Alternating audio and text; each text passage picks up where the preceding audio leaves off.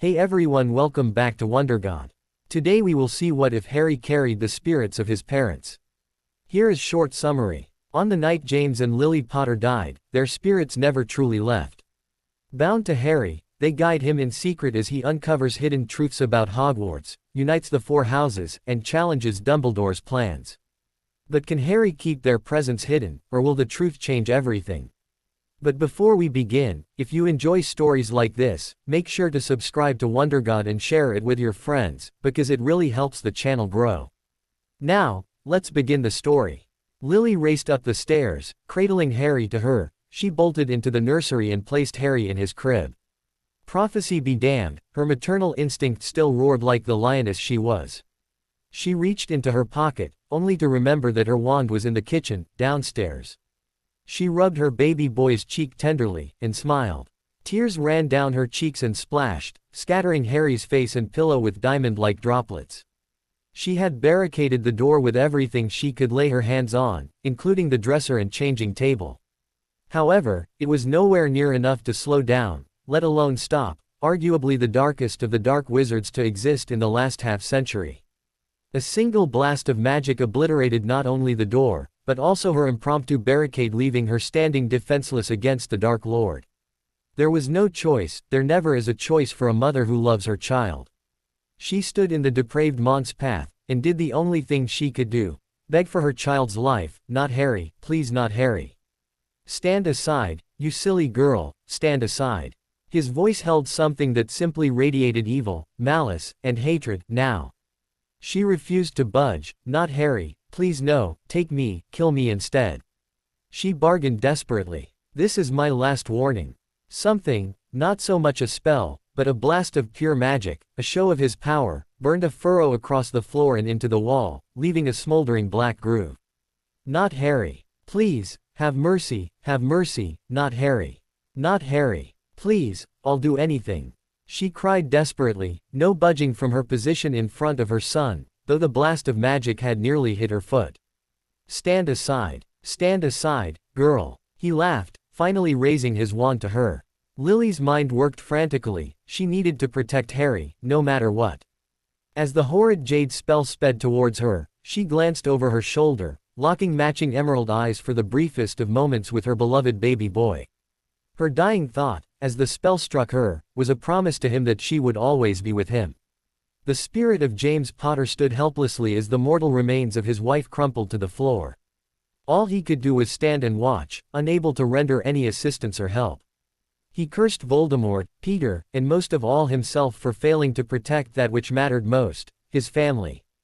Lily's spirit rose from her body, invisible to those of the living, including her poor son. She met James's ethereal gaze, and ghostly tears blossomed in their eyes as Voldemort closed the distance to his last victim and raised his wand, taking aim at little Harry Potter.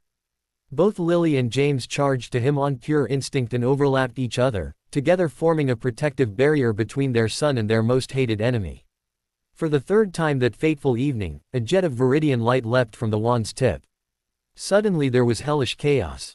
Deafening screams, jumbled images, and wild emotions slammed and pummeled the unprepared spirits from all sides. Occlumency and legilimency, the strongest of the mind magics, are not common or even widely known branches of magic, but the two members of the Order of the Phoenix had learned any and all magic to protect themselves both on and off the battlefield, especially after hearing the terrible prophecy. As the loving bond that united them in life, united them in death, they shielded their minds together from the overwhelming onslaught. Their interconnected protective barriers could only stand so long against the deluge, however. Until, finally overpowered, both mother and father succumbed to the comforting embrace of unconscious darkness and blessed silence. James awoke to a sky full of dancing colors. They reminded him, oddly enough, of the puffs of smoke he had been creating for Harry. Dazed and confused, the world seemed to shudder and skip around him, until everything came into focus, and more importantly, the memories flooded back. Lily, Harry, Voldemort, the killing curse. Bolting upright and looking around, he saw that the swirling colors made up the ceiling and floor of a square room. The walls, however, reminded him of his own occlumency barriers, but with something different, with new, unfamiliar colors oddly blended and mixed with his own. He spotted Lily across the room, and rushed over to her. Her emerald green eyes, so similar to their son's beautiful eyes, opened as he knelt beside her. Lily sat up slowly, taking in their surroundings. She looked sadly at James. "We're not dreaming, are we?" James shook his head sorrowfully. "No, Lily, we died. Last I remember we were trying to shield Harry from Voldemort." She nodded slowly. "So where are we now? The walls remind me somewhat of my occlumency barriers, but what are all these colors?" James's face suddenly brightened in revelation. "These walls are our barriers, they've joined together, meshing and interweaving. I remember putting up shields from an onslaught of sound and memories." Still kneeling, he placed a hand on the multicolored floor. "The ceiling and floor remind me of the smoke balls I was making for Harry." Lily's eyes lit with her own revelation, were inside Harry's mind. She stood and went to a wall, placing her own hand upon it. "So what happens if we lower our shields?" James shrugged. "Judging from what we heard and saw before the shields went up, I'm guessing we'll hear and see what Harry does. He's too young for complex thought yet, so we can't really talk with him, but I imagine we can send emotions to him, basic feelings of love, joy, happiness, and peace." Lily nodded. "So if he's still upset we can calm him." She took her hand off the wall and laced her fingers through those of her husband. "Okay, let's do it on 3. She said nervously. They braced themselves and counted down, dropping the barriers together, ready for the assault on their senses. The walls faded, the colors brightened, and there was nothing. Then they noticed a low-pitched rumbling permeating their surroundings. "He must be asleep," said James thoughtfully. "That's why we don't see anything. The colors must be his dream, and the rumbling must be part of his surroundings." He cocked his head to the side listening intently. "It sounds like Padfoot's motorbike." A mix of relief and worry passed over Lily's face. "So Sirius has him. Although I'd prefer he not take Harry on that bike. Harry's too young to hold on, especially while sleeping, and Sirius needs both hands to work the controls." James patted Lily's hand in his. "They'll be all right, and Padfoot could always conjure a slinger sidecar for him." Lily smiled at her thoughtlessness. Forgetting about magic was something she still did on rare occasions when deeply strained. She then jumped as the rumbling stopped. She opened her mouth, wondering where they were, when they heard a voice they were not expecting, saying a name they were not happy with. "Hagrid, at last. And where did you get that motorcycle?" came the unmistakable voice of Albus Dumbledore. "What?" Lily and James yelled, drowning out part of Hagrid's response. Asleep as he was, Harry still jerked, almost as if in sympathetic pain to what his parents were feeling. Despite everything, his parents were barely able to calm themselves, to wait, to see just what was unfolding about them. "Sirius Black lent it to me. I've got him, sir." "No problems were there?" Dumbledore asked. "No sir," Hagrid replied. "House was almost destroyed, but I got him out all right before the muggles started swarming around. He fell asleep as we was flyin' over Bristol." There was silence for a moment and James looked at Lily in confusion. Bristol? Where would they be going to need to fly over Bristol? As Lily was pondering this, a new voice spoke in a whisper. "Is that where?" Lily and James gaped at each other, recognizing the short, clipped tones of Professor McGonagall, and wondering what in Merlin's name was going on. Albus spoke again. "Yes, he'll have that scar forever." Their faces drained of color. "Scar? Couldn't you do something about it, Dumbledore?" McGonagall asked, echoed by the nods of Harry's ghostly parents. "Even if I could, I wouldn't. Scars can come in handy," he stated as James and Lily's faces reddened. Looking livid, "I have one myself above my left knee that is a perfect map of the London Underground." "Well, give him here, Hagrid, we'd better get this over with." "Get what over with?" Lily asked dangerously. James was saved from answering by Hagrid speaking again. Could I say goodbye to him, sir?" There was no answer until there came a howl like a wounded dog, and both spirits jumped in surprise. "Shish, you'll wake the muggles," said Professor McGonagall. "Muggles?" James asked, completely bewildered. Lily's face, however, had once again drained of color. She did not need to see out of her son's eyes to know where they were. A street with identical cookie-cutter houses, and pristine, golf course, cut lawns. Sorry," sobbed Hagrid, "but ICC can't stand it. Lillian, James dead, and poor little Harry off tear live with muggles." Trapped within the confines of his son's mind, James went from confused to enraged in a split second in realization, as tears started streaming down Lily's face. "Oh, James," she cried, "they're leaving him with my sister."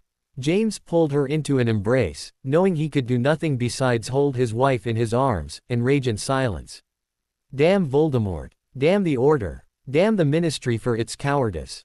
Above all else, however, thought James Potter savagely, damn Dumbledore for his blasted interference. There could be no denying the terrible cruelty that the Dursleys inflicted upon the unwanted child in their home. The first few years marched on and his parents did all they could from within their son's mind to dampen the overt hatred of his own blood relations. They couldn't prevent his being put in the cupboard beneath the stairs to sleep, but they were able to give Harry love and acceptance for every degrading comment or derogatory slur. Lily would sing to him every night, seeming to brighten the gloom, and James would regale him with tales of his school days during the long hours in the cupboard. They taught him to read with Dudley's unwanted and forgotten books, and told him everything they knew about the wizarding world, sharing some images of their own memories within Harry's dreams. Together, James and Lily explored Harry's mind, sorting through his scattered thoughts and memories, classifying and categorizing everything. After all, they knew the prophecy, and what it would mean for their son eventually. They hadn't yet told Harry the contents of the prophecy, just that there was one. They planned to do so when he turned 11, before going to Hogwarts. They were being realistic about the likelihood of Dumbledore telling Harry about it. They also worked to prepare both themselves and him, for the day when he would need the esoteric branches of magic like occlumency, and with their own shields backing his own, anyone attempting to break into the mind of Harry Potter would be in for more than a nasty surprise. Most worrying of all was their almost immediate discovery of the link to something. It hung in a corner of Harry's mind, a malignant tumor that seemed to ooze malice but otherwise appeared to just be biding its time. Working together they erected the strongest barriers they could, meshing and interweaving them together and walling off the ominous connection completely. Through their exploration, organization, and protection of Harry's mind they discovered they could create and build objects within his mind. They recreated their home in Godric's Hollow over many months as they last remembered it, adding a full-size Quidditch pitch and an overflowing flower garden. They placed all of Harry's memories in the library, ready for when he could achieve the level of meditation necessary to enter his own mindscape. A side effect of organizing their son's mind occurred when they stopped being able to see everything Harry saw as if looking through his eyes. A little more exploration revealed a section of his mind that acted almost like a Muggle cinema, a window to the outside hanging in the air. After Lily explained the concept of a cinema to her husband, they created one and connected it to Godric's Hollow, so they could see what he needed and wanted them to see and kept private what he wanted to keep private, like bathroom visits and, later on in life, other things. For, as far as they knew, their situation was permanent. Time inevitably marched on, and Harry grew. Ignoring the Dursleys as much as possible, spending time in mental conversation with his parents. At the age of 5 he began primary school with Dudley, even though he'd never had the luxury of attending nursery school, like Dudley, before primary school. The first time he came home, with better marks than Dudley, the only reward for his hard work was to be locked in his cupboard. James and Lily detested the fact that their son was forced to sleep in a space meant for muddy boots, but until Harry grew old enough to do something about it himself, they were powerless.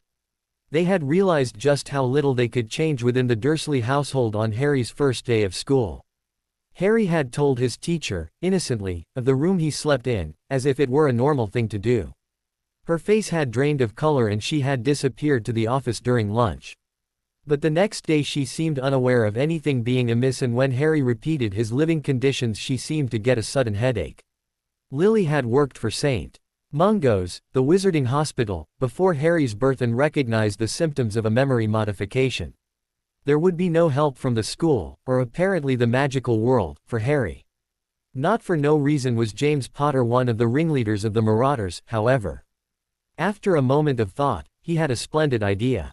Then, with Lily's somewhat unwilling help, they enacted a plan to prevent further confinement from coming to Harry, especially over grades, false marks. Following his father's lead, Harry snuck into his teacher's desk during recess and pilfered one of the blank progress reports, then headed to the library and the copy machine.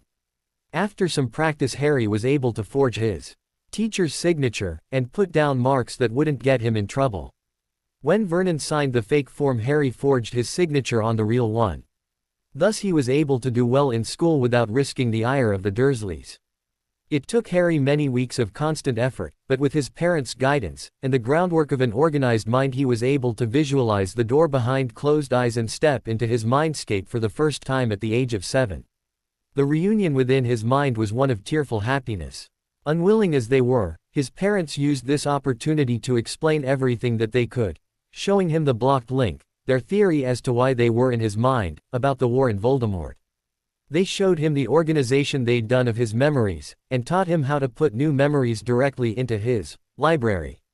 They also taught him to sense and harness his magical core, to make his accidental magic not quite so accidental. As soon as Harry started having bouts of accidental magic, James and Lily helped him work through it so that it's either reversed before anyone notices, or easily explained. When Petunia cut all his hair off and it's back by morning, Harry was able to convince them that he would have attracted more attention to the Dursleys with the outlandish new style than with his normal shaggy locks, and he wasn't punished.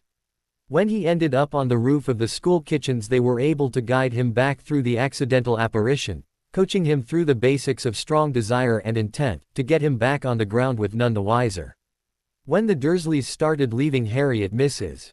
Figg's, James and Lily didn't know whether to laugh at the irony of the Dursleys leaving Harry with the only magically aware person in the neighborhood, or curse Dumbledore for introducing Harry to magic so sparingly, for Arabella Figg was a squib and a member of the Order of the Phoenix. After a few visits of Mrs. Figg acting nothing but muggle, however, they realized that she wasn't going to tell him anything, and their frustration with the old wizard grew. They tried to rationalize that the headmaster was at least keeping an eye on Harry, but the rarity of his visits to Mrs. Figg's made this seem a half-hearted effort at best.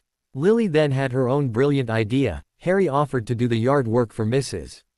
Figg and was paid £10 for his efforts. He then went to the local mini-mart and purchased a disposable camera.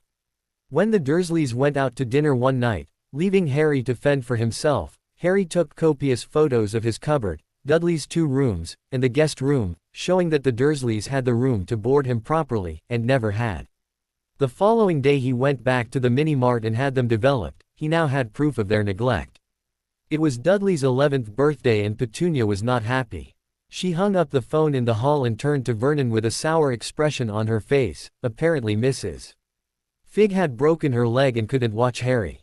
After exasperatingly vapid suggestions from Petunia, extensive false blubbering from Dudley, and not-so-subtle threats from Vernon, Harry was on his way to the London Zoo for the first time. He was squished against the car door by Dudley's girth, in a comic attempt to make space for the small, rake-like, rat-faced Piers Polky. But Harry couldn't care less about the discomfort of the trip. The zoo was in London. Harry and his parents had been planning to attempt another escape from the Dursleys this day, to sneak away from Mrs.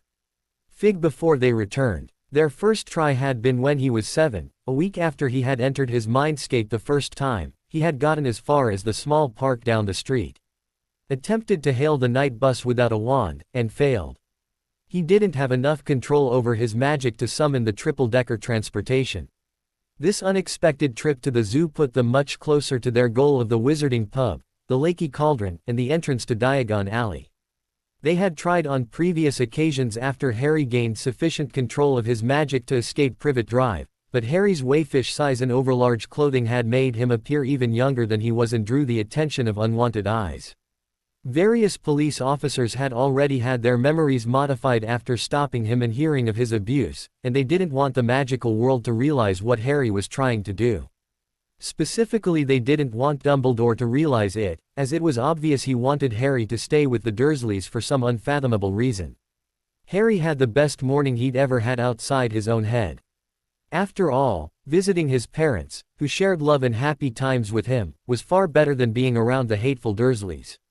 He got a pop at the front gate, got to see a gorilla that could be related to Dudley, got to finish Dudley's ice cream when the gorilla in training threw a fit, demanding a bigger one, and he knew he was spending his last day with the Dursleys. As they entered the reptile house, Harry dropped back a few meters to avoid the Dursleys and Polky, an idea coming to him. Years ago, when weeding Petunia's garden, Harry had found a garden S and discovered his Parseltongue abilities. Befriending the reptile had led to a curiosity about SS, and he had, before long, become something of an expert on the subject, even if he shared his knowledge with practically no one. Today was an opportunity to talk to the rare, foreign SS the zoo housed, and perhaps, acquire a new friend. Glancing around the corner, Harry saw the Dursleys harassing the Brazilian boa constrictor, and ducked back around the corner before he was spotted. The sign on the enclosure beside him read, "Africa's Deadliest S." Harry smiled. This looked promising. Another sign identified the inhabitant as a female black mamba with a rather scary description. These SS are large, alert, and aggressive in their personal defense. They are one of the most feared SS on the African continent. Harry peeked around the corner again, noting the Dursleys had only moved down 2 exhibits, and turned his attention to the case before him. Searching briefly, he located the scaly inhabitant, and blinked. This S was not black, she was gray, a beautiful pearly iridescent gray, but gray nonetheless. Shooting another look at the Dursleys, Harry leaned close to the glass and hissed, "Excuse me, Miss Mamba. I was wondering why you're called a black mamba when your scales are a lovely gray." She seemed surprised at the question, cocking her head to the side as if appraising him. Finally she raised her head to Harry's eye level and opened her mouth wide, revealing an inky midnight black interior. Harry's eyebrows rose and he smiled. Glancing once more at his relations, he leaned close again. "Ah, well, that explains it. You're quite beautiful, if I may say so." She lowered her head to the side, looking demurely embarrassed. With one final peek at the Dursleys, Harry placed a hand against the glass and whispered to her, "Would you like to come live with me?" Harry hadn't realized that SS could look shocked, but, after a moment, she composed herself and nodded. Harry turned his thoughts inwards. How should I go about this? He asked his parents. Concentrate on the glass, Lily instructed, focus on every detail. Now channel it through the hand on the glass and make it disappear. Harness your magic, and send it into glass. Harry followed her directions and, with encouragement, vanished the glass of the enclosure. The black mamba eagerly slithered her way onto Harry's hand and then coiled herself inside one of his overlarge pockets. Turning his attention back to the exhibit, concentration and desire to replace the glass paid off, though sweat dripped down his brow at the effort involved, but the pane of glass was back to normal. Stepping away from the display, he rounded the corner and slammed, or rather squished, into the rotund gut of Vernon Dursley. His uncle grabbed his upper arm in a vice-like grip and leaned in close. "If you don't keep up with us, boy, you'll be spending the trip home in the boot." He snarled as his grip tightened to bruising strength. The corpulent swine almost hurled Harry back several paces before thundering to the exit door of the reptile house. Harry glanced around. Obviously Vernon, he refused to call his relations by anything other than their names when he thought of them, had expected Harry to follow immediately after him. All 3 Dursleys and the Pulky boy had already gone out the exit door. Seizing his opportunity, Harry turned and went back out the reptile house entrance and made his way to the main entrance of the zoo. As he passed the gates and headed down the path toward main London, his smile grew and his parents cheered. They were free. 10 minutes later, on a semi-hidden bench in St. James Park, Harry pulled his new friend from his pocket, and leaned back against the wooden backrest of the bench. Holding her up, he saw how truly beautiful she was. Almost 1.5 meters with iridescent gray scales on her back and creamy yellow scales on her belly, coal gray eyes, and of course her jet black mouth and tongue. He smiled at her as she twined herself around his raised hands, making herself comfortable. Looking to Harry she hissed, "Thank you for releasing me from that prison. I know the humans there mean well, but I was not meant to be kept in a box. Besides which they kept stealing my eggs." Harry blinked in surprise. "You've laid eggs? They must have a male there too then. Should we go back and try to get him out too, or any of your babies?" She shook her head from side to side in obvious negation, and took a look around their sheltered surroundings and the overhanging branches. "My last clutch of young have since grown and been taken to other such prisons, and the male was also from yet a different prison, and I was the only one of my breed there." Harry nodded to her, thinking that she was right to call the zoo a prison from her perspective, and turned his thoughts inwards. "Well, I'm glad we got her out then. She shouldn't have to live like that. I only wish we could do the same for the other SS and animals that are unhappy there." "We know how you feel, Harry, dear," Lily said, "but, unfortunately, we can't save everyone. This is important for you especially to know. Sometimes there will be people, creatures, or animals that you cannot save or help, much as you would want to, and it won't be your fault should that happen, understand? Harry nodded. I think so, thanks Mum, Dad. He sighed deeply. So, what should we name her? What do you think about Zuri? James asked. It's Swahili for beautiful, kind of a nod to her homeland. Harry nodded again and turned his thoughts outward again. Would you like me to call you Zuri? It means beautiful in Swahili. She thought for a moment then nodded. I'd like that. What should I call you? Harry laughed. Sorry, my name is Harry. She cocked her head to the side. And what of those within you, the ones you were speaking to a moment ago? Harry gaped at her. How do you know about them? Your eyes get vacant when you talk to them, easy enough to detect in this. Dappled lighting and your eyes flicker when a different one starts talking. Am I right in guessing there are only two of them? She asked with an amused hiss. Harry nodded dumbly. Yes, they are my parents. They were killed when I was young and their spirits live inside me. That's good, she said nodding. Reptiles in general don't really have a family structure. Once our young hatch they are on their own. But I have learned of human families by observing those that came to my prison. Human young need their parents. I am happy that you still have yours in some form. Harry smiled broadly at her. Zuri, I think this is the beginnings of a wonderful friendship. He said, remembering the line from an old movie he'd never seen, only ever heard through the door of the cupboard under the stairs, pleased to be able to not refer to it as his any longer. As the days went slowly by, Harry and his parents grew more and more anxious, waiting for the arrival of a very special piece of post. He had arrived at the Lakey Cauldron a mere 30 minutes walk after his escape from Dur's Caban, as he liked to call it, via the zoo and a 10-minute break in the park, and had booked a room for the 3 months until September 1st, after a less than entertaining visit to Gringotts Wizarding Bank. The pub had been dark and seemed slightly shabby. Those present were scattered about the room on small low-slung tables with armchairs that ranged from overstuffed to threadbare. With a confidence he wasn't too sure he actually felt, Harry made his way towards the barman, who was busy wiping the counter, and cleared his throat. Excuse me. I was wondering if I could book a room until school starts. I'll have to get to Gringotts first to pay for the room, though. Also I need you to open the way to Diagon Alley for me. Tom the barman looked up from the spot of countertop he was cleaning. He studied Harry's face for a moment as if trying to determine the sort of person he was, before he spotted the scar on his forehead.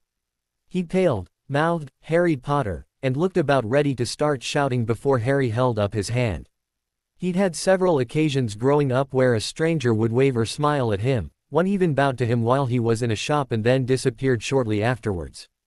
His parents had been able to recognize the one who'd bowed as a member of the order that Dumbledore had founded, and surmised that Harry's combined survival of the killing curse and destruction of Voldemort had made him into an infant celebrity. Now please, none of that, he said. I know I'm something of an icon, but I would like to go about my day incognito, if you don't mind. I can't very well do my shopping if there is a crowd of well-wishers surrounding me. Certainly, young sir, he said, revealing a toothless mouth. I'll start you up a tab. You'll be staying in room 11. He took a brass key from a hook and handed it to Harry. If you'll follow me, I'll open the alley for you. Tom led him back to the courtyard behind the pub and tapped the bricks of a certain wall with his wand. Harry paid close attention so as to remember the pattern, noting that the bricks to tap each had obvious wear marks from the millions upon millions of times they had been struck. As the archway swelled into existence, Tom inclined his head to Harry and spoke in a low murmur. Welcome to Diagon Alley, Mr. Potter, and may I be the first to say, welcome home. There would always be things, events, moments in life that you cannot prepare for. Despite everything his parents had told him, none of it could compare to the simple awesomeness of the sight before him. The sun shone down from a sky dotted with puffy white clouds, illuminating store signs for what seemed like miles in front of him along a winding street paved with shining cobblestones, worn flat and smooth from the centuries of foot traffic. Cauldrons, all sizes, copper, brass, pewter, silver, self-stirring, collapsible. Moving into the remarkable alley he passed an apothecary, the whole place smelling quite horrible, a mixture of bad eggs and rotten cabbage.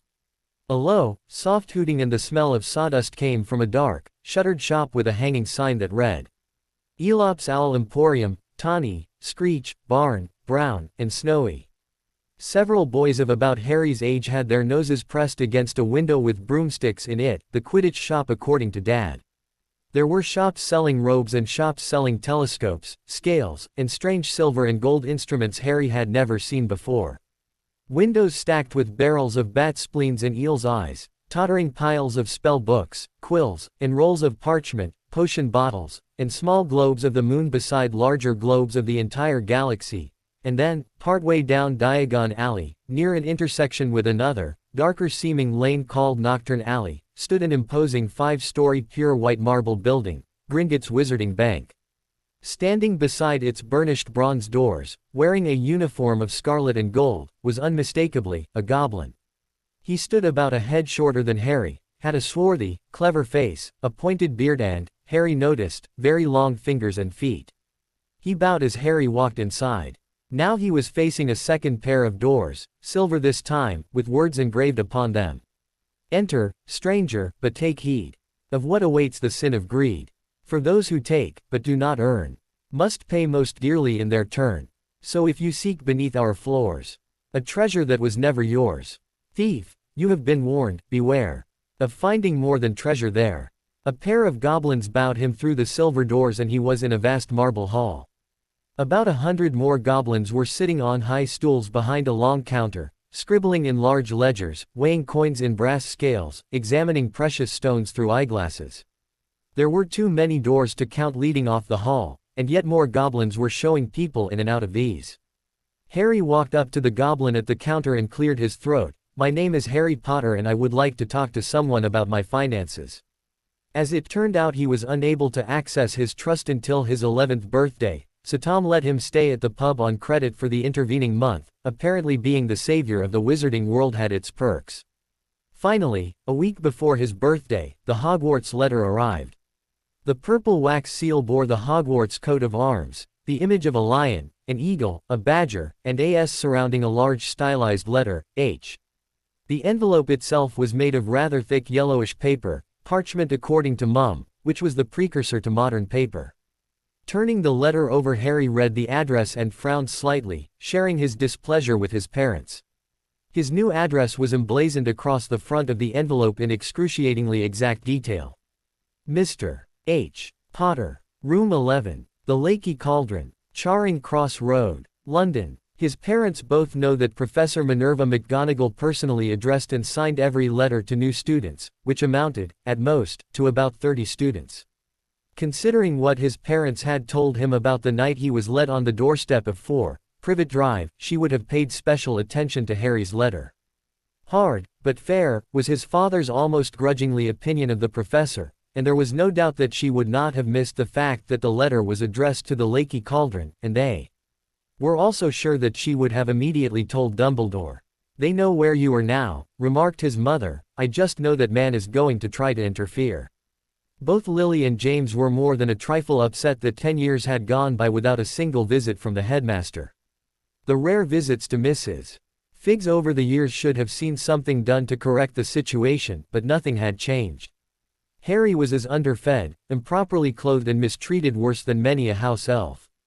It seemed that no one had ever known about his having to sleep under the stairs. Still, there were no professors to check in on him, no oddly dressed strangers in pointy hats ringing the bell, nor was there a sign of a certain tabby cat on the garden wall. James and Lily knew of course of Professor McGonagall's animagus form.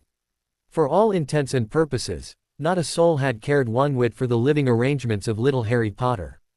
Harry lied back on his bed and focused his mind, sinking deeply into his meditation. Opening his inner eyes, he found himself standing outside his mental Godric's Hollow.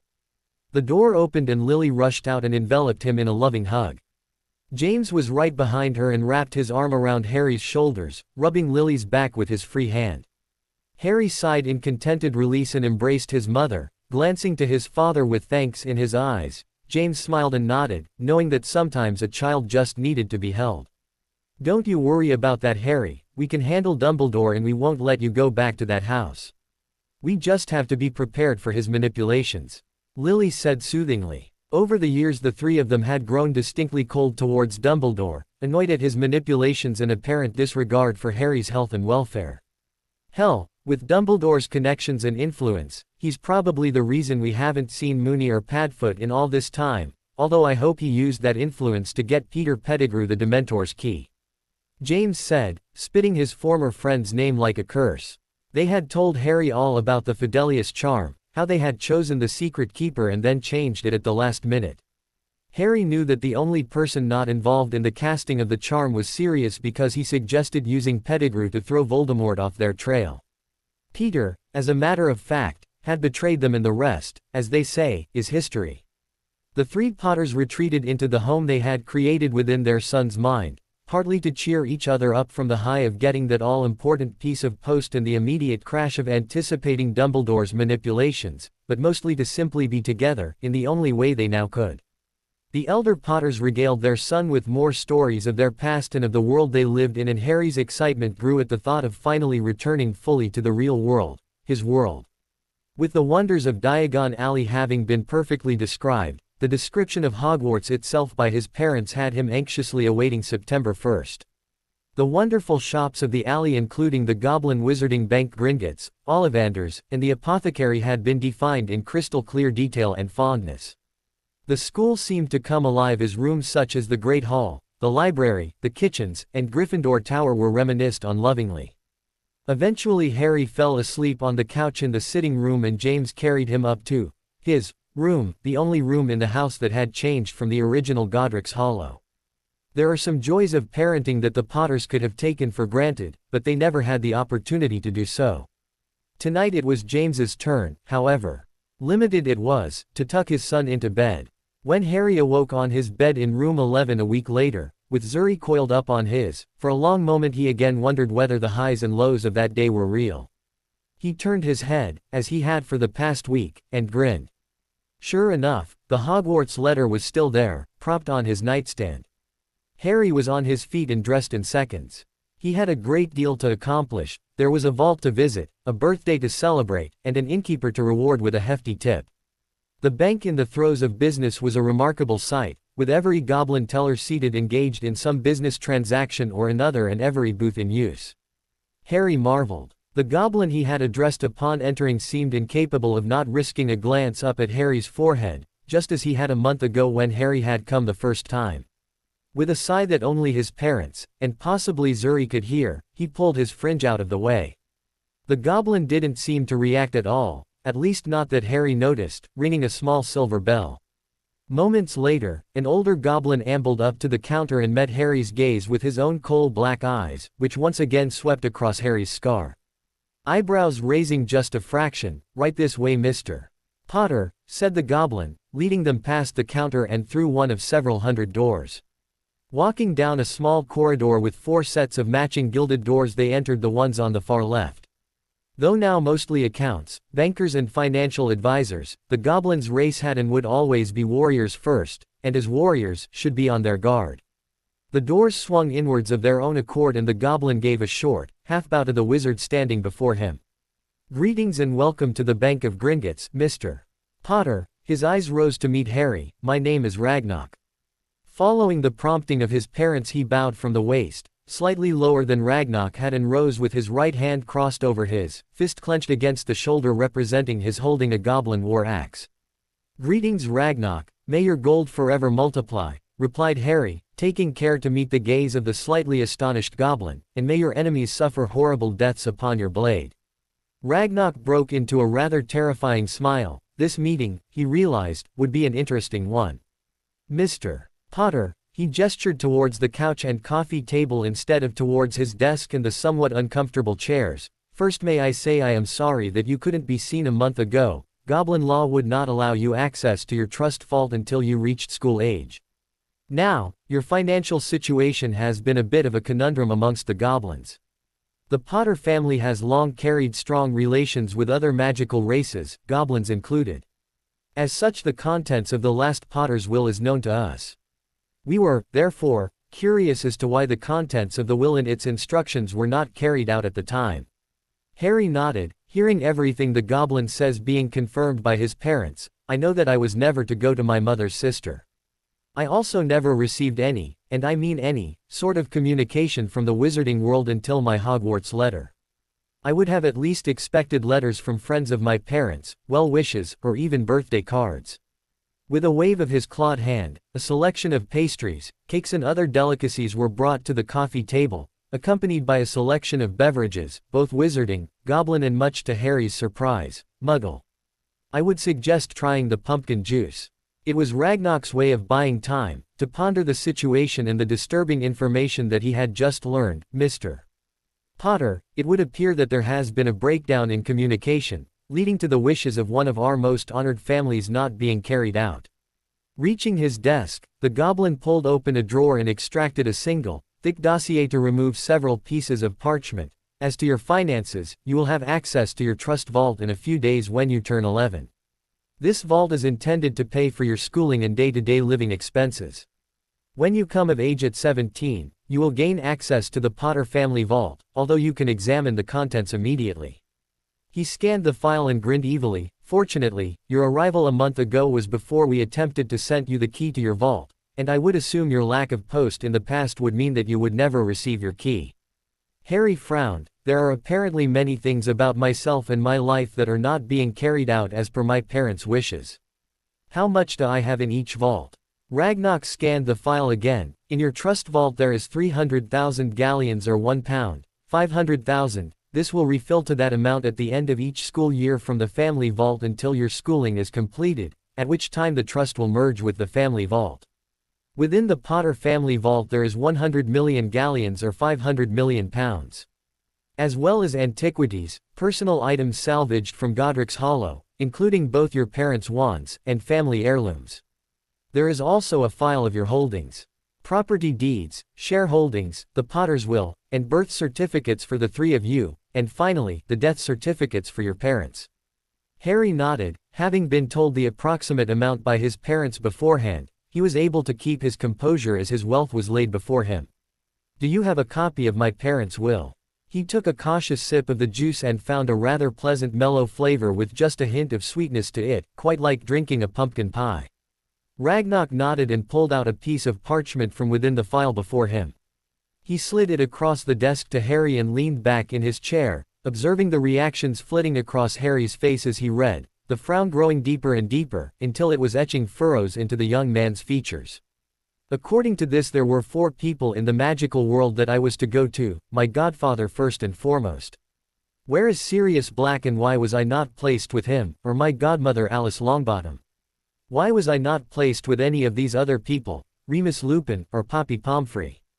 Harry's eyes widened as he read the bottom of the document. It specifically says I was not to go into my aunt's care under any circumstances.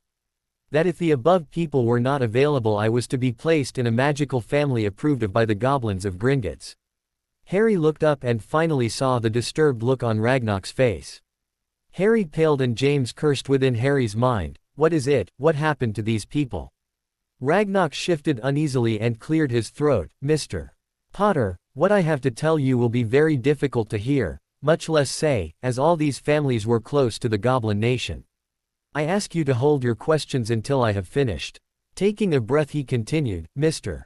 Sirius Black was falsely arrested and sentenced without a trial for the betrayal of your parents, as well as the murder of 13 Muggles and 1 Mr. Peter Pettigrew, the true betrayer. We were told of the switch of secret keepers as a precautionary measure. He is currently in Azkaban and has been for the past 10 years. Mrs. Alice Longbottom and her husband Mr. Frank Longbottom were tortured into insanity by Bellatrix Lestrange, Rodolphus Lestrange, and Bartimus Crouch Jr. shortly after the death of your parents. They are in St. Mungo's permanent care ward. Mr. Remus Lupin was denied custody due to his lycanthropy and essentially disappeared. We believe that the loss of what he considers his pack, and the inability to care for his friends, cub, drove him into such depression that he let the wolf take over.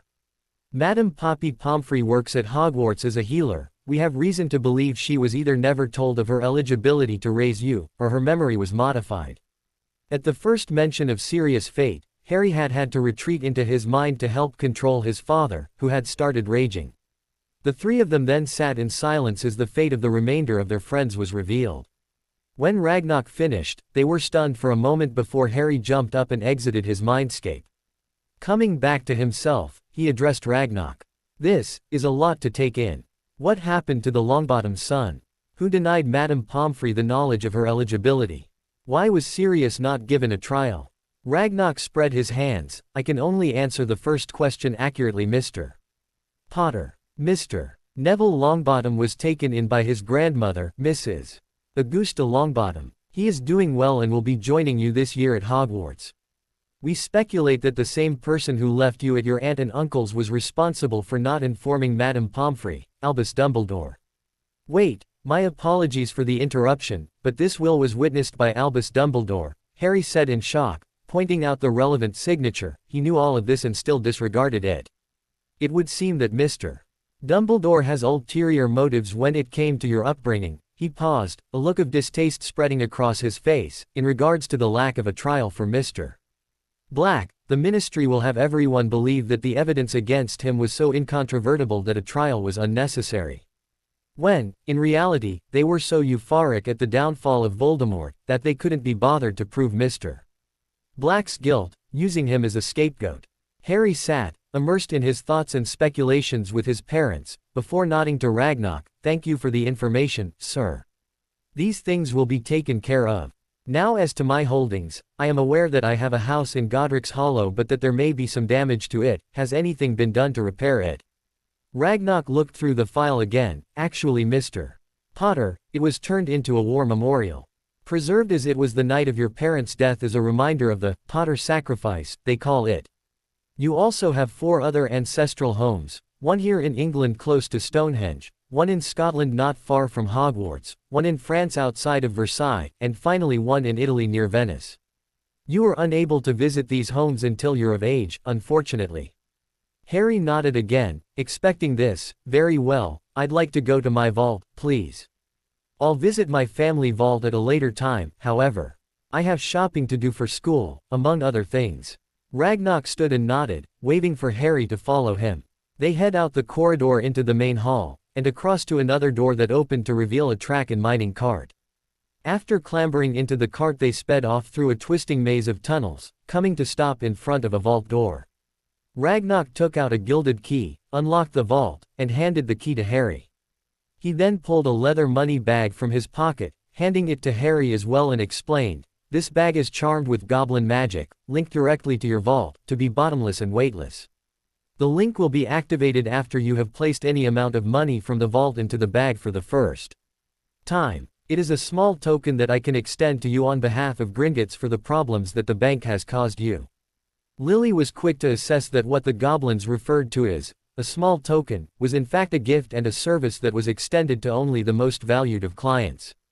James was quick to point out that having the goblins on his side could prove to be very useful in the future. Carefully, Harry accepted the bag from Ragnarok, taking care to take it with both hands, giving the goblin a slight bow as he did so. Thank you, Harry said, apology accepted, and I hope that the relationship between Gringotts and the Potter family will continue, and be a prosperous one for us both. The formality of the language nearly caused him to verbally stumble, but Ragnarok either did not notice, or more likely chose to ignore it. Entering his vault he scooped a handful each of nuts, sickles, and galleons to ensure direct access to each through the vault, according to Ragnarok. One wild cart ride, a handshake, and a goodbye later, Harry Potter stood outside the great doors of the bank, squinting into the sunlight, giving his eyes time to adjust as he pondered what the first stop on his upcoming shopping spree should be. The sun seemed to have retreated behind a cloud bank, but there was enough sun to call it a sunny-ish afternoon. Considering that he planned a shopping spree, the first stop should be the trunk shop squashed between Madame Malkin's and Gringotts so that he had a place to put everything. The sign swung back and forth in a slightly humid summer breeze and proclaimed the name of the store well enough. Swiftwing Storage. Magical trunks, bottomless bags, Everlight packs and expandable rooms. Harry's face bore a massive grin as he swept through the door, to be confronted by stacks of trunks and shelves crammed full of bags and packs. At the far end was a glass display case that also served as the front counter. An odd little man stood up and surveyed Harry and seems to dismiss him as being able to afford nothing more than the most basic of basic trunks. Welcome to Swiftwing Storage. I am the owner and proprietor, Mr. Swiftwing. How may I help you, young sir? He asked, coming around the counter. I am interested in getting a trunk for all my things, not just my school stuff. My relations are not keen on magic and, should I be forced or required to stay with them next summer, I would like my belongings secure while in their house. Harry said, looking at the stacks of trunks beside him. Well, we have multi-compartmental trunks that can store as much as a small house. However, his eyes once again rove over Harry's unkempt appearance. They are rather pricey. Harry glanced down at himself, a sheepish grin on his face. Yes, well, this is what my relatives gave me to wear. You can understand my reluctance to allow them access to any of my belongings. As for money, he opened his new vault bag and withdrew a sizable handful of galleons. It's no object. The shop owner's eyes widened with delighted greed. Certainly, sir.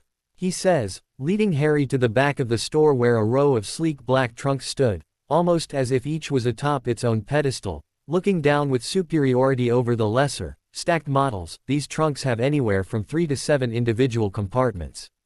Each compartment starts as a standard 2-square-meter room. Mr. Swiftwing actually patted the closest trunk affectionately. For trunks with more than 4 rooms there is the option of travel between compartments. The rooms can be set up, for an additional fee, to be a basic flat, with kitchen, sitting room, 1 or more bedrooms, 1 or more bathrooms, library, and/or study, or any combination thereof. They are, however, unfurnished. Each also comes standard with owner recognition charms, anti-theft, shrinking and enlarging, and the domestic care charms package to protect from water, fire, dirt and routine bumps and scratches. There is also an immovable charm to prevent it from being handled when occupied. Also, should you want to, there is an addable feature that will allow you to key in a friend or a relative. Simply place your hand on the center of the trunk's lid and state their first and last names. Also, one would find that magic performed within the trunk can't be tracked. So, what tickles your fancy? Harry thought for a moment, digesting all the possibilities. Go all out, Harry.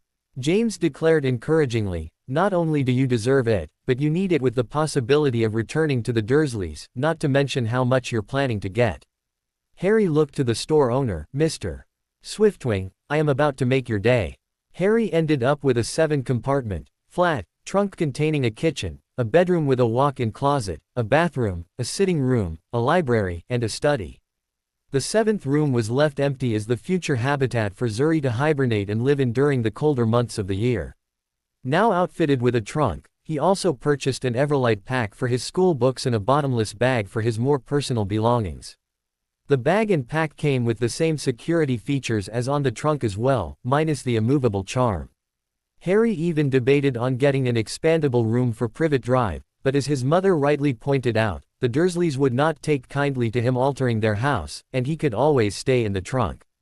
By the time Harry was done, he'd not only made Mr. Swiftwing's day, but probably his week, month and year. Trunks were a lucrative market, but the usual customer would only buy the standard 1-compartment trunk, giving him a decent income, but making money tight when it came to the pricey tuition of the magical boarding school. This one customer's purchases alone would ensure that he could put his youngest of 5 children through Hogwarts. Moving on to Madame Malkin's, Harry realized that he was about to make the day for virtually every merchant, shop owner, and stall proprietor in Diagon Alley as he was shopping for not just school, but personal necessity and desire. Madame Malkin was just finishing with a young dark-skinned boy who looks to be the same age as Harry, and waved him to the next platform to stand upon and be measured. After the other boy left, Madame Malkin turned to Harry with a tape measure in hand. Just the Hogwarts robes then, dear? She asked. Actually, madam, Harry said, grinning, I need an entire wardrobe, everything from trousers to dress robes. Harry's grin became Cheshire-like as Madame Malkin's eyes widened and the tape measure dropped from her hand. After a brief moment she blinked and came back to herself. Scooping up her measurer, she set it to map out every line of Harry's body, and rushed down her shop aisles, pulling robes, trousers, and shirts off the racks. After several hours of trying different styles, fits, and colors, Harry slid the last of his new clothing into his bottomless bag. He had changed into a pair of black slacks, black belt, and a cream short-sleeved shirt, but had not put on new socks yet, as he still has his old trainers on.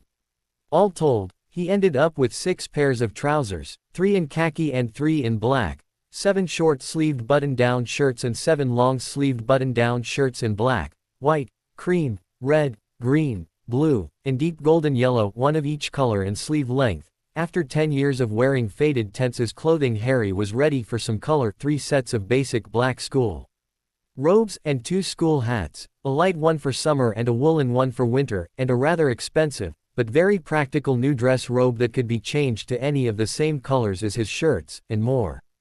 He also got a good supply of socks, pants, and undershirts in black and white, as well as 2 belts, one in brown and one in black, and advice to go to the shoe shop on the other side of Gringotts. Harry smiled when he caught sight of the sign for the shoe shop, Elves and Shoemaker Footwear Emporium. Someone must have read their Muggle fables. Entering the shop, Harry was greeted by a diminutive creature, a house elf, according to his father. "Welcome to the Elves and Shoemaker Footwear Emporium. I am Hoopy, how may we be serving you today?" Noting his father's comment of, well spoken for an elf, Harry crouched down to be at eye level. "I need some trainers and a good pair of boots." "What can you offer?" Hoopy smiled and showed Harry a wall of trainers. "We have many different kinds of trainers in both the magical and Muggle styles. Our magical trainers have an auto-tie feature as well as charms to keep them clean, repel dirt and water, and will resize themselves should your feet grow more." He paused and gestured to a display of scaled boots. "Our boots come in a variety of dragon hides, ranging from common Welsh green to Hungarian horntail. They don't have the repelling charms the trainers do owing to the dragon hide's natural immunity to dirt and water. They will resize and auto-tie, however. Also, seeing as most dragons have rather lurid scales, all dragon hide boots come with a color change feature. This allows you to change the shade to the color of your choice, the most popular being black." Harry grinned. "Well, that sounds perfect. I'll take 2 pairs of magical trainers and a pair of Hungarian horntail boots." Hoopy beamed at him and rushed off to collect the footwear. After paying for the items and replacing his outsized trainers for one of his new pairs, the other was strictly for school, and a new pair of black socks, Harry headed next door to Magical Menagerie feeling well dressed for the first time in his life. He dumped his old trainers into his trunk with his old clothing, planning to chuck them in the nearest dumpster as soon as he was back in Muggle London. Stepping inside the pet shop, Harry's senses were assaulted by the sounds and smells of hundreds of different animals. Noting that the shop was mostly empty, save for a woman and her daughter looking at Krupp food, Harry walked up to the shopkeep, whose nameplate reads, Ms. Ames, and murmured, "I have a familiar with me that is a bit on the unusual side. She tends to frighten some people." Harry glanced at the mother and daughter significantly. "It would be helpful if we could speak about her needs and care with a bit more privacy." Ms. Ames raised an eyebrow and nodded. Moving over to the small family, she helped them with their selection and purchase quickly and efficiently, then turned the sign on the door to close. Turning back to Harry, she motioned him to a pair of stools at the front counter.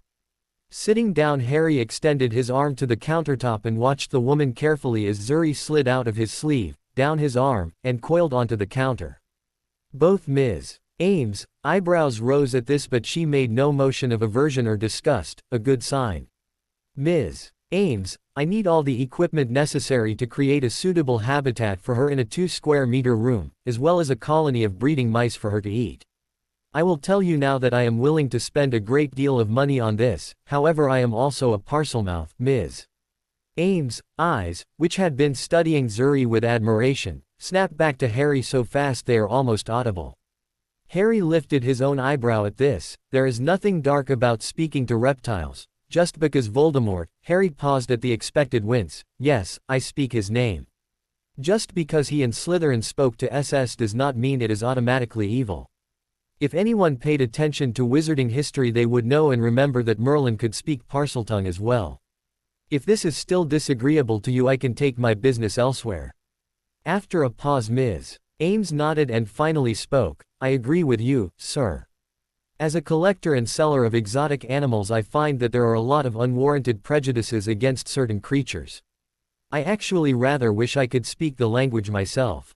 It would certainly make dealing with the magical SS I get from time to time easier. She stood and adopted a more businesslike air. Now, you'll need quite a bit of equipment to create a habitat that big. Where is this room? It's in my trunk, Harry replied, pulling it out of his bag and opening the last compartment. Ms. Ames whistled and looked down into the trunk. you weren't kidding about spending a lot of money, were you? I plan on having her for a long time, her home should reflect that. Harry said, not wanting to get into the whole Dursley issue with this woman. After a few hours of carting nearly half the reptile section of the shop down into Harry's trunk and setting it up to Zuri's specifications, complete with a burrow for the colony of 10 mice, 5 breeding pairs, Harry thanked Ms. Ames and headed to his next destination, Elop's Owl Emporium. After a brief search through the feathered collection, Harry found an absolutely gorgeous snowy owl that seemed to call to him. After purchasing the beautiful creature and her supplies, Harry moved on. Wanting to leave his wand till last, even though it was clear at the other end of the alley from the Lakey Cauldron, Harry went next to Flourish and Blots, the wizarding bookstore.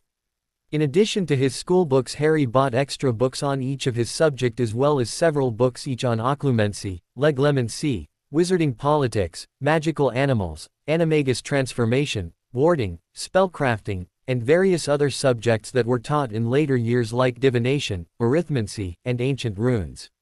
All told, Harry bought about 80 books and had the shopkeeper drooling.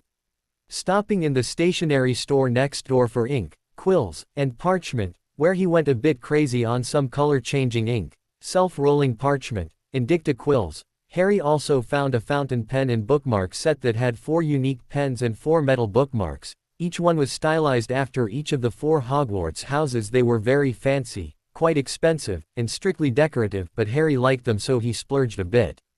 Harry next headed to the apothecary. It was a fascinating shop crammed with all sorts of interesting things. There were barrels of slimy stuff lined up on the floor and jars of all sorts of powders, herbs, and the like along the walls. Bundles of feathers, fangs, and claws hung from the ceiling. The whole place smelled very bad, a mixture of bad eggs and rotten cabbage. Harry was quick to purchase a good amount of pretty much everything in the shop before getting a full set of each type of the cauldrons at the shop he first saw when he entered the alley. At the supply shop he got a set each of the brass and silver scales, and though he did buy a beautiful brass telescope in a handsome leather case, he also bought the most expensive item on his trip to the alley, a perfect moving model of the galaxy in a large glass ball with a golden stand. This, he thought, would look wonderful sitting in his study or living room. He finally made his way to the wand shop at the end of the alley. Ollivanders, makers of fine wands since 382 BC. The gold letters over the doorway of the narrow shop were faded and peeling, and the window display showed a single wand resting atop a faded purple cushion. Opening the door, Harry felt more than a bit apprehensive, despite his parents' reassurances. A bell tinkled, and echoed.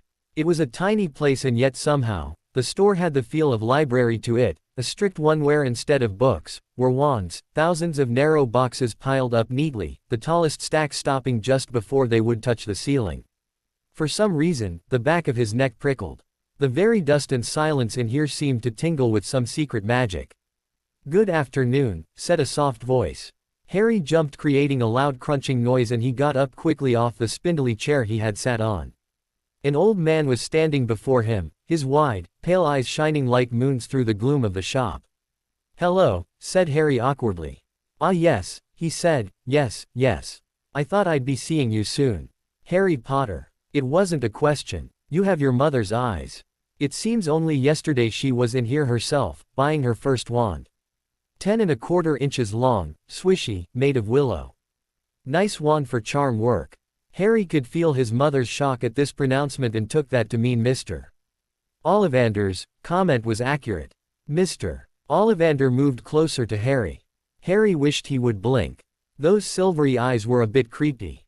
"Your father, on the other hand, favored a mahogany wand, 11 inches, pliable, a little more power, and excellent for transfiguration." James mumbled a surprised acquiescence at this. "Well, I say your father favored it. It's really the wand that chooses the wizard, of course." Mr. Ollivander had come so close that he and Harry were almost nose to nose. Harry could see himself reflected in those misty eyes.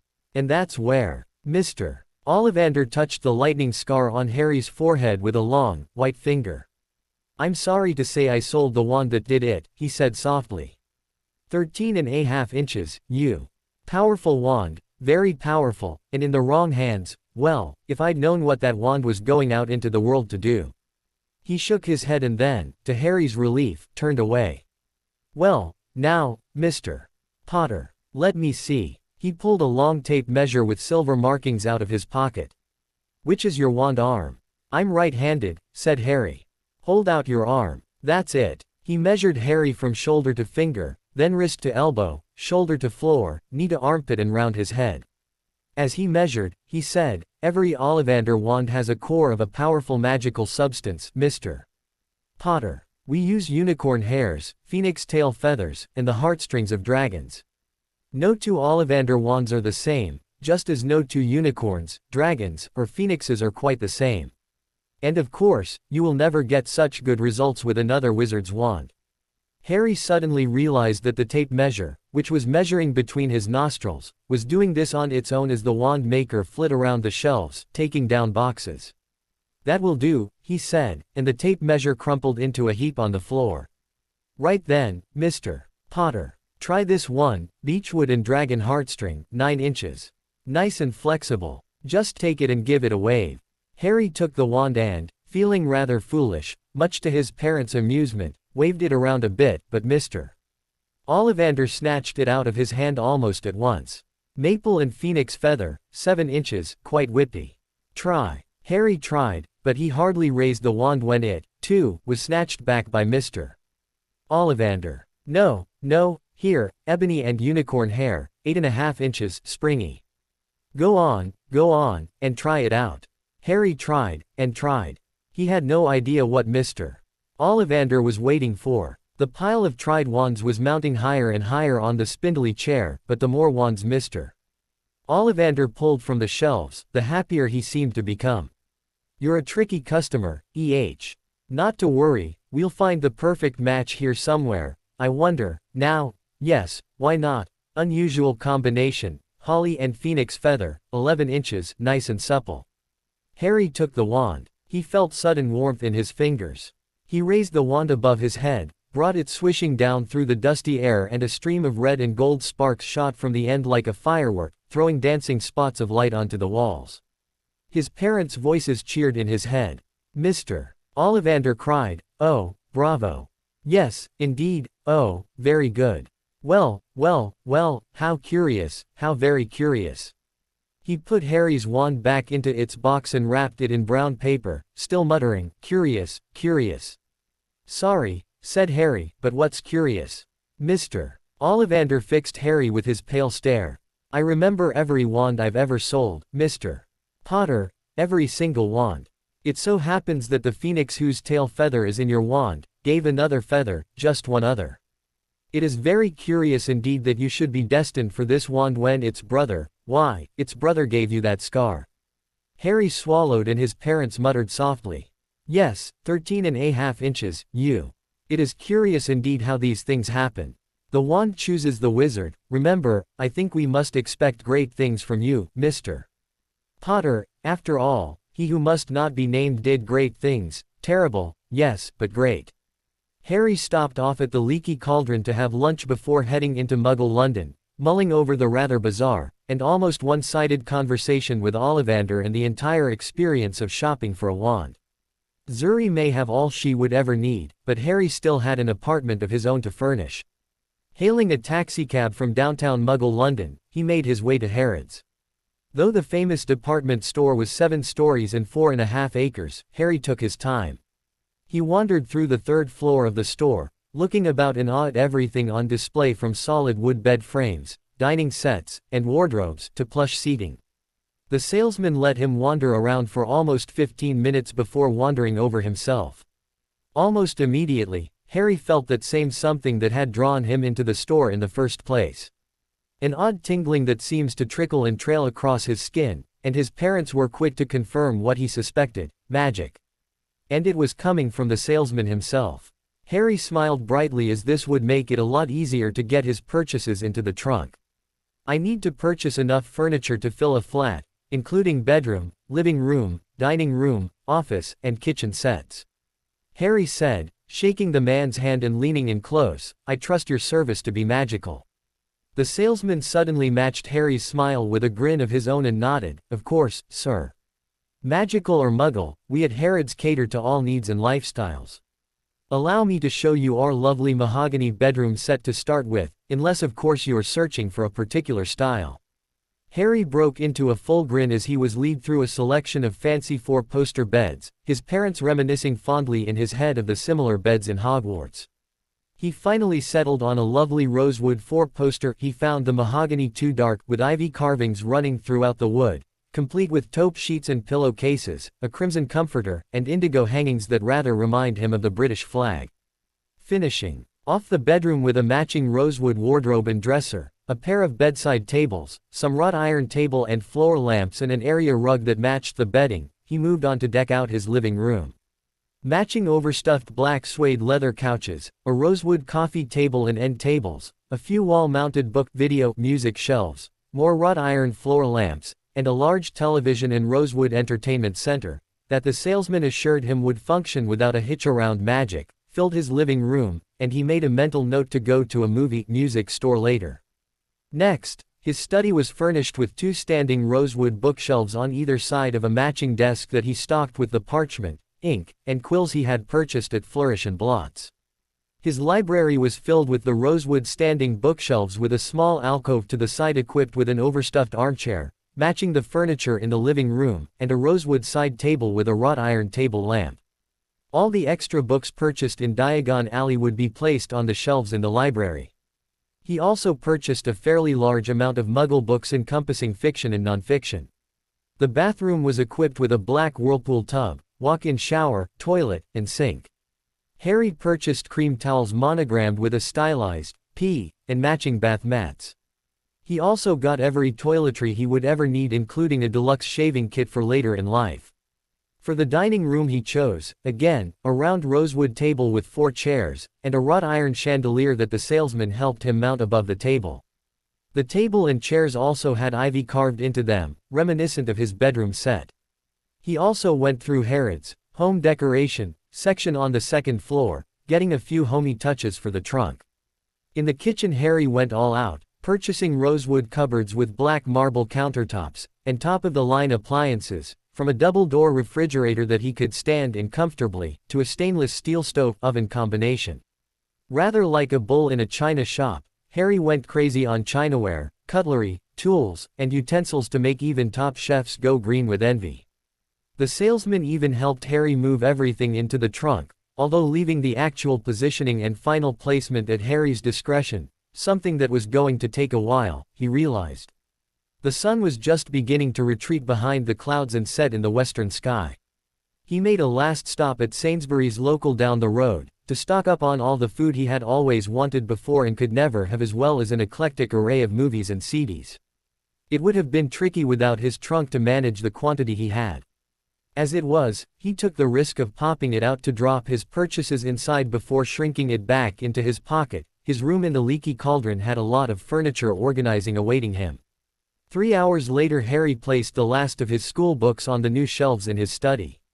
After freshening up, changing his clothing to khaki slacks and a black shirt, and returning to his study, he took down The Boy Who Lived in His Defeat of the Dark Lord, and began to read, learning of how the wizarding world viewed him, while Zuri headed into her room to relax and hunt for her dinner. Harry had bored a hole through the doors of each room about 3 feet up, couldn't have her mice escaping, so that Zuri could move from room to room without having to wait for Harry to open the doors. Harry had only been reading for about 10 minutes before a chime was heard throughout the flat, announcing that someone was trying to get his attention outside the trunk.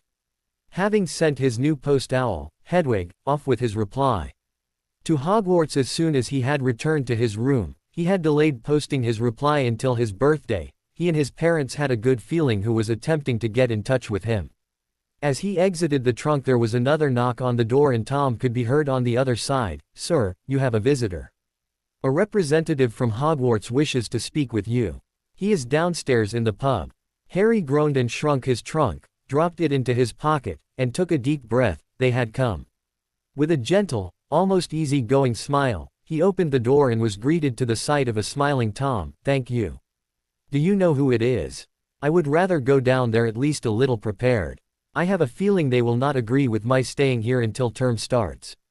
Tom frowned at this implied slur on his establishment. "You are perfectly safe here, young sir. Professor Dumbledore should know that with all the times he's stayed here in the past. Harry nodded. I have no doubts that I am in no danger while here, Tom. I am quite pleased with the services at the Leaky Cauldron and fully intend on remaining here until the 1st of September. Tom smiled and led him down to the private room that Dumbledore had asked for. His parents' voices bolstering his courage, feeding him information about the few failings they had witnessed during their time in Hogwarts and out of it, removing the all-knowing mystique that the headmaster liked to surround himself with. Harry stepped into the room and immediately realized why he needed to see the headmaster in a human light. There was a strong aura of magic radiating off the man in such concentration that it was almost a palpable wave. Dumbledore rose to his feet with a congenial smile. Harry, my boy. He began, and that was as far as he got. Harry had already raised a hand, and followed his mother's lead on how to address the headmaster he was already beginning to ever so slightly dislike. If you please, headmaster, boy, is a nickname turned into a derogatory slur by my abusive blood relations. I prefer not to be referred to by it. Also, as my headmaster, it is rather inappropriate for you to refer to me by my given name. Therefore, if you please, it is Mr. Potter, sir, Harry said stoically as he took a seat without it being offered, James laughing loudly in his head, and Harry had to fight to keep a grin off his face. It happened in less than a second. If his father had not tipped him off and if Harry had not been looking for it, he would have missed the slight downward twitch at the corner of Albus Dumbledore's mouth and an ever so brief darkening of his eyes before all was as it was. It was clear already that Dumbledore did not like his forthright and independent demeanor. Of course, Mr. Potter, may I offer you a sherbet? Within the confines of the only private room that the Leaky Cauldron had, Harry was quick to note that while it did not have any windows, or a proper door, there was a magical something in the doorway itself. No doubt something that ensured privacy and prevented eavesdroppers. Harry found himself wishing he could cast the spell to do that. Taking a breath, he met the gaze of his future headmaster. Headmaster, I value my time now that it is mine to spend on my own terms.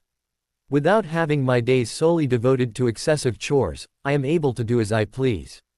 In preparation for entering this new society, I have decided to study the culture and history of the wizarding world. I also have many interesting new school books to read. I am afraid I must insist that we keep this meeting short and to the point, so I may return to my studies as quickly as possible. Another ghost of disappointment flitted across the old man's face before disappearing, and then Harry felt it, the subtle brush of legilimency on his shields. He was able to prevent any outward sign that he'd noticed this gross violation of his privacy, though it was difficulty with James and Lily cursing the intrusion in his mindscape. Harry held his reaction, knowing that the venerated headmaster would see nothing but the confusing swirl of colors that was the Potter's combined occlumency barriers. Finally the headmaster spoke again. Very well, Mr. Potter, I do not believe it is safe for you to remain here and request that you return to the security of your aunt's house. Harry couldn't help it, though he hardly wanted to. His laugh barked out, fast, loud, and dark. Forgive me, headmaster, but the idea that my relation's house could be considered safe is, at best, morbid humor. Those people did everything short of beat me to keep me normal. Harry actually paused to phrase the word normal with air quotes, or at least their version of it. I feel I am perfectly safe here, and Harry had the slyest of smiles on his face as a something clicked in his mind. Honestly, headmaster, what would I have to fear, to need to seek safe lodgings of any kind?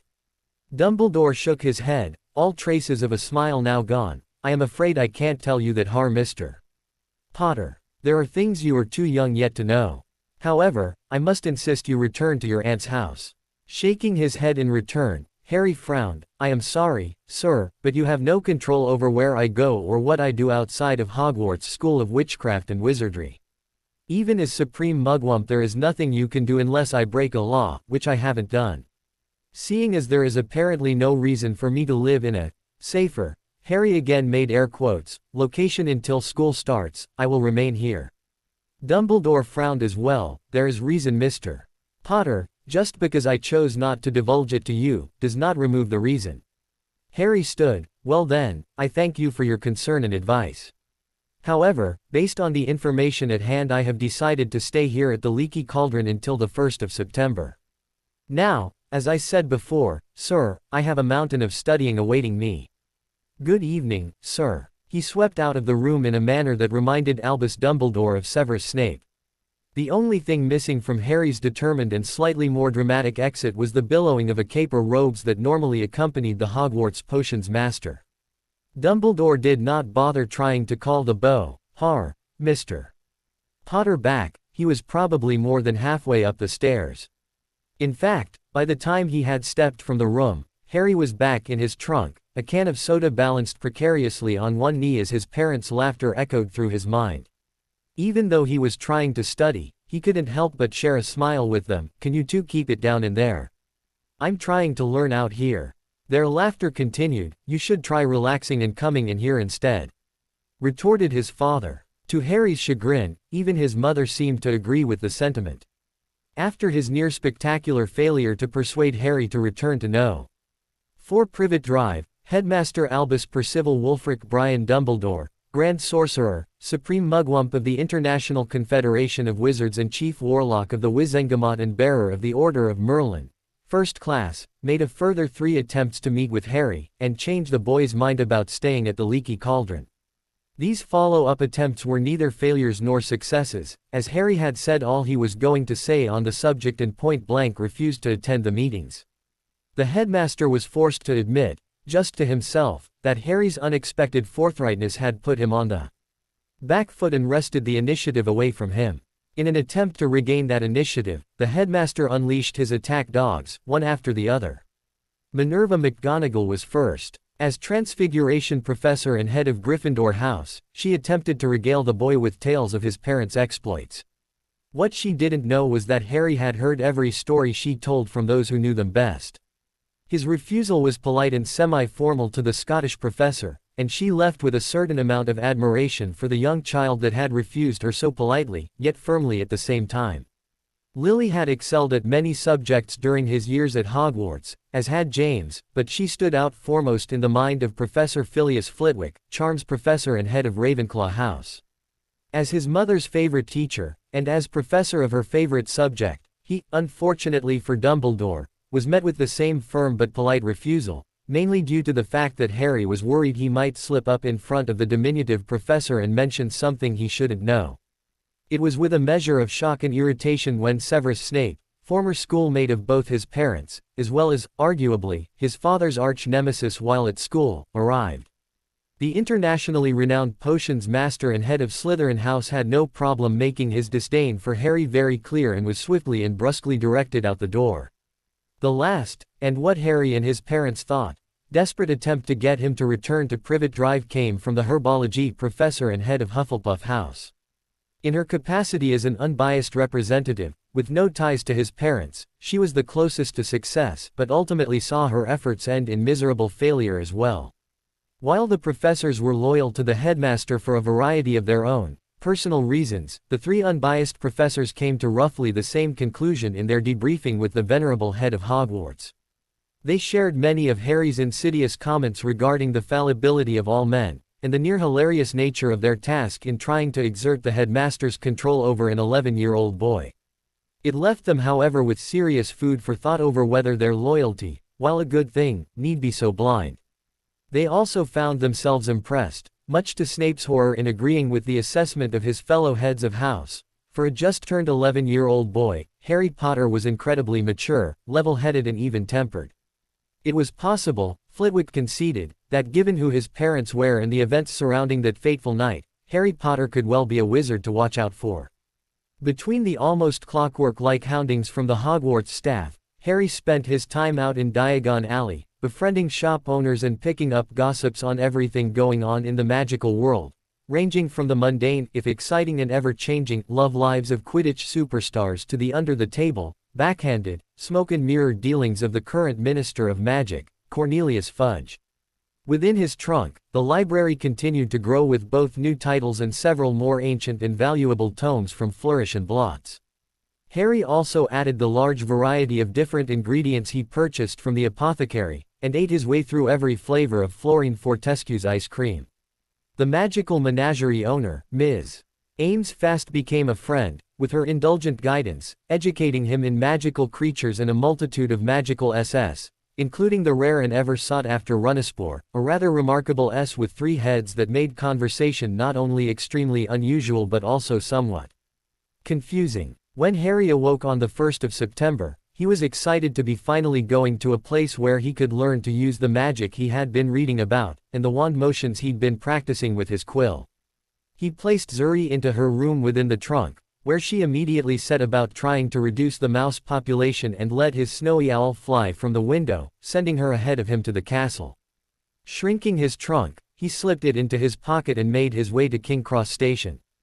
Platforms 9 and 10 at the station were actually in a separate building from the main station and 2 intervening rail tracks. He was just about to approach the barrier when a snippet of loud, almost shrill conversation reached him, packed with muggles, of course. Looking ahead, Harry spied a plump redhead surrounded by 5 equally redheaded children, 4 boys and a young girl. 2 of the boys appeared to be identical twins. "Now, what's the platform number?" asked the woman. 9 3/4, Mum, can't I go? Her daughter exclaimed in a piercing voice, oddly loud for standing only 2 feet from her mother. He paused, leaning against a wall out of the way, and turning his attention inward. Who are they? Don't they know about the statute of secrecy? It's obvious they know where the platform is. Her 3 oldest children are at least old enough to be in their 4th and 2nd years. Why on earth is she yelling about it in the middle of the station? James had a dark look on his face as he replied, "They're Weasleys, a pure-blood family, and very much on the light side, blindingly so. She is Molly Weasley, her husband, Arthur Weasley, works in the ministry, at least he did 10 years ago, so they definitely know not to go shouting about it in a train station." Lily nodded. "I think she was put up to it to get you to ask about the platform. Notice none of the professors told you how to get to it. If you didn't know and you heard someone yelling about muggles, would you have talked to them?" Harry nodded as well. "I certainly would, and I would have been lost without you, both of you. I would have also been worried about missing the train and would be supremely grateful to whoever helped me." James nodded in turn. "So it seems Dumbledore is trying to get you connected with a light family. Her youngest son is starting school this year as well. He will most likely attempt to befriend you." Harry frowned. "If he's only going to try to be my friend because Dumbledore told him to, he can keep his friendship. I don't want to confide in someone who's just going to betray my trust." With the Potter family, trust was more than a lofty ideal, on par with loyalty, honor and courage. Trust, or more specifically a lack thereof, was what had gifted Harry Potter the life he had. In the few moments that the internal discussion had taken place, all of the Weasley children had passed through the barrier, leaving the matriarch of the clan looking around the platform one final time before passing through herself. That settled it. She had been waiting for someone. He walked through the barrier, confident in the fact that his parents wouldn't steer him into a solid brick wall, and emerged to get his first look at the scarlet steam engine that is the Hogwarts Express. His parents had deliberately kept their memories of their train rides from him to avoid spoiling what would be one of the most magical moments of his young life. They had done the same for their memories of Diagon Alley, Hogwarts, and Hogsmeade as well. Harry was glad that his trunk actually fit in his pocket as, with the slightest hint of a smirk, he watched the students struggle. They were in a one-sided fight trying to get their trunks first onto the train, and then, onto the luggage racks. And that was not counting the plethora of caged owls, cats and other pets, often balanced precariously atop the trunks. While some of the students were helping each other with their luggage, all of the help was confined to their fellow housemates. There was, Harry quickly realized, absolutely no inter-house cooperation, and it extended into the clusters of gathered students. Everywhere he looked, students stuck to their houses, with all of the as yet unsorted first years left helpless on their own. He shared his parents' amazement that the school would promote such divisiveness at such a young age.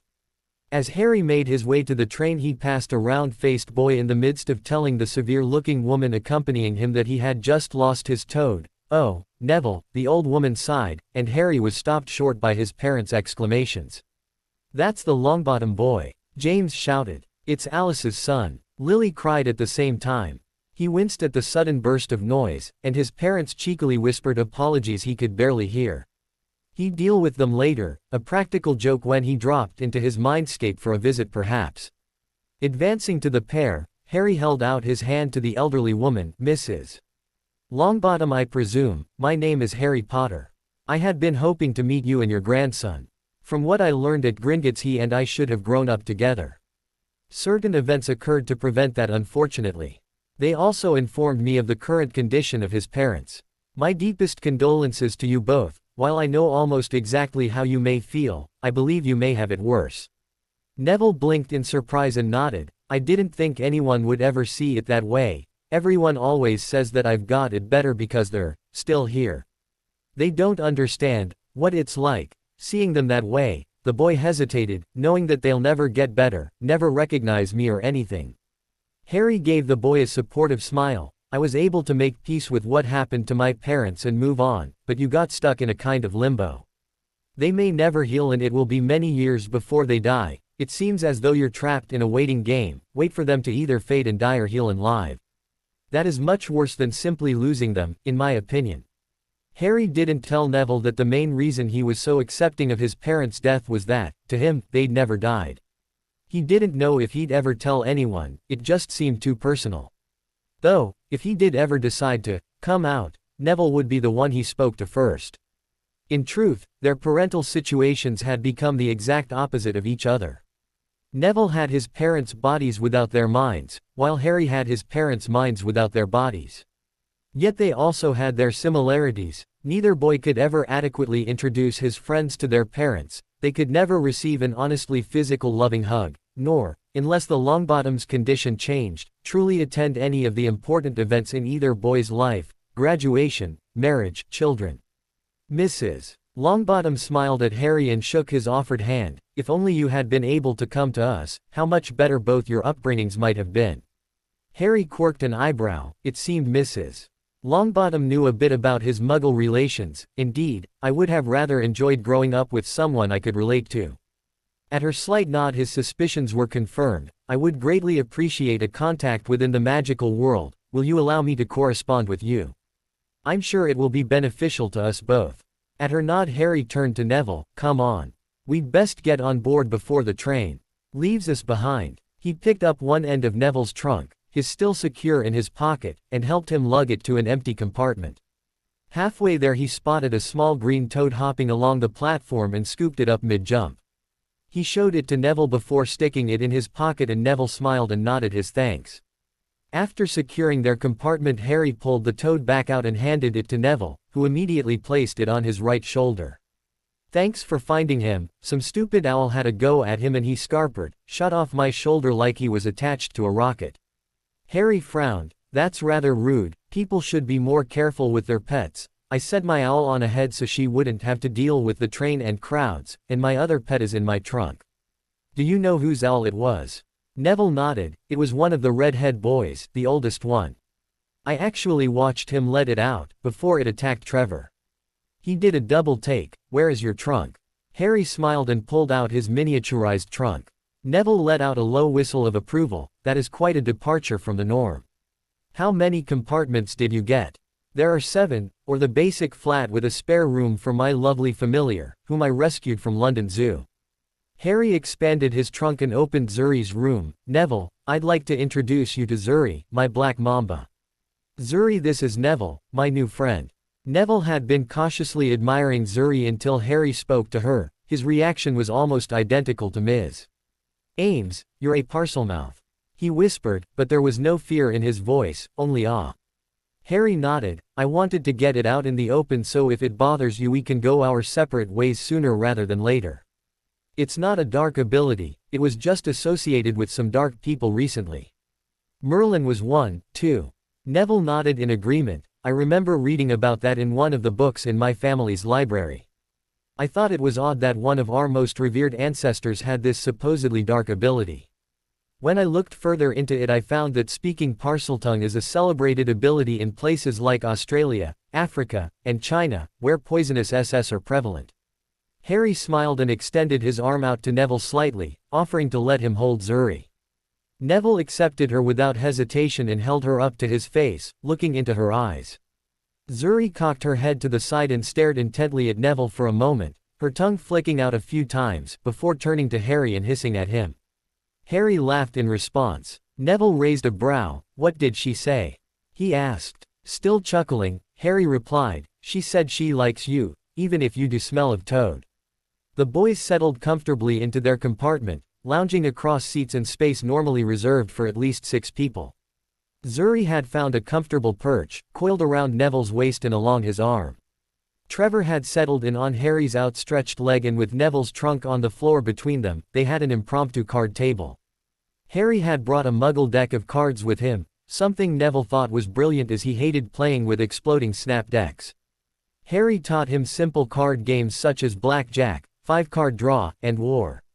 They bought a little of everything each from the lady with the snack cart, Harry's favorite being the pumpkin pasties and Neville's being the Drooble's best blowing gum.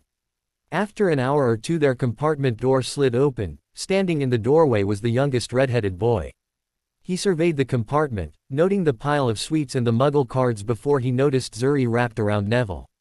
His eyes widened and he pointed to her with a shaky hand. "What have you got a great bloody S wrapped around you for?" Lily hissed in indignation at the boy's language and Harry frowned. "She's my familiar, she's wrapped around Neville because she likes him." Neville started stroking her head to emphasize the point.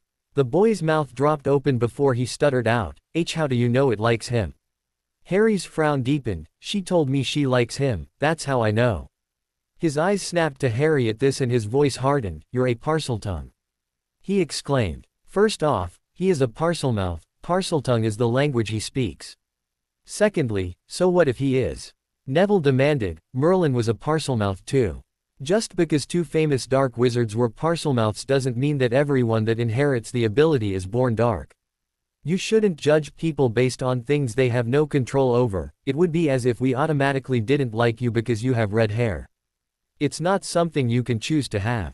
Neville was on his feet by now, Zuri sliding around his arm and waist, in constant motion from Neville's agitation. The boy's features darkened and he shook his head. "It's evil. Shows what you know. It is a precious commodity in countries like Australia, Africa, and China because of all the indigenous poisonous SS there, like Zuri here," Harry said, gesturing to her as he also stood, shifting Trevor to his shoulder. His eyes snapped back to Zuri and his face drained of color. "It's poisonous?" he asked, taking a step back and out of the compartment. "Yes, she is, and she does not appreciate being referred to as an it, nor do I. So if you would kindly take your narrow-minded bigoted view somewhere else." Harry made shooing motions at the youngest redhead as Neville slammed the door in his face, using his left hand to practically thrust Zuri as close to the rude boy as possible. No sooner did they settle back down before their door was slid open once again, this time revealing a skinny, pointy-faced boy with silvery hair. That Weasley boy was complaining about a poisonous S in this compartment. I see he was correct. There was admiration in his voice as he studied the still coiled S for a moment. "That is a beautiful black mamba." Zuri hissed at his words and noticeably preened. Harry laughed and shook his head. "What did she say?" Neville asked, a small grin on his face as he stroked her head again, to her enjoyment. "She said she knows she's beautiful, that's why she's named Zuri. It's Swahili for beautiful." Harry laughed. The pointy-faced boy's eyebrows shot up in shock. "You're a Parselmouth." Neville groaned as Harry rolled his eyes. "Not this again." Neville mumbled, his face in his palm. "At least he knows that it's mouth and not tongue."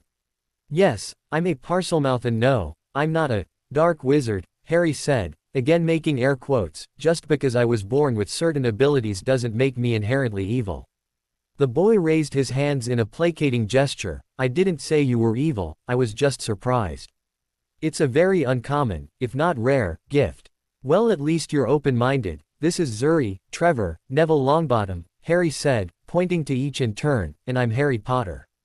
As expected, the boy's eyes shot to the scar on Harry's face, but he immediately lowered his gaze to Harry's eyes. "Sorry about that, it was a reflex.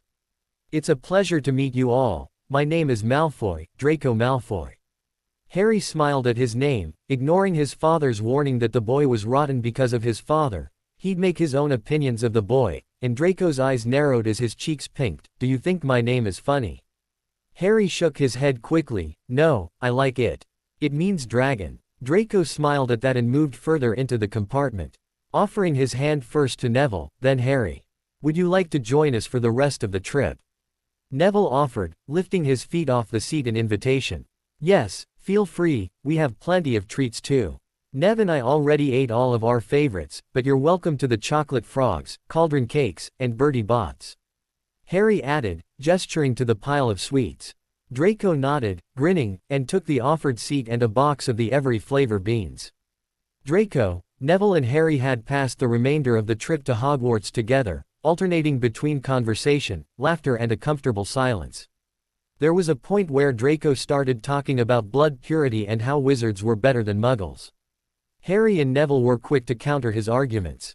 First about muggles, citing their advances in technology and science, and how wizards did a lot with magic that muggles had figured out with science decades ago. The definitive argument for Draco was Harry mentioning that muggles had figured out how to get to the moon, and in fact, had been there several times.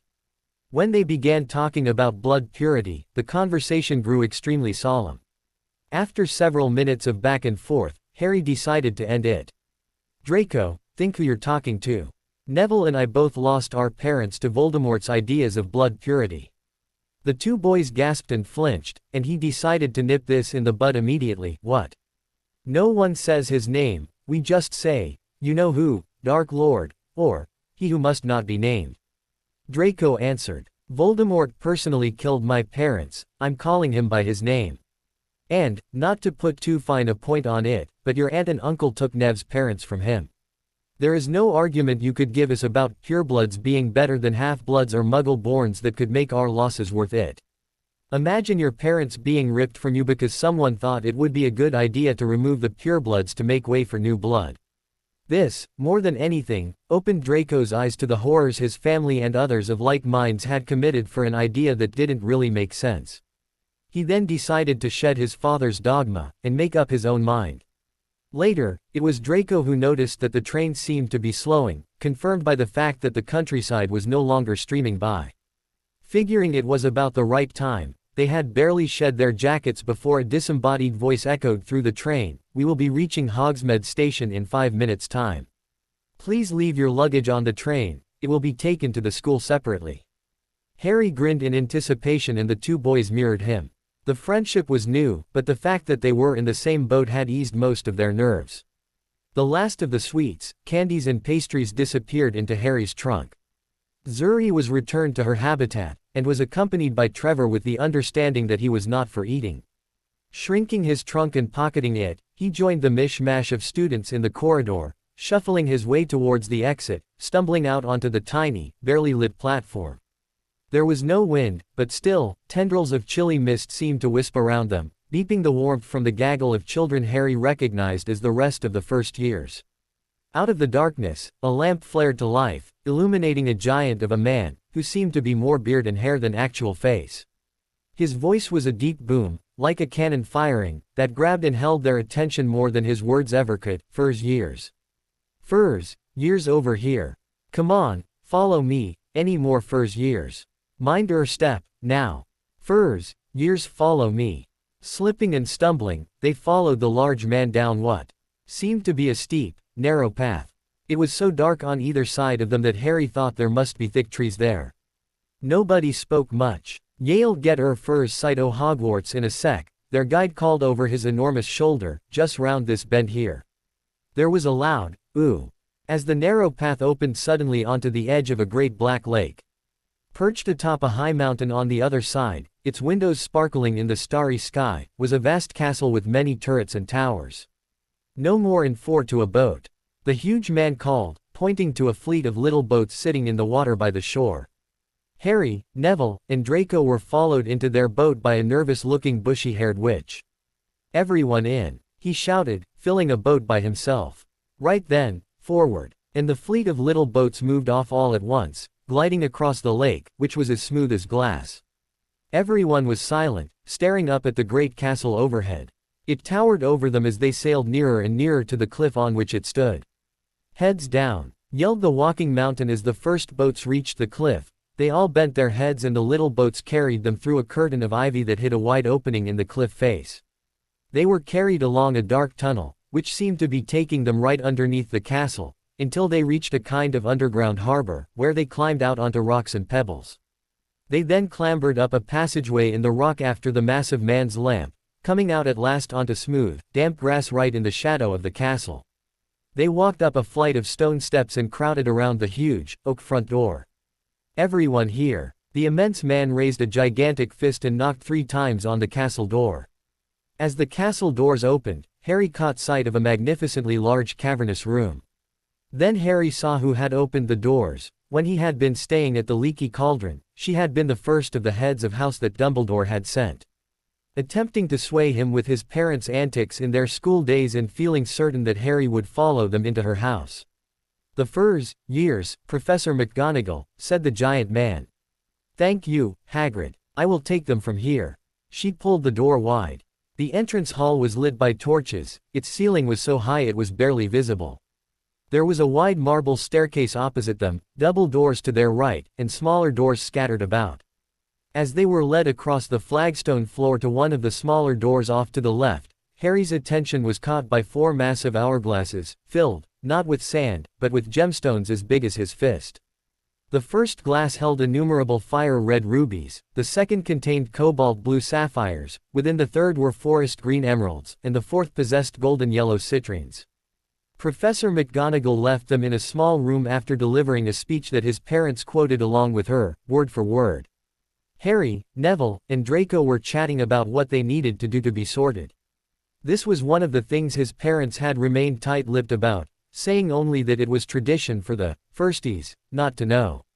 Though they scoffed at the Weasley boy telling a sandy-haired lad that his brother told him they had to wrestle a troll, which was, although Harry wouldn't admit it, comforting in its own way. Maybe it's a quiz, like a survey or something. They ask us stuff about ourselves and figure out where to put us from there. Harry suggested. No, that would take way too long. Draco replied, perhaps it's a spell they perform, and you turn the color of your house.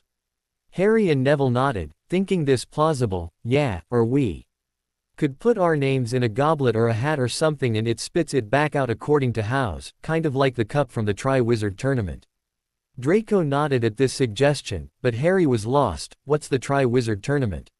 He was on the verge of getting an answer in stereo from his friend and his parents, when the bushy-haired witch they'd shared their boat with joined them. It's a competition between the 3 most prestigious schools in Europe. They each have a champion to fight for the school in 3 tasks and the champions are chosen by the Goblet of Fire. I read about it in a book about this school, Hogwarts, a history. I tried to find something on the sorting but they purposefully left out any information on it, I guess to keep the first years in suspense. My name is Hermione Granger, by the way. No one in my family is magical at all. It was ever such a surprise when I got my letter, though it did explain all the odd things that had been happening when I was growing up. Thank you for letting me share your boat with you. Draco and Neville seemed to be in shock after this little spiel.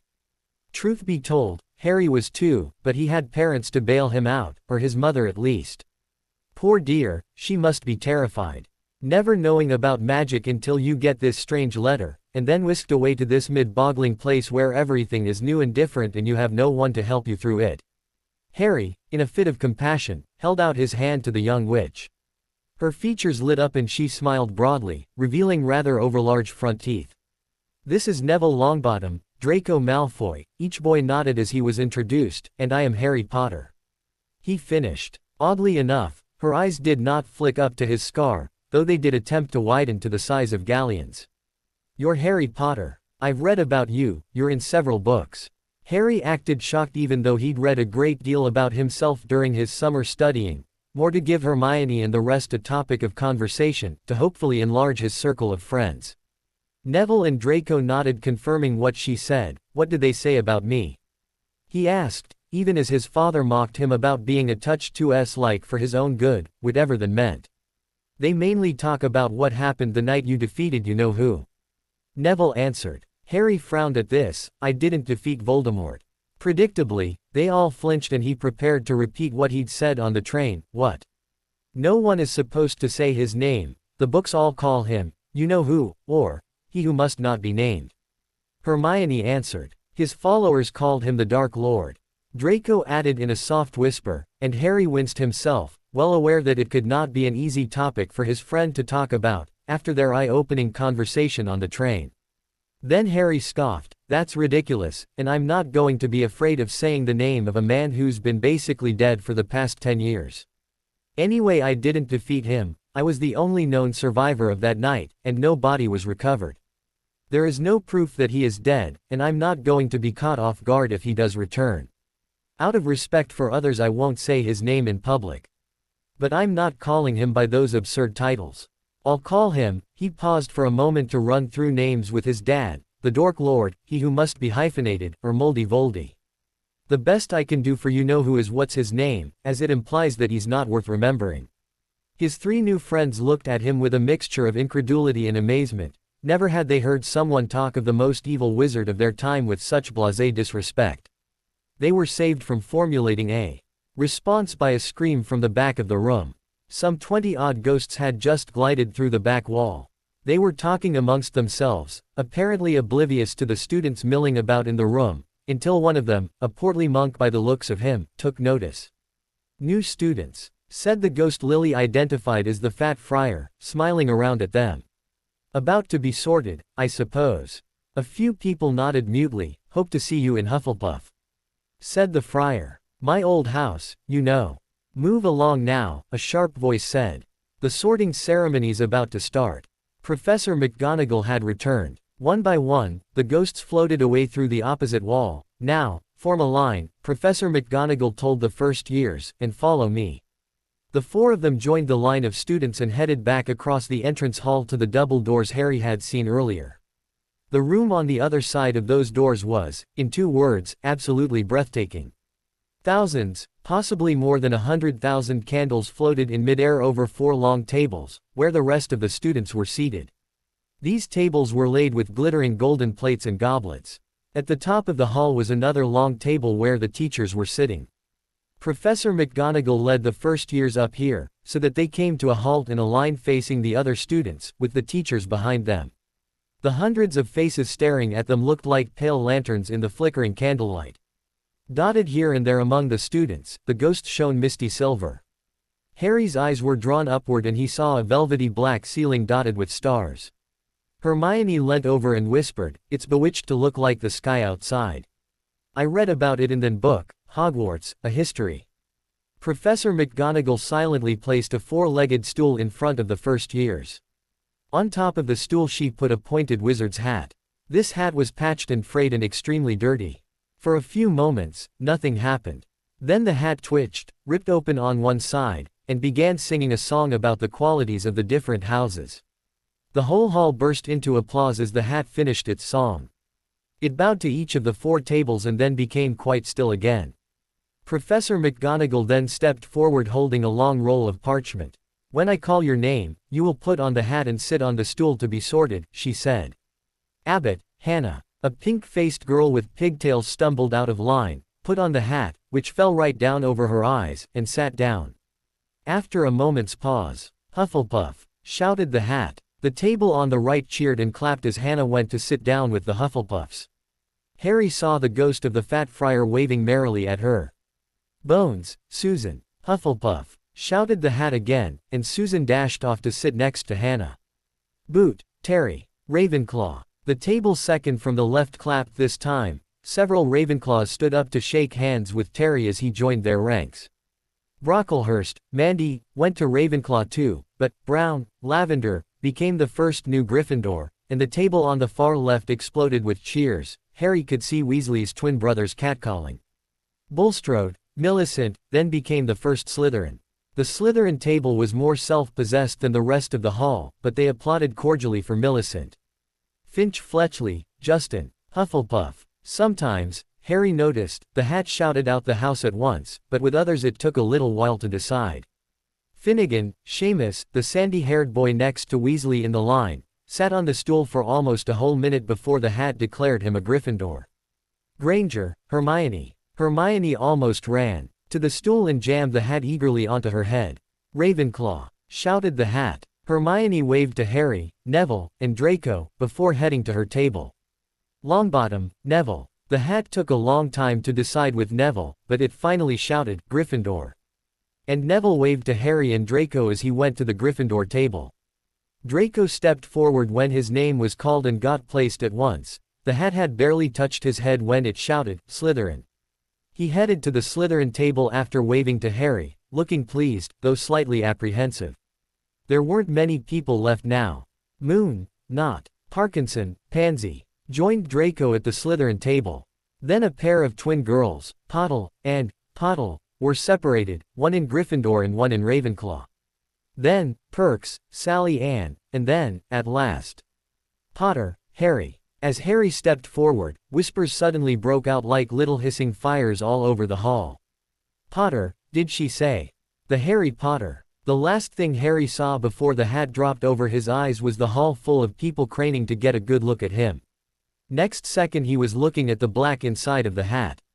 He waited. Well, well, well, said a small voice in his ear. What have we here, Lily Evans and James Potter? Harry's fingers gripped the edges of the stool in panic. Don't tell anyone. Please, we don't want anyone to know. Ah, you mean you don't want Dumbledore to know, said the small voice. Don't you worry, dear boy, the old coot has been dipping his quill into too many inkwells as of late. Get your mind out of the gutter, James Potter, you know what I mean. Anyway, I would be delighted to pull the wool over his eyes for once. Thank you, Mr. Hat. Call me Sorty, I was given that name by one Xenophilius Lovegood years ago and took rather a liking to it. Now where to place you? You are quite well-rounded for an adolescent, no doubt due to your parents' influence, you could fit in any of the houses really. Well, I've placed your other friends in separate houses, perhaps you four can finally bring my houses to a unity that hasn't been seen since the founders' days. To that end you shall be in, Hufflepuff. Harry heard the hat shout the last word to the whole hall. He took off the hat and walked toward the Hufflepuff table. He was so relieved to have Sorty play along and not tell Dumbledore, he hardly noticed that he was getting the loudest cheer yet. A boy who introduced himself as Cedric Diggory got up and shook his hand warmly. Harry sat down opposite the fat friar. The friar patted his hand upon the table, giving Harry the sudden, horrible feeling he'd just plunged it into a bucket of ice-cold water. Shaking off the feeling, Harry looked down at his empty golden plate. Bit ostentatious, don't you think? He mentally asked his parents. Actually, they used to be silver, but they had to change them the year we came to school.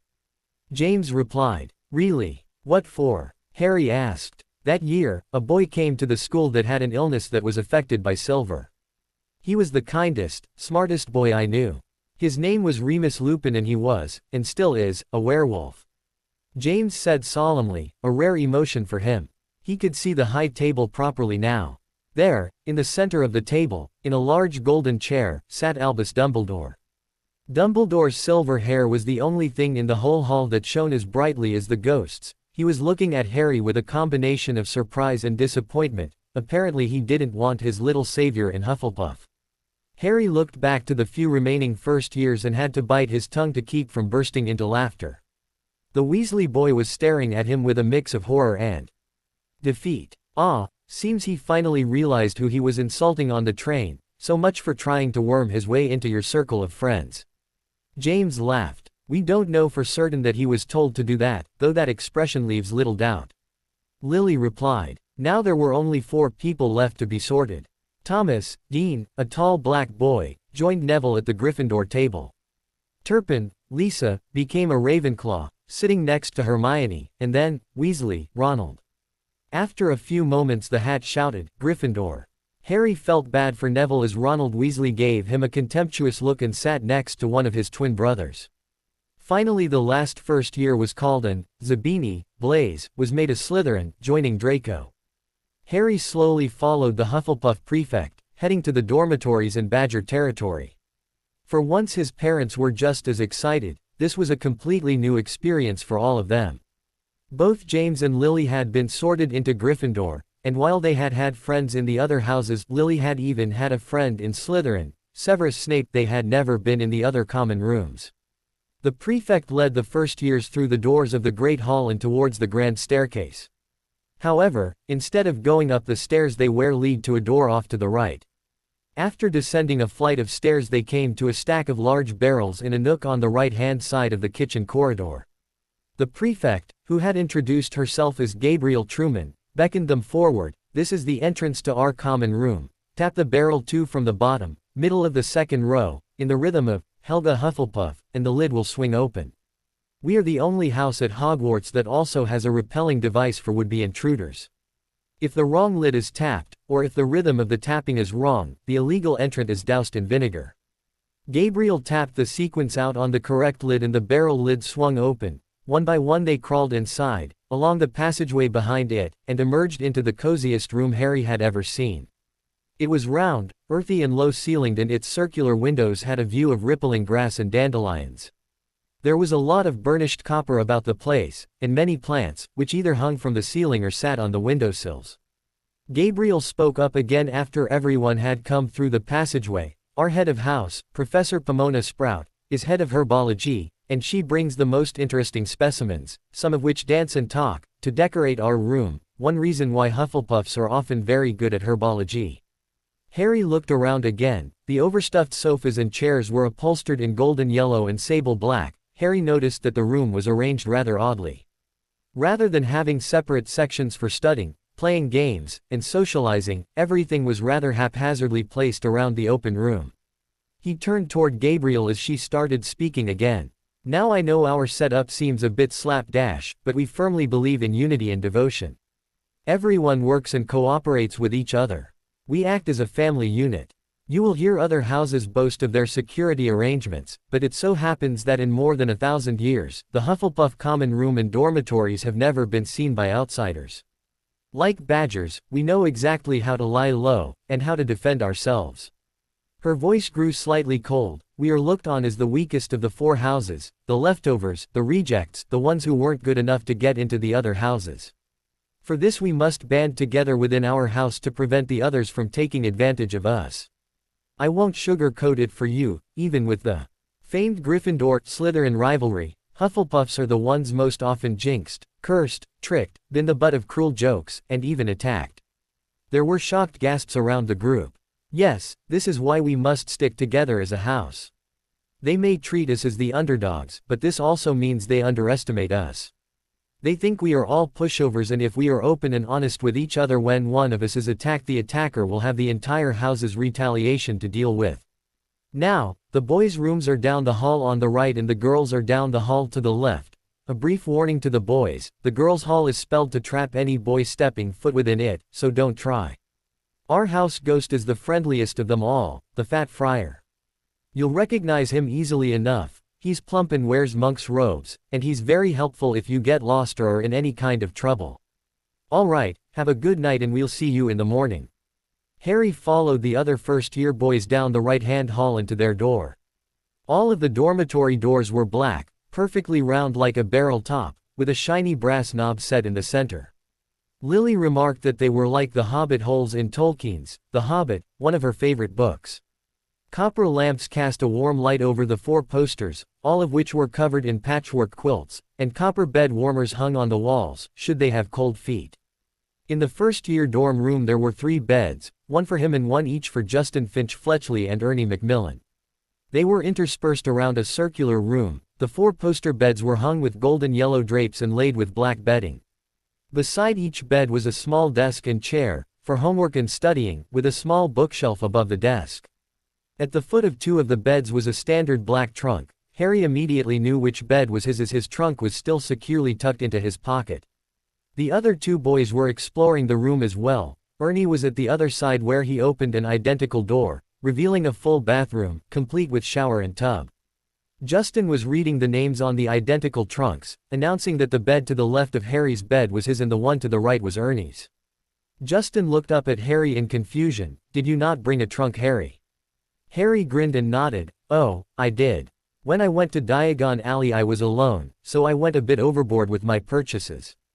Of course, seeing as I didn't have any wizarding possessions before then, I could have done even worse and only gotten the barest essentials. Anyway, when I got to the trunk shop I found the multi-compartment trunks and I saw the usefulness in them, so I got one." He pulled his trunk from his pocket, set it in front of his bed, and enlarged it. The other 2 boys stared and moved in closer. Harry ran his hand across the 7 locks on his trunk and opened the first one, revealing his library compartment. Justin, a Muggleborn, who was not as accustomed to magic, gaped, and Ernie, a pure blood, whistled appreciatively. "I have quite an extensive collection of books now, although I've yet to read most of them." He closed the lid and opened the second lock. Inside this one was his sitting room, and the boys admired it briefly before moving on through each lock, viewing the kitchen, bedroom, bathroom, and study. Harry paused before the final, 7th lock. "There is something you need to know and accept before I will show you this compartment. I have heard that I possess a unique gift, even for a wizard. Before I tell you what it is, I want to make it known that Merlin himself had this ability, and that only recently has it been viewed as dark." Harry paused and took a breath. "I am a Parselmouth." Both the boys' mouths dropped open before Ernie composed himself and nodded. "One of my several times great uncle was one as well. He was ridiculed for it because of Slytherin's reputation.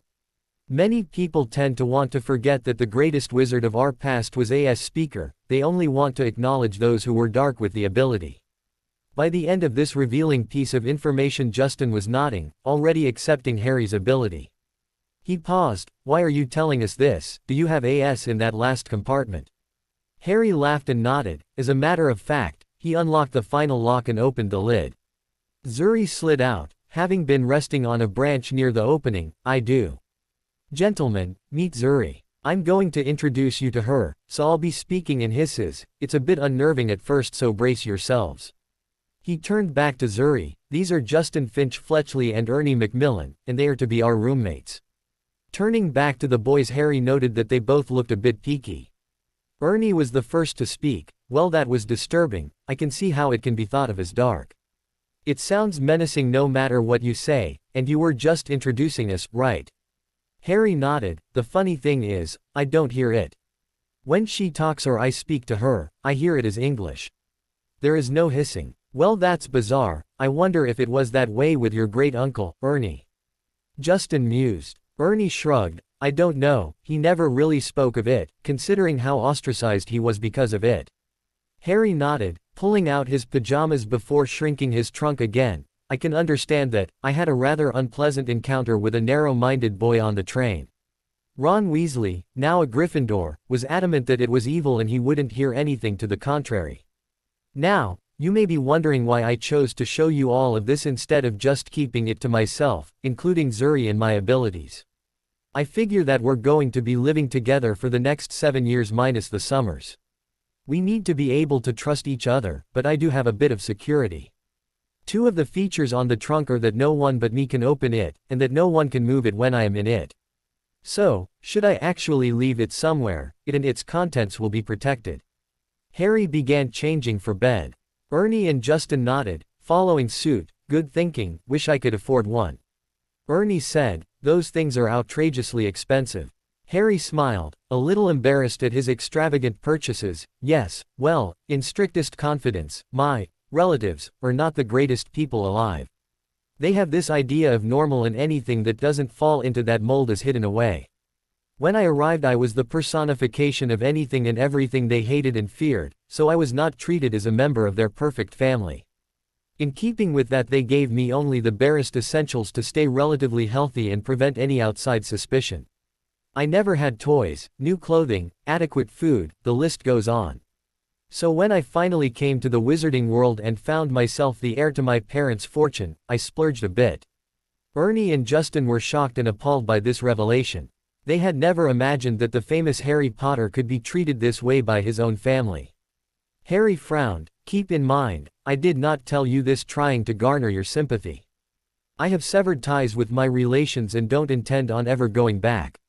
I just didn't want you to think I was full of myself, or thought I deserved this stuff because of my fame. I actually don't like being famous for something I had no control over. In all actuality, the only thing I'm famous for is surviving something no one else has. That's nothing to be proud of or to flaunt about. I see that as a slap in the face to the friends and relatives of those that didn't survive." The boys were beaming and nodding by the end of this. "You are just a normal guy, aren't you? That's all you want to be seen as," Justin commented while climbing into his 4-poster.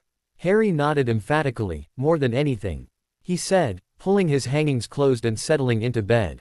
Thinking about the odd warning Dumbledore had given them, the 3rd-floor corridor on the right-hand side was out of bounds to everyone who did not want to die a very painful death.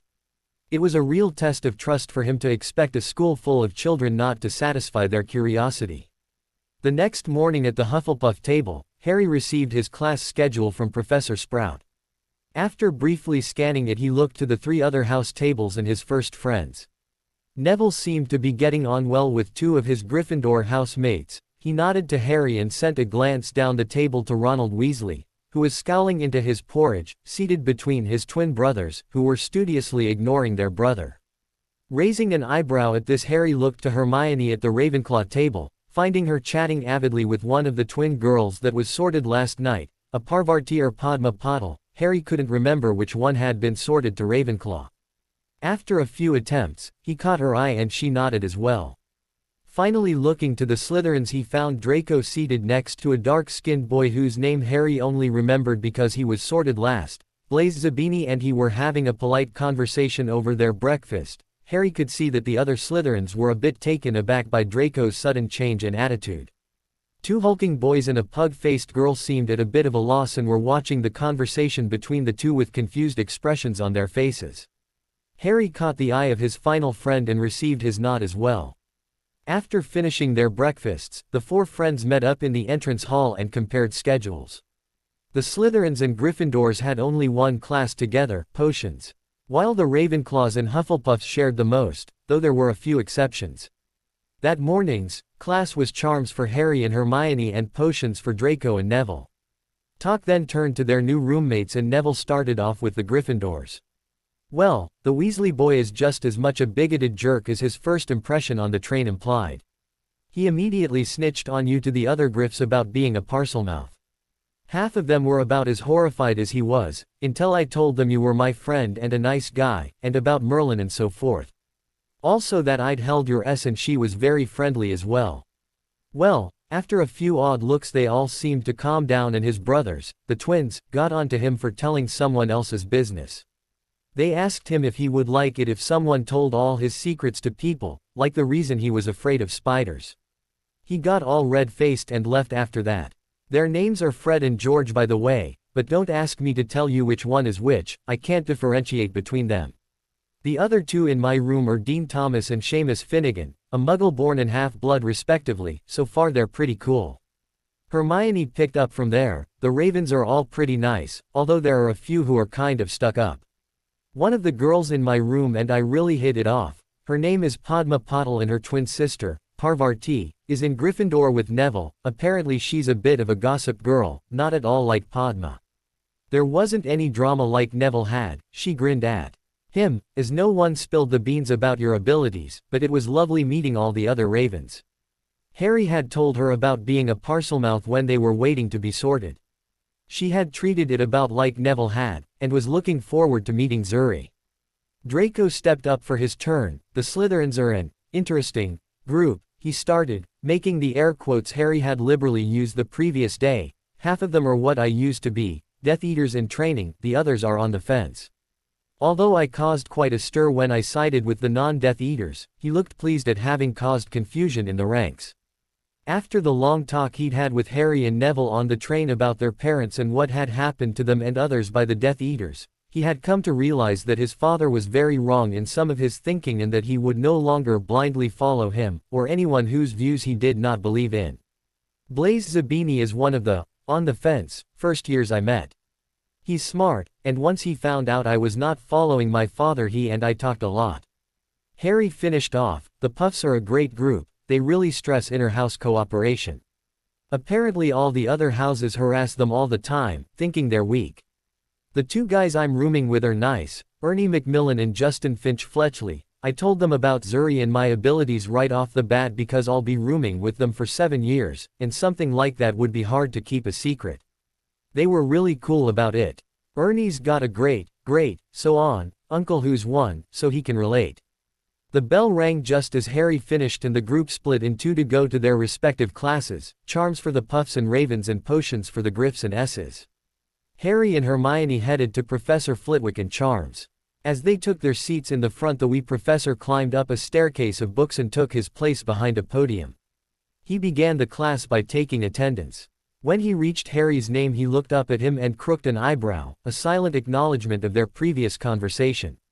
Hermione looked from one to the other for a moment in confusion before shrugging and preparing to take notes. Class proceeded normally, with copious note-taking before attempting to make the ends of their wands light up with a spell called Lumos, which Harry and Hermione nailed almost simultaneously. After class they met up with Draco and Neville in the entrance hall. They all shared their views on their first classes and the teachers of those subjects. Professor Snape was apparently very conflicted during the Gryffindor/Slytherin class, hating the Griffs while favoring the S's. Harry explained about the look Professor Flitwick had given him, and what it meant, before they all had to head to their next classes: Transfiguration for Harry and Draco and Defense Against the Dark Arts for Neville and Hermione. They would soon discover that most of the classes involved bountiful note-taking for the next month, with all the really interesting spells not to be learned until much later in the year. That evening, before going to his common room, Harry made his way up to the Ollery. He'd had an idea earlier in the summer, but not wanted to risk Hedwig on a vague destination, so he had decided to seek out a school owl. Hedwig flew down from the rafters as soon as Harry stepped through the door. She landed on his arm and hooted in greeting. Harry stroked the feathers between her shoulders, a spot she couldn't easily reach, and asked, "Did you find a volunteer?" She bobbed her head and hooted over her shoulder before flying to a low perch. From the rafters flew a black owl that was the largest bird Harry had ever seen, who landed on the sill in front of them. Easily twice the size of Hedwig, he was an intimidating creature and Harry felt this fellow would be safe no matter where his quarry was. Harry pulled a letter from his robes and tied it to the leg of the massive owl. Stroking his crest, Harry looked him in his golden orange eyes and said, "This is to go to Remus Lupin.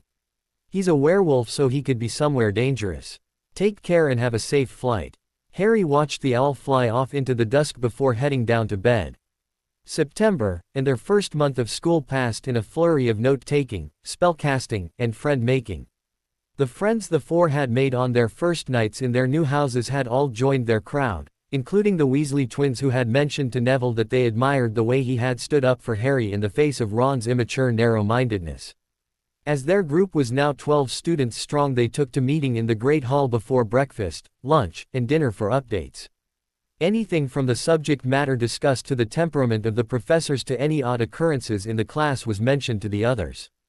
At the end of each day, after dinner, they all met again in the library for an hour of homework, helping each other in weak areas and double-checking each other's work. While Fred and George were 2 years ahead of the others, and had already done the material, they were able to give them insights on easier ways to achieve the same goals and shortening their workload, while getting quizzed from their books by the others. Professor Flitwick had warmed up to Harry after seeing his dedication, and the classes were becoming more interesting, as they were preparing to begin more difficult spell work soon. Likewise, Professor McGonagall, who had started frosty towards Harry due to their previous encounter, had taken to him as she too had been impressed by his work ethic. Professor Sprout had been thrilled when Harry had been sorted into her house and had been, and continued to be pleasant and friendly to Harry. Perhaps the oddest turnaround was Professor Snape, who seemed at a loss as to how to treat Harry. He had seemed positive that he was a clone of his father, and his placement in Hufflepuff had thrown the proverbial wrench into the works. He was a smart man, whatever his eccentricities, and he knew that James Potter would have never been a Hufflepuff, but he couldn't help but see James when he looked at Harry. They were, as had been made abundantly clear by anyone who had known James, oddly identical, excepting of course, his mother's green eyes. Therefore, Severus Snape had taken to treating Harry as just another random non-Slytherin student, giving no praise and plenty of criticism, but not specifically singling him out. The teachers Harry had that he hadn't met before school were his astronomy, history of magic, and defense against the dark arts professors. Astronomy was done at midnight once a week and involved long hours of staring at what stars they could see and mapping their locations. Lily had explained to Harry about the planetariums in the Muggle world when he was shopping in Diagon Alley, and James had mentioned what a crock astronomy class was due to being so far north and not able to see many of the constellations. Consequently, Harry had splurged on his miniature moving globe of the galaxy, which had adjustable features that allowed him to see any constellation in the sky, and do better work than their location allowed. He also, of course, shared the model with his group of friends. History of Magic was an exceedingly boring class, taught by a ghost. Professor Binns had died in his chair in the staff room, and his ghost had gotten up the next day to continue classes. Lily and James knew from their own experience with the insubstantial instructor that Harry would never be able to retain anything if he tried to stay awake during the class. So for this lesson only, they agreed to help him. Harry spent the class meditating, working with his parents in his mindscape to organize the information his subconscious perceived into his memory library, so that when it came time to take tests he would be able to recall it. Harry was on the receiving end of a brief lecture from Hermione for sleeping in class before he explained about the meditation and gave an example, quoting a bit of the class from a point she believed him to be fast asleep. She immediately wanted to learn how to do it. It'll take a long time to be able to prepare your mind for that kind of meditation. Harry tried to explain. Hermione was adamant. I don't care, Harry, if it can help me retain information from this class without writing down every word he says. I need to know it. Harry conceded, all right, but it will take a lot of work. I'll show the others how to do it too. It'll be part of our studying after dinner. We may have to extend the study time though. Hermione was content with this and it was brought before the group when they met before lunch. It was greeted with much enthusiasm, as many of them did not have the ability to stay awake in the class, much less take notes. Then there was the oddball Professor Quirrell. The stuttering defense professor seemed ill-suited for the job, and as time wore on Harry and his parents started to notice more and more curious behavior from the twitchy teacher. His first oddity was, of course, the most obvious, his turban. A putridly purple affair that reeked of garlic and rot. It was widely rumored that it was stuffed with actual garlic to ward off vampires. However, the Weasley twins admitted in the relative privacy of the group that they had started the rumor as a joke. Of course, anyone who would really look into this rumor would discover that it was absolute malarkey. The other peculiar thing about him was not as easy to notice: his stutter. It wasn't that the stutter was hard to hear, on the contrary, one could barely understand the man at times. It was that, occasionally, it seemed as though he forgot to stutter, and he would complete full sentences before starting again. Every now and then, if Harry paid close attention, he would notice Quirrell catch himself and twitch or shake his head minutely, as if to remind himself that he was supposed to be stuttering. After the second time this happened, Harry started looking for, and finding, it more and more frequently. The Potters couldn't figure out why someone would want to fake a stutter. As James so eloquently put it, that would get bloody annoying. It was Lily who pointed out that it would make one seem less of a threat and easily underestimated. Thinking on this, they decided to keep an eye on Quirrell, especially when he forgot to stutter. As the days moved into October, another abnormality of Quirrell's surfaced. While in all their other classes they were beginning to practice actual spells and potions, Quirrell still had them studying and doing book work. They never used their wands and never had a practical class. The other students were either miffed at the lack of learning or pleased at having such an easy class. Harry, however, was suspicious, and after mentioning to his group of friends the mounting bizarre quirks of their professor, they were as well. In fact, Quirrell seemed to be getting more and more nervous as the end of the month drew near, shifting around in class, jumping at sudden sounds, and talking to himself under his breath with nary a stumble in his speech. Everyone agreed that he seemed to be psyching himself up for something and decided to prepare as well. Each house-specific cluster of friends started to follow him in shifts, with the twins taking a shift to themselves, sticking together so no one was caught on their own with him. Finally, a week from the 31st, they had a breakthrough when Padma and Hermione overheard him mutter, "I'll do it on Halloween, during the feast. Yes, that will be best, no snotty brats in the way then." With this bit of information, Harry and the others stopped following him, waiting for the fateful night for him to act. That evening the twins, after a whispered conversation between the two of them, gathered the group together in their usual spot in the library and presented them with an old, blank piece of parchment.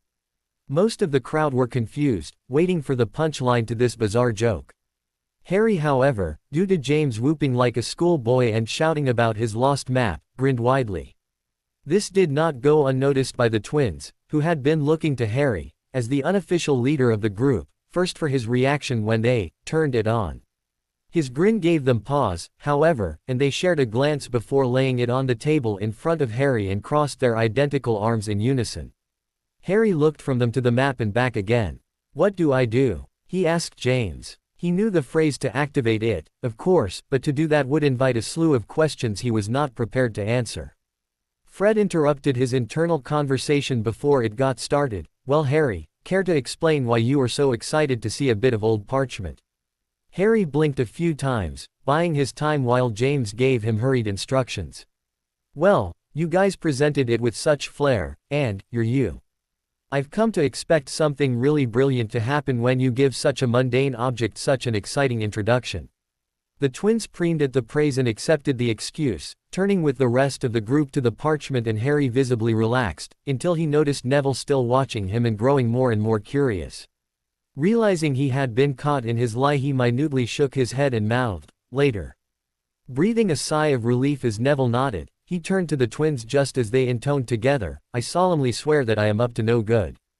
James was dancing around Harry's mindscape with Lily as the black lines wove themselves into the map of Hogwarts, popped up into wee footprints complete with names, and finally scrolled out into intricate writing, proclaiming, "Messrs. Moony, Wormtail, Padfoot and Prongs present the Marauder's map." James started babbling on about the spells they invented to get it to show people and how it couldn't be fooled by polyjuice, animagus forms, or invisibility cloaks. When the writing appeared, he grew more nostalgic and murmured that it was Moony's handwriting, as he had the best penmanship. How it was Padfoot's genius with spellwork that got it to show movement. How he himself had spent hours in this very library trying to find a spell to see through invisibility cloaks. He begrudgingly admitted that it was Pettigrew. He refused to use his Marauder name, saying he had lost that privilege, who thought of having it insult whoever gave it the wrong password. Peter was the one who lost it, James said, sitting back down, in our 6th year. By then he was the only one who needed it on a regular basis, the rest of us had the castle memorized. He was cutting through a secret passage when he ran into Filch. How he didn't see him on the map I'll never know. He was able to wipe it, though, before Filch took it from him. Meanwhile, everyone was poring over the map, amazed at the detail and spellwork. Hermione was especially amazed. There are a lot of complicated spells on this. Who made it? We don't know their real names. George began. My dad and his friends made it. Harry said, surprising everyone, including his parents. Internally he said, I want you to be remembered for more than being the parents of the boy who lived, and I can chalk this one up to memories. After all, I do remember Moony and Padfoot. He had intentionally left out Peter, following his father's lead. The glow of pride on James's face gave Harry a small grin in the face of all of his friends' stares. How do you know that, Harry? Draco asked, looking amazed and confused. I remember those names. I had an Uncle Moony, Uncle Padfoot, Uncle Wormtail, and I remember my dad being called Prongs as often as he was called James. Harry took a deep breath, staring at the map. Remus Lupin was Moony, Sirius Black was Padfoot. Peter Pettigrew was Wormtail. There was a shared glance throughout the group. Obviously there was something they didn't want to tell Harry. Guessing, correctly, that it was about Sirius Black, he headed them off. I know what you're going to say about Sirius, and you're wrong. He smiled slightly at their shocked and indignant faces. When I first entered the magical world, I went to Gringotts and saw my parents' will. It stipulated that I was to go to one of 4 different people and was to never go to my relations. Those people were Sirius Black, Alice Longbottom, Remus Lupin, or Poppy Pomfrey. When I asked why that hadn't happened, the goblins told me that Sirius was falsely imprisoned and that Peter Pettigrew was the true betrayer and murderer. Remus wasn't as a werewolf and was denied my custody, and Madame Pomfrey was never told, because of Dumbledore. He purposefully left out Neville's mum, letting him tell that story when he was ready. He had thought that everyone would focus on Dumbledore's interfering. However, it seemed Neville would have to decide now, as Padma had picked up on the omission. What about Alice Longbottom? Is that your mum, Neville? Neville nodded and sighed deeply. My mum, and my dad, were tortured into insanity with the Cruciatus curse by Bellatrix, Rabaston, and Rodolphus Lestrange and Barty Crouch Jr. They live in St. Mungo's now, in the long-term care ward. He paused and took a shuddering breath, as Harry placed an arm around his shoulders. I visit them every holiday. They don't recognize me. The girls in the group by now were in tears, and the guys were in various levels of discomfort, none more so, however, than Draco. After a moment he got up and knelt beside Neville's chair.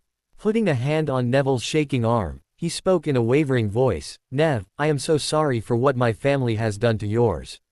I want you to know that I will cast my aunt out of the family as soon as I have the power to do so, and I wish I could do something now to make up for what happened to your parents." After a moment of shock, Neville nodded and clapped a hand to Draco's shoulder. "Draco, you have nothing to apologize for. You were only one when your aunt and uncle tortured my parents, though I do appreciate your offer to remove Bellatrix from your family. I know there is nothing able to bring my parents back, but having you and everyone else as friends has made it easier to live without them." Quote. Draco stood and they shook hands warmly, though Draco made a silent vow to do anything he could to return the Longbottoms to their right minds. Everyone smiled and the girls dried their eyes before Ernie blinked and turned to Harry. "Have you told Madame Pomfrey that you were supposed to be in her care?" Harry shook his head. "I never had the opportunity as it's not really a good conversation starter. I'll try talking to her after this Halloween mess is over." With that, the group broke up and headed to their dorms, heads filled with thoughts of Harry, Neville, Quirrell, and the manipulations of their headmaster. With the map now available to the group, tailing Quirrell became much easier. Harry and his friends were able to keep tabs on Quirrell for the rest of the week leading up to Halloween. The day of the 31st dawned with nervous energy flowing through the students. For most it was the excitement of the feast that night, but for the 12 friends following Quirrell it was anticipation of what he was planning to do. For most of the day everything was normal, or as normal as a school of magic can be. However, when it came time to go down to the feast, the pulses of the 12 students and one professor started racing. Fred and George brought the map with them and sat at the end of the table near the door, and furthest from the teachers, with Neville, Dean, and Seamus sitting next to and across from them to keep people from seeing what they were doing.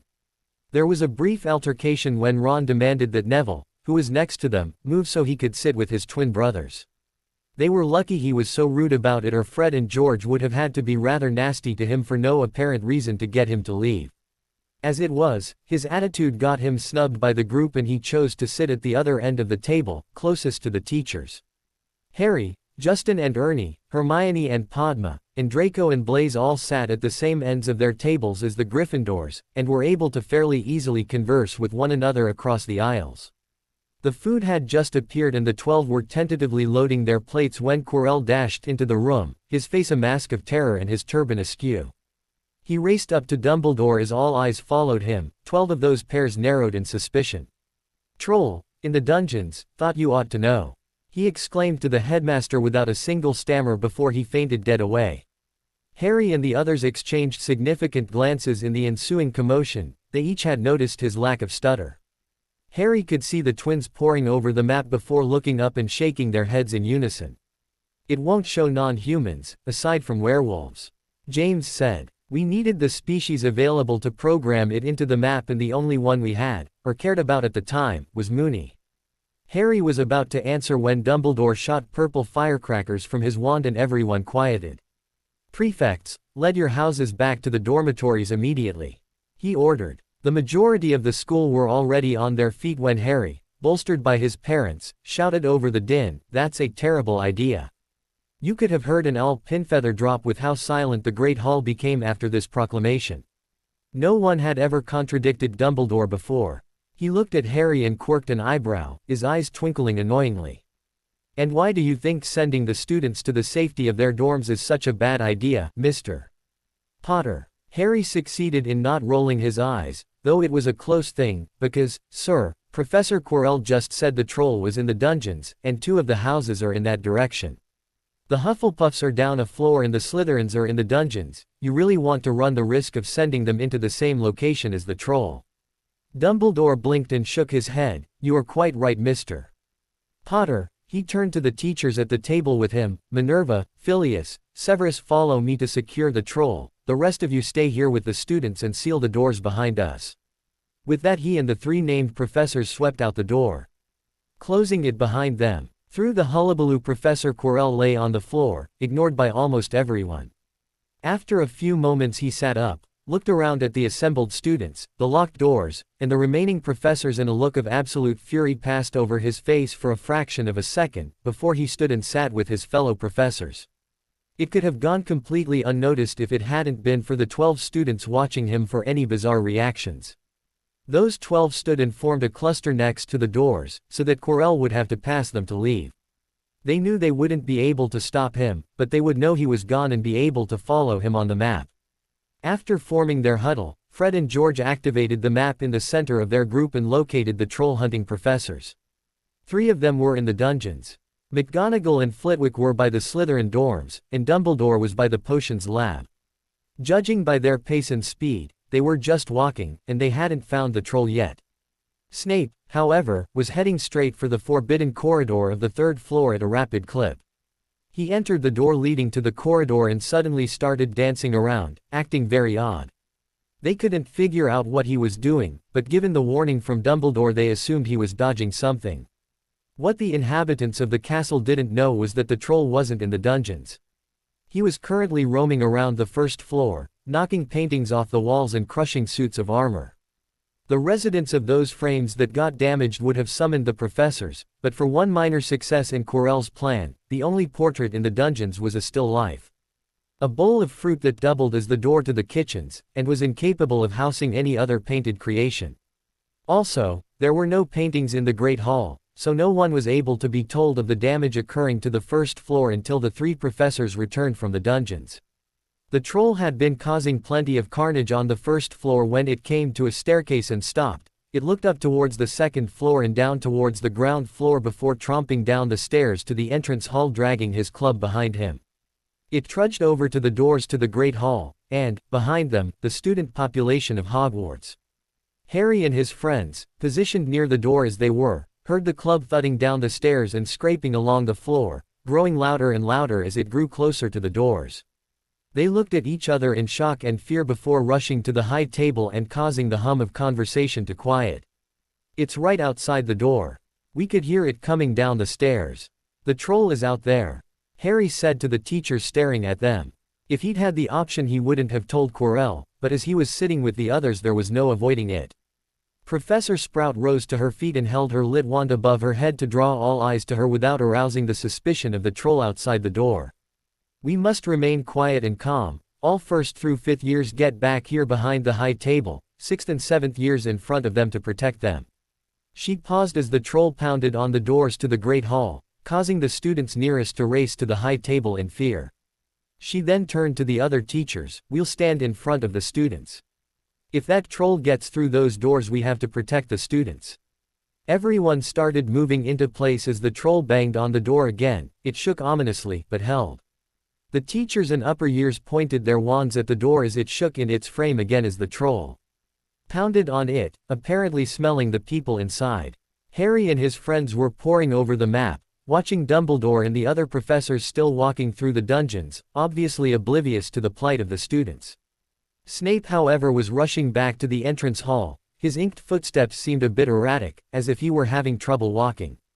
Suddenly the doors crashed inwards, one flying completely off its hinges.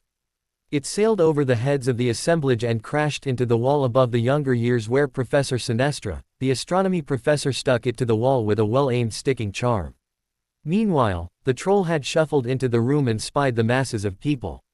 It roared mightily, swinging its club over its head before slamming it into the marbled floor, leaving a large dent. Hagrid, the groundskeeper, jumped to the side and leapt at the troll at an angle, wrapping his great arms about the troll's meaty neck. Hagrid was stronger than the troll, but the half-giant was a good 3 inches shorter than the 12-foot-tall troll, not that it made much difference. The troll spun, flinging Hagrid in an arc, causing the teachers nearby to back up. They pushed the students further back and erected shields surrounding the spectators as the troll swung backwards with its club, smashing Hagrid across the back. Hagrid released his death grip on its neck and dropped to the floor, kicking out its feet and knocking it down also. The crash was like the clanging of the gates of heaven, dust floating down from the rafters as the titans wrestled and traded punches, each trying to gain control of the massive club. The brawling pair moved so fast that none of the professors could get a shot on the troll. Finally, after what felt like hours, the troll found itself pinned to the floor, Hagrid's knees upon its. The troll pummeled Hagrid's legs, trying to knock him off. Everyone in the Great Hall winced in unison, and a few students were sick, when a sharp crack rang out and blood ran afresh down Hagrid's left thigh. The half-giant groaned through gritted teeth as he raised the weapon high and brought it down with a sickening crunch. He stood shakily on his good leg and leaned against the remaining door to the Great Hall, Using the Trolls Club as a crutch as Snape finally appeared in the entrance hall, ashen-faced and dragging a badly broken and bleeding leg at an almost run. How the man had managed through the pain he had to have been in was a mystery to those in the hall. Madame Pomfrey, who had been tending to Hagrid as best she could, hurried quickly over to Snape and set his leg with a wave of her wand. The added pain proved too much for the head of Slytherin House, who slumped to the floor unconscious. Waving her wand again, she levitated him into the Great Hall and onto the Slytherin table, where an attentive 7th year banished the tableware and transfigured a pillow and sheet for the injured potions master. Hagrid, meanwhile, had stretched out on the Hufflepuff table with his own massive transfigured pillow and tent of a sheet, and was slowly removing his moleskin coat and the shirt beneath, leaving them on the table beneath him. It was immediately obvious when the shirt came off that many of his ribs were broken, a few protruding from his darkly tanned skin. His snapped femur could be seen projecting from a rip in his darkly stained trousers. The shield spells were removed and the students moved forward to the tables, a few sitting, most standing, all still in shock. Several had thrown up during the fight and a fair few had fainted, including, apparently, Professor Quirrell again. Harry and his friends had been near the back corner where the door had hit. Padma had been one of those who had fainted, right at the beginning, when the door nearly fell on them, before Sinestra had stuck it to the wall. They had placed her under the high table, hoping it would keep her safe if things could have possibly gotten any more pear-shaped. Madame Pomfrey had given the troll's head wound a superficial examination and pronounced the creature dead before Professor Sprout, and Vector levitated the troll's body out of the front doors and onto the grounds. Just as they were passing it out the doors, Professors Dumbledore, McGonagall, and Flitwick returned from the dungeons. Madame Pomfrey spied them immediately and rounded on them. "Just where the bloody hell were you three? I've got the entire student population in shock, a potions professor with a shattered left leg, and a gamekeeper with 13 broke ribs and a compound fracture to his femur. We could hear that thing tromping down the stairs from the first floor. There's no telling where it came from and what it destroyed on the way here." Professor Dumbledore was staring at the body floating out the front doors, following the drip of blood from its head to the trail of it leading to the Great Hall. He looked with wide eyes at the massed students, many of them shaking and crying. He looked to the pale forms lying on the two house tables, and the many unconscious students scattered about the floor. Some had their heads pillowed in friends' laps, while others had been supplied with transfigured pillows. In the back of the hall, Professor Sinestra was removing the hall door from the wall and levitating it back to the doorway to be repaired and replaced. He turned and looked at Professors McGonagall and Flitwick, both of whom had sat down, looking faint. McGonagall had tears in her eyes and Flitwick was shaking like a leaf. Professor Dumbledore turned back to Madame Pomfrey and shook his head. "We didn't hear it, we were in the lower dungeons, I am so sorry." He looked around at the traumatized students. "Everyone, I am so sorry." The article in the Prophet was all anyone could talk about for weeks following the events of Halloween. The questions presented by Rita Skeeter were especially on the minds of Harry, his group of friends, and his parents. While Professor Snape had been released, though he had to walk with a cane for a while, Hagrid was still in the hospital wing. His injuries needed to heal on their own, the Muggle way. According to Lily and James, Hagrid was half giant, which meant that most potions and spells designed for full humans wouldn't work on him, something he shared with Remus Lupin. James recounted the tale of when the Marauders had discovered Hagrid's heritage. "It was in our 4th year," he began, reclining in the library within Harry's mindscape. "Remember how we told you that the Whomping Willow was planted in our 1st year for Moony to use? Well, people used to play a game, trying to get near enough to touch the trunk. A boy named Davy Gudgeon was the closest to ever get, without freezing the tree of course, but he almost lost an eye. The tree nailed him right in the face, dropped him like a stone. Problem was, he was about 7 feet into the danger zone of the tree, so no one could go get him. Hagrid was watching from his hut and came running over when he saw Davy drop. He waded into the swinging branches like they weren't there, picked up Davy, and walked out. The whole time the tree is beating its branches on him. He ended up with a broken arm and something like 5 bruised ribs, which had to heal naturally. When we, specifically Remus, asked him why he couldn't be healed, he told him. I don't reckon he would have told if it was anyone other than Remus. The fact that it was the night after the full moon probably helped, reminded him that he wasn't the only person who would be feared for what they were, should it get out.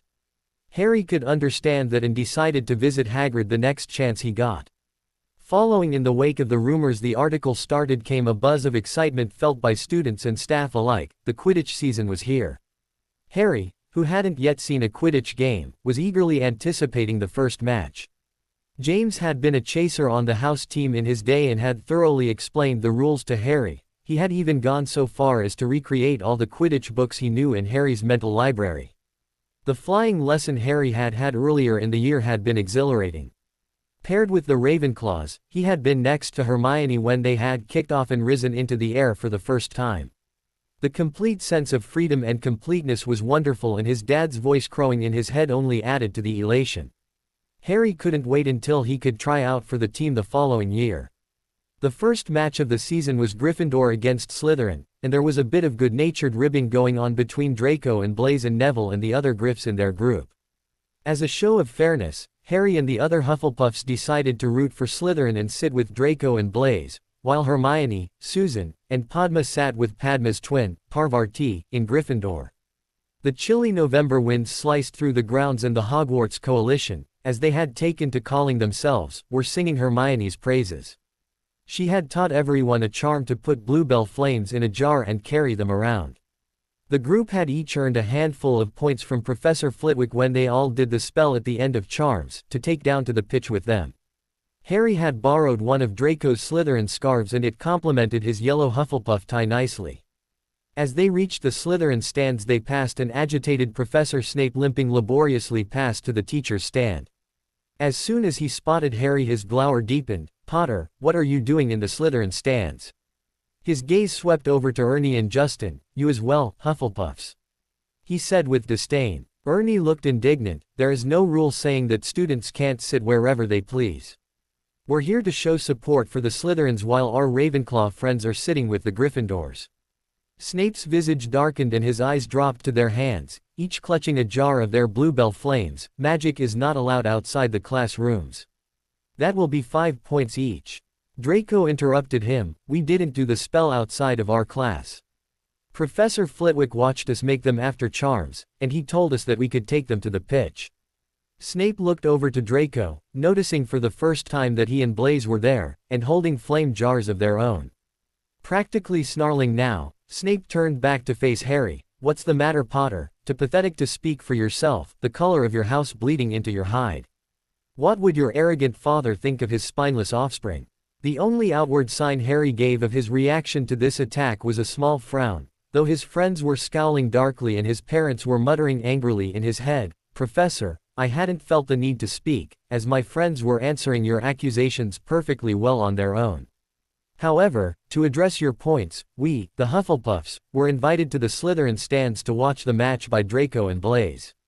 Draco even loaned me one of his scarves so I could show proper support for his house, your house."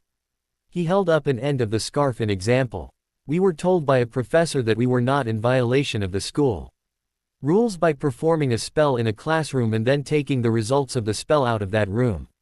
Finally, how my father may or may not have felt about my silence and the color of my tie," he dropped the scarf and raised his hand to touch his tie, "is, unfortunately, something I will never know. In case you hadn't remembered, he and my mother died 10 years ago. The anniversary of their death was just a few days ago, on Halloween." Harry's expression hardened. "While I'm amazed you still harbor some childish grudge against a person who's been dead for a decade, you should remember that I am not my father." "I would think my eyes," Harry's emerald green eyes locked with Snape's own onyx orbs, "should be a dead giveaway. I don't know what my father would have thought, and I have to wonder what my mother would have thought, too." Snape had been getting more and more incensed as Harry contradicted each comment he had made, but the moment he had mentioned his eyes all the color had drained from Snape's face. He physically winced when Harry mentioned what Lily would think, and Harry knew that Snape had gotten his hidden meaning. Lily was very disappointed in Severus' actions and had partially coached Harry through what to say about them. The group of friends continued up to the stands, leaving Professor Snape to his thoughts. The game started shortly thereafter, and was an amazing event, even if Gryffindor's new seeker was not terribly good.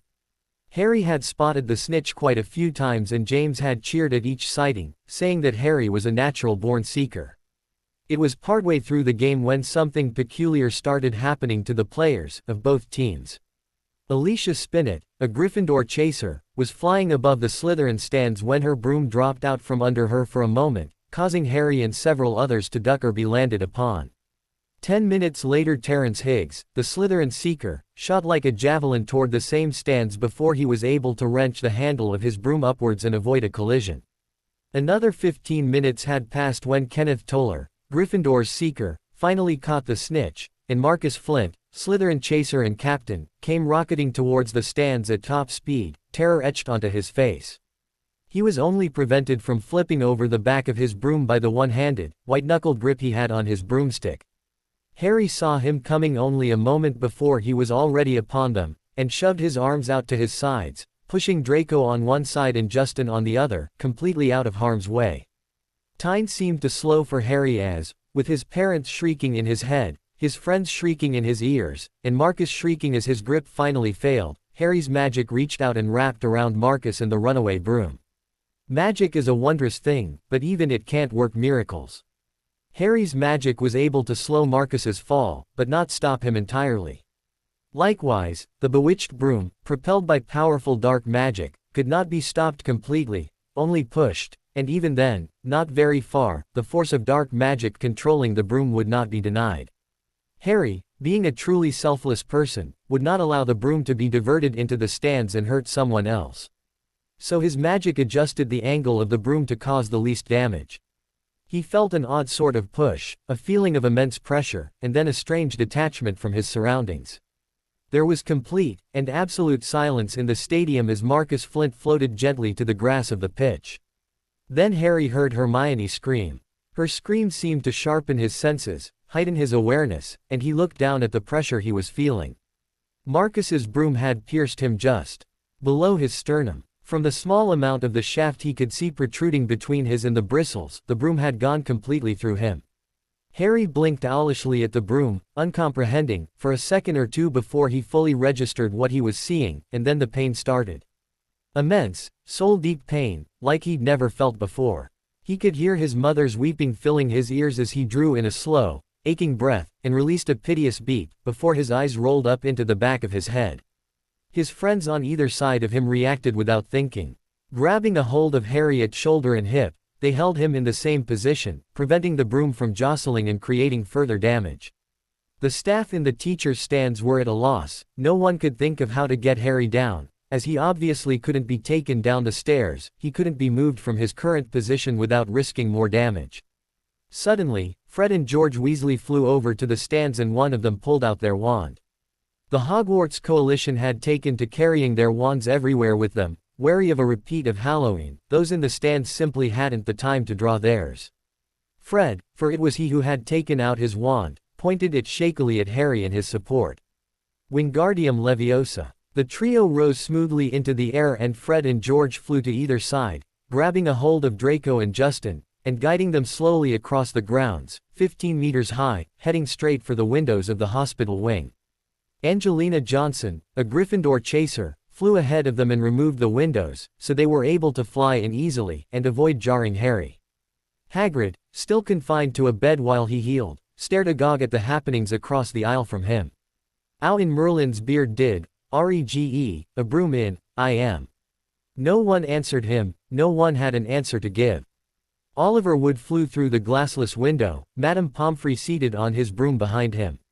She clambered off and reached the bed as the Weasley twins ever so carefully lowered the trio onto it. Fred didn't cancel his spell until they were completely seated, and a slight sagging of Draco and Justin's shoulders was the only evidence of its release. Madame Pomfrey carefully aimed her wand and, after telling Draco and Justin to hold Harry as still as possible, she severed the base of the broom from its handle. The loss of additional forward weight nearly caused them to fall back onto the bed, but the boys were able to hold Harry steady and turn the motion into a gentle sway back and forwards. Pomfrey then went behind them to the other side of the bed and removed the 16 inches of handle protruding from Harry's back.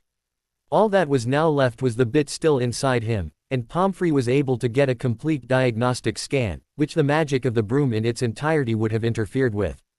"Oh my, I can't believe it!" Madame Pomfrey exclaimed. What is it? Will he be all right?" Justin asked, worry dripping in his tone. The broom missed absolutely everything. She replied, amazed. What do you mean it missed everything? George started. It's gone right through him. Fred finished, a bit of panic in his voice. His organs, Messrs. Weasley, it missed his organs. It went right through the cavity below his heart and above his liver, to the right of his esophagus and to the left of his spine. This was actually the best possible location for it to hit him. It completely avoided anything vital. What about his lungs? Draco asked shakily, his carefully controlled composure shattered in the wake of such a terrifying ordeal. Madame Pomfrey smiled reassuringly, those two, Mr. Malfoy. The lungs are to either side of the cavity. The broom went right between them. Now, I just have to remove the remaining wood inside him and heal the entry and exit wounds. She proceeded to do just that, and soon Harry was lying back on his hospital bed with a pressure bandage wound round his. The rest of the Hogwarts coalition had since arrived, Hermione and the other girls in near catatonic states of shock, and all were drinking calming drafts. Marcus Flint had come also. He sat beside Harry's bed, ashen-faced and as shaky as an old man, even after his calming draft. Each of the heads of house passed through briefly, as well as the headmaster, giving words of encouragement and taking their leave. Severus Snape in particular was astounded at the bravery he had witnessed. Saving his friends and a boy he hardly knew in favor of saving himself was not a concept he could easily understand. His entire attitude towards Harry Potter had changed in those brief seconds, and he knew he would never again see the man he hated in place of the boy before him. Harry awoke in the dim hospital wing feeling as though he had a dragon sitting on his. For a moment he was confused, unsure of how he had ended up here, then everything came rushing back, the Quidditch match, the Slytherin chaser, and the broomstick. Harry knew instinctively not to try to sit up. The terrible ache he felt did not need to be increased, thank you. He slowly lifted his arm, though even that small movement caused the pain to escalate and Harry to wince and bite his lower lip to keep from crying out. Moving ever so slowly, he grasped a pinch of the coverlet over his sore and slid it down.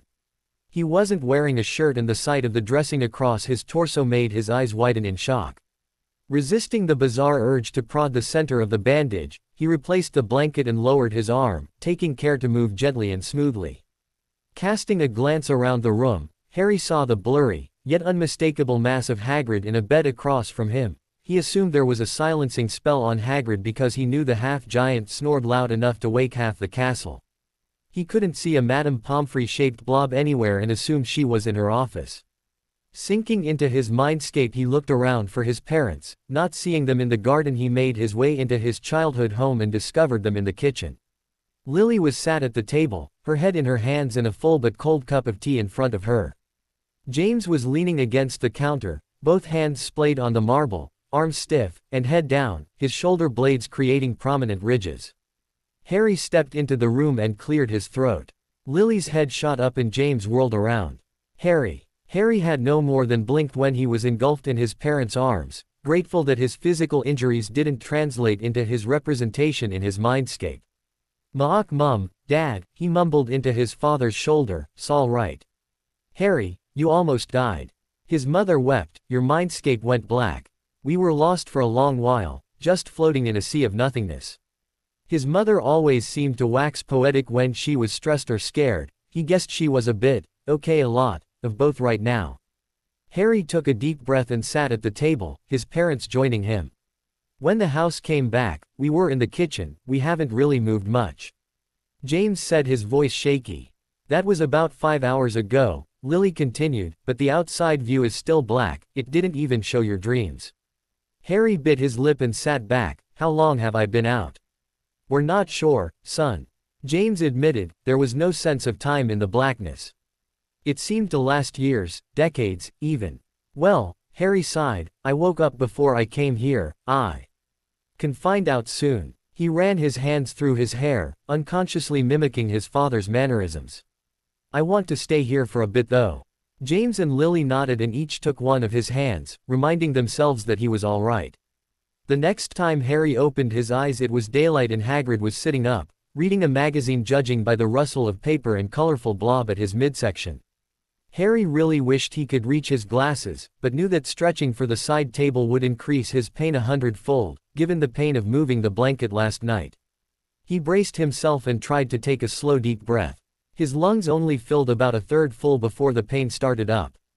Tentatively, he attempted a small noise, barely above a whisper, no pain yet. He tried a louder noise, nothing more than a groan, but the pain created was quite bad and he quickly stopped. However, this was loud enough that Hagrid heard him. The large man looked up in shock and tossed his magazine and blankets aside, swung his legs out of bed, and grabbed a hold of a walking stick the size of a railroad tie. Hagrid made his way to Harry's bedside at a quick limp, though with his size he still got there rather fast. "Ari, how are ye feelin'?" he asked with compassion and worry laced through his voice.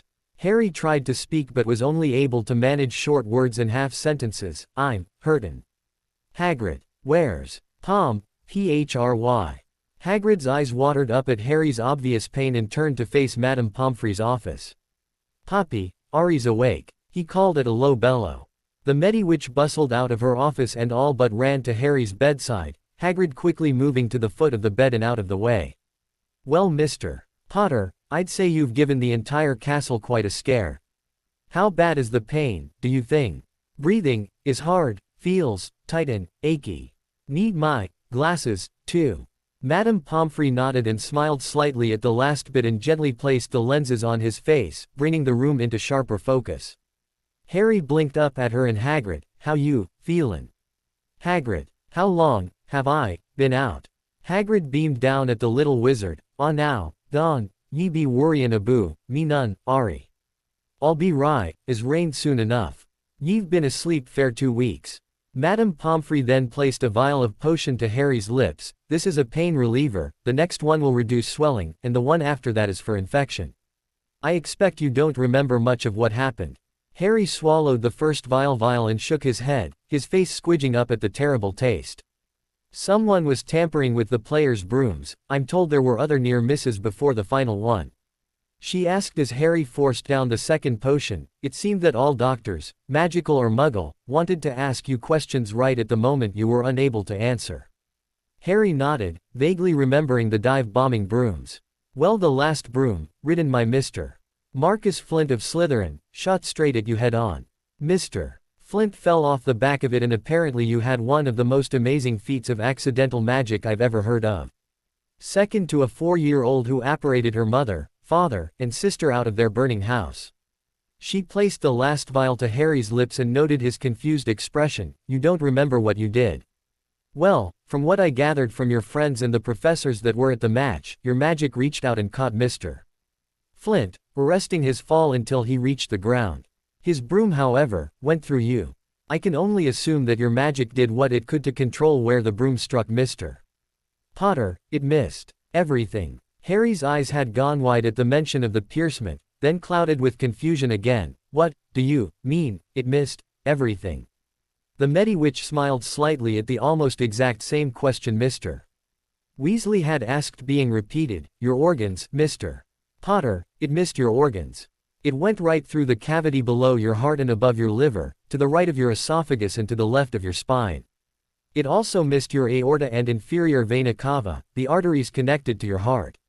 She explained in response to his quirked eyebrow. "This was actually the best possible location for it to hit you. It completely avoided anything vital." She all but recited the same thing she had told Mr. Weasley, each of the heads of house, and the headmaster. "Once the entry and exit wounds are fully healed you'll be perfectly fine, in about a month as long as you don't tax yourself," she finished, anticipating his question. Harry grimaced, nodded, and closed his eyes, already exhausted again. A few days later brought the 1st of December and Harry and Hagrid were in a deep discussion on exotic magical animals, Harry's parents listening in fascination in his mindscape.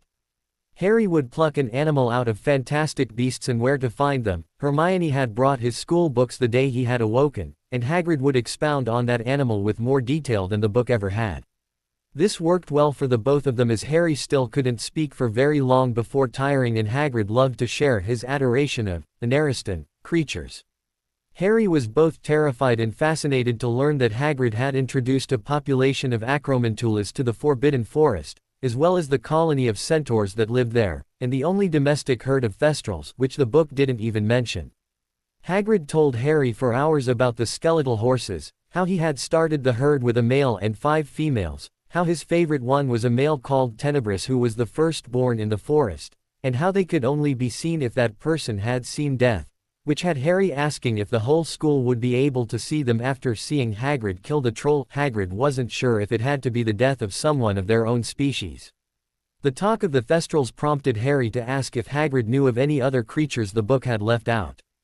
"Oh yeah, I just recently go, a holdo a Cerberus," Hagrid exclaimed. Harry wrinkled his forehead. "I think I read something about that in mythology, didn't one of those guard the dead or something?" In mythology a Cerberus was the guardian of the underworld," Hagrid explained. "But what is it? I don't remember that part, I just remember the name," Harry asked, slightly frustrated. Hagrid smiled. "A Cerberus is a giant 3-headed dog. Rangan Abu, 17 meters high, 32,000 stone, and 37 meters long from his noses to his tail." Harry goggled. "And you own one of these? Where do you keep it?" Though Fluffy's not yet fully grown, he's Ani Abu, 10 meters just now.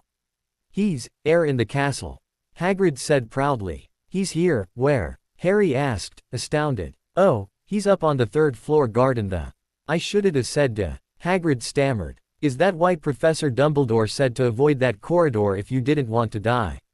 Harry asked after the groans from his parents quieted enough for him to think. Hagrid rubbed the back of his head. "Well, yeah, but ain't nothing to concern yourself with, this between Dumbledore and Nicholas Flamel." Hagrid suddenly looked furious with himself. Flamel is an alchemist, the Cerberus must be guarding his Philosopher's Stone. Lily said in amazement, an amazement echoed by the Potter men. A week later saw Hagrid well enough to leave the hospital wing, and Harry was finally able to have some one-on-one time with Madame Pomfrey. He had wanted to talk with her about his parents' will and why their wishes hadn't been carried out. She came out of her office for his daily checkup and he seized his chance. "Madame Pomfrey, do you know anything about my parents' will?" The Mediwitch looked at him curiously. "No, should I?" she asked, performing her scans on his torso. Harry felt oddly conflicted. He now knew she hadn't abandoned him, but he and the elder Potters still didn't know if she had just never claimed him, or if her mind had been tampered with, for they had told her themselves. "Well, you see, the goblins showed me their will before I came to school. And, well, you were supposed to have custody of me."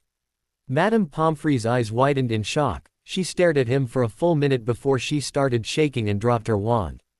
Harry wanted to help her, to hold on to her until she stopped shaking, but he still couldn't move, he could barely sit up. She raised her hands to her eyes and let out a small sob, before she collapsed into the chair beside his bed. For 10 whole minutes Harry lay there, helpless, as the poor Mediwitch sobbed her heart out, before she finally calmed down enough to speak. "Oh, Harry dear, I'm so sorry. Albus put a block on my memories.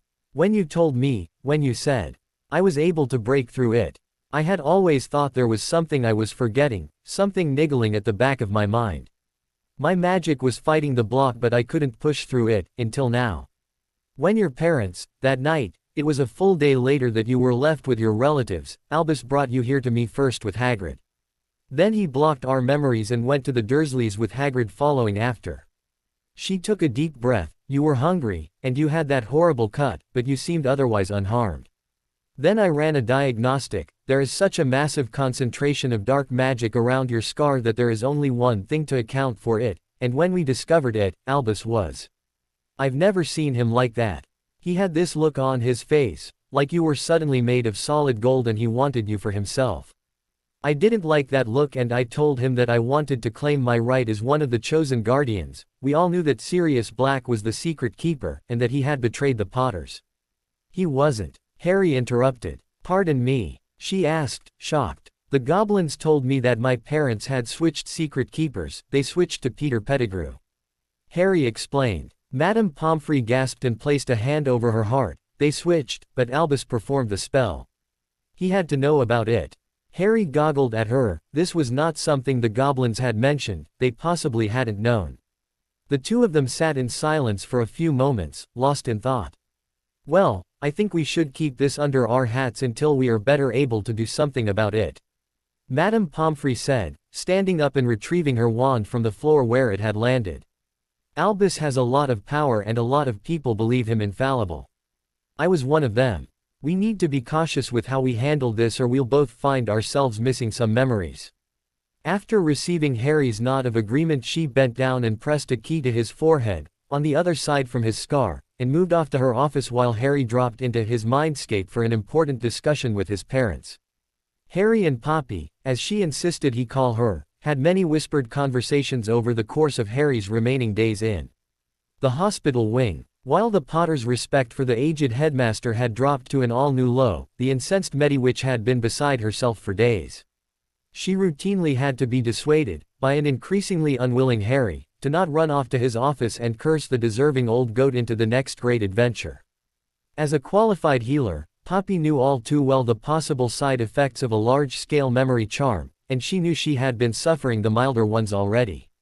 Over time, if Harry hadn't helped her break the block, her magic would have rebelled against the foreign magic and could have caused her permanent brain damage, on par with a complete obliviation. When Harry heard this, he was ready to shoot a few choice curses and jinxes at the venerable old coot as well, and his parents and Poppy were hard-pressed to keep him in bed and prevent him from re-injuring himself. Harry and Poppy had grown very close over the last 2 weeks before Christmas and Harry's release, and Harry was very protective of those he cared about. Due to his injuries, Harry was unable to do any Christmas shopping, so Poppy had brought him several owl-order catalogs to leaf through. He had managed to find promising gifts for each of his friends in the Hogwarts coalition as well as Madame Pomfrey and Remus Lupin, who had contacted him through Owl during his convalescence.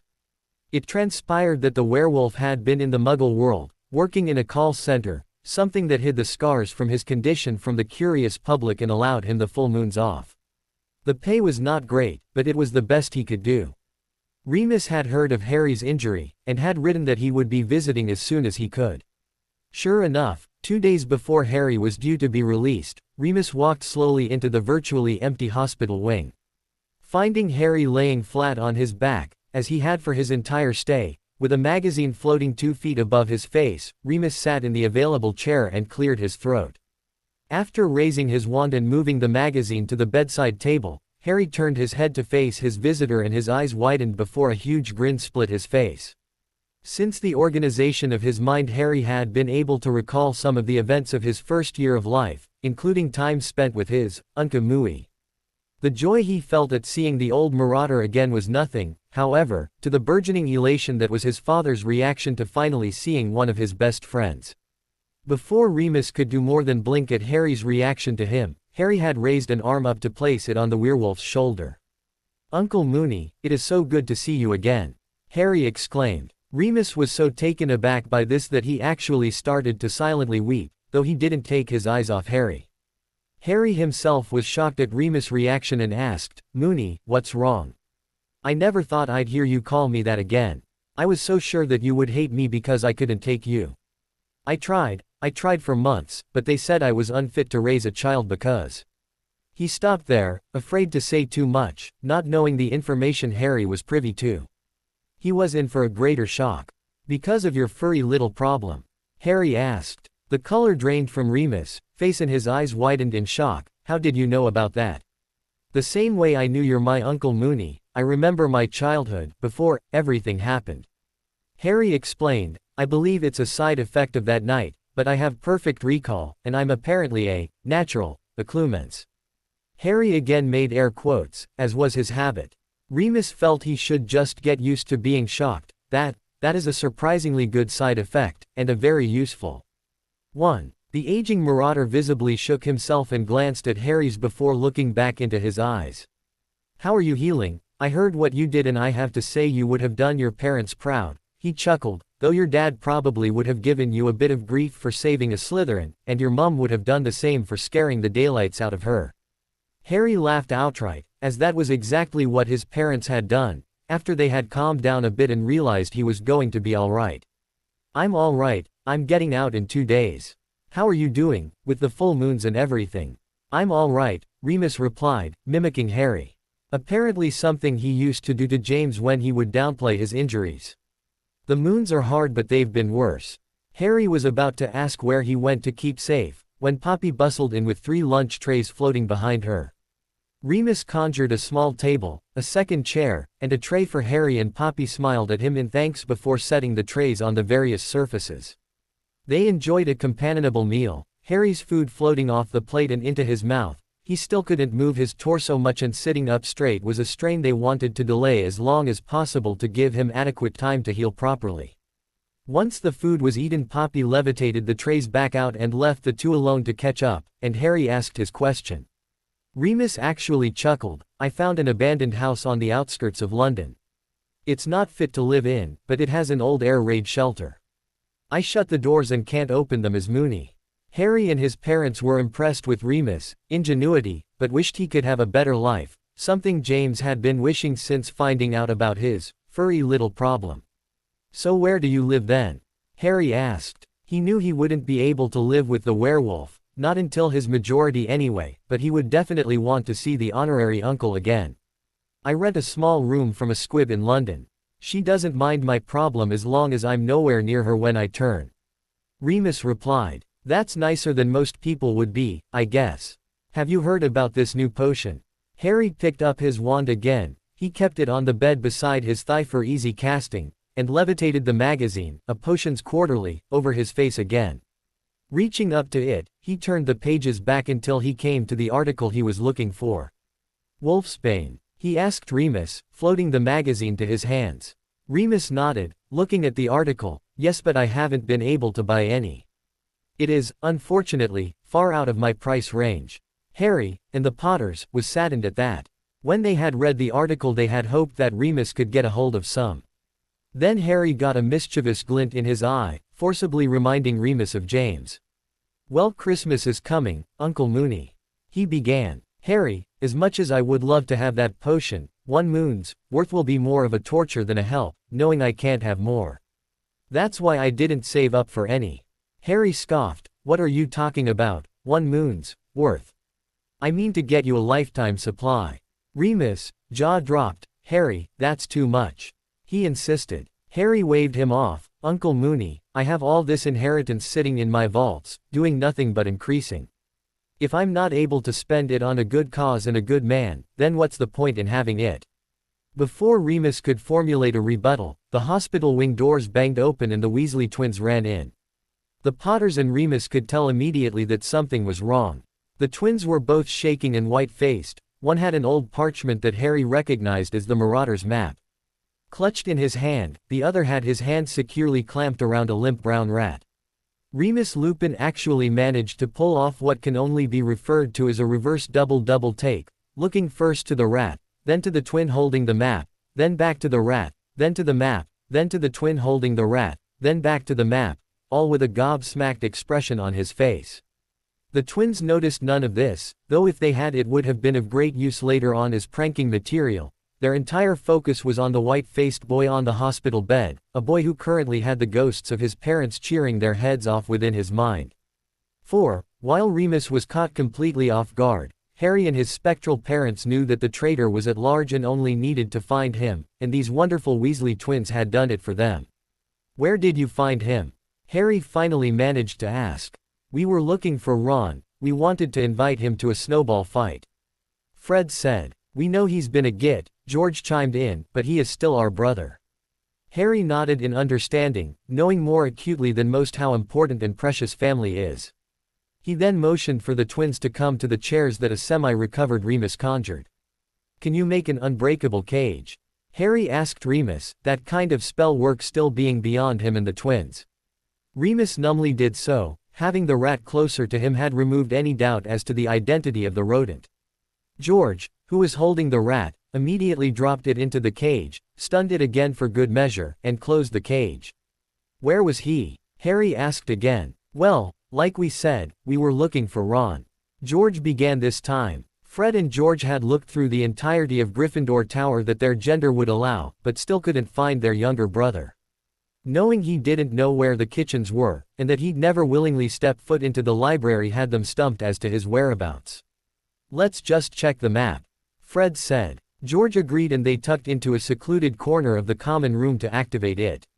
Perusing the map they quickly confirmed he wasn't in the tower and were about to check the rest of the castle, when George grabbed the edges of the map more forcefully than he ever had and pulled it to his face. "Freddie," George whispered, "there was no one in Ron's dorm, right?" "Yeah, we were just up there, why?" "Who's in there?" Fred asked, trying to angle behind his twin to see. What was the name of the guy that Harry said betrayed his parents, Wormtail's real name? He asked, his voice hoarsening. Peter Pettigrew, wasn't it? The one the ministry gave that order of Merlin to. You aren't telling me he's in Ronnie's room right now? George lowered the map and pointed to a name on it. He's sitting on Ron's bed right now. The twins jumped up and ran up the spiral staircase, slowing to a creep as they neared the door to the first-year boys' dorm. Fred, who was in front, put a finger to his lips and raised his wand, before reaching for the doorknob and slowly opening the door with the tip of George's wand peeking over his shoulder.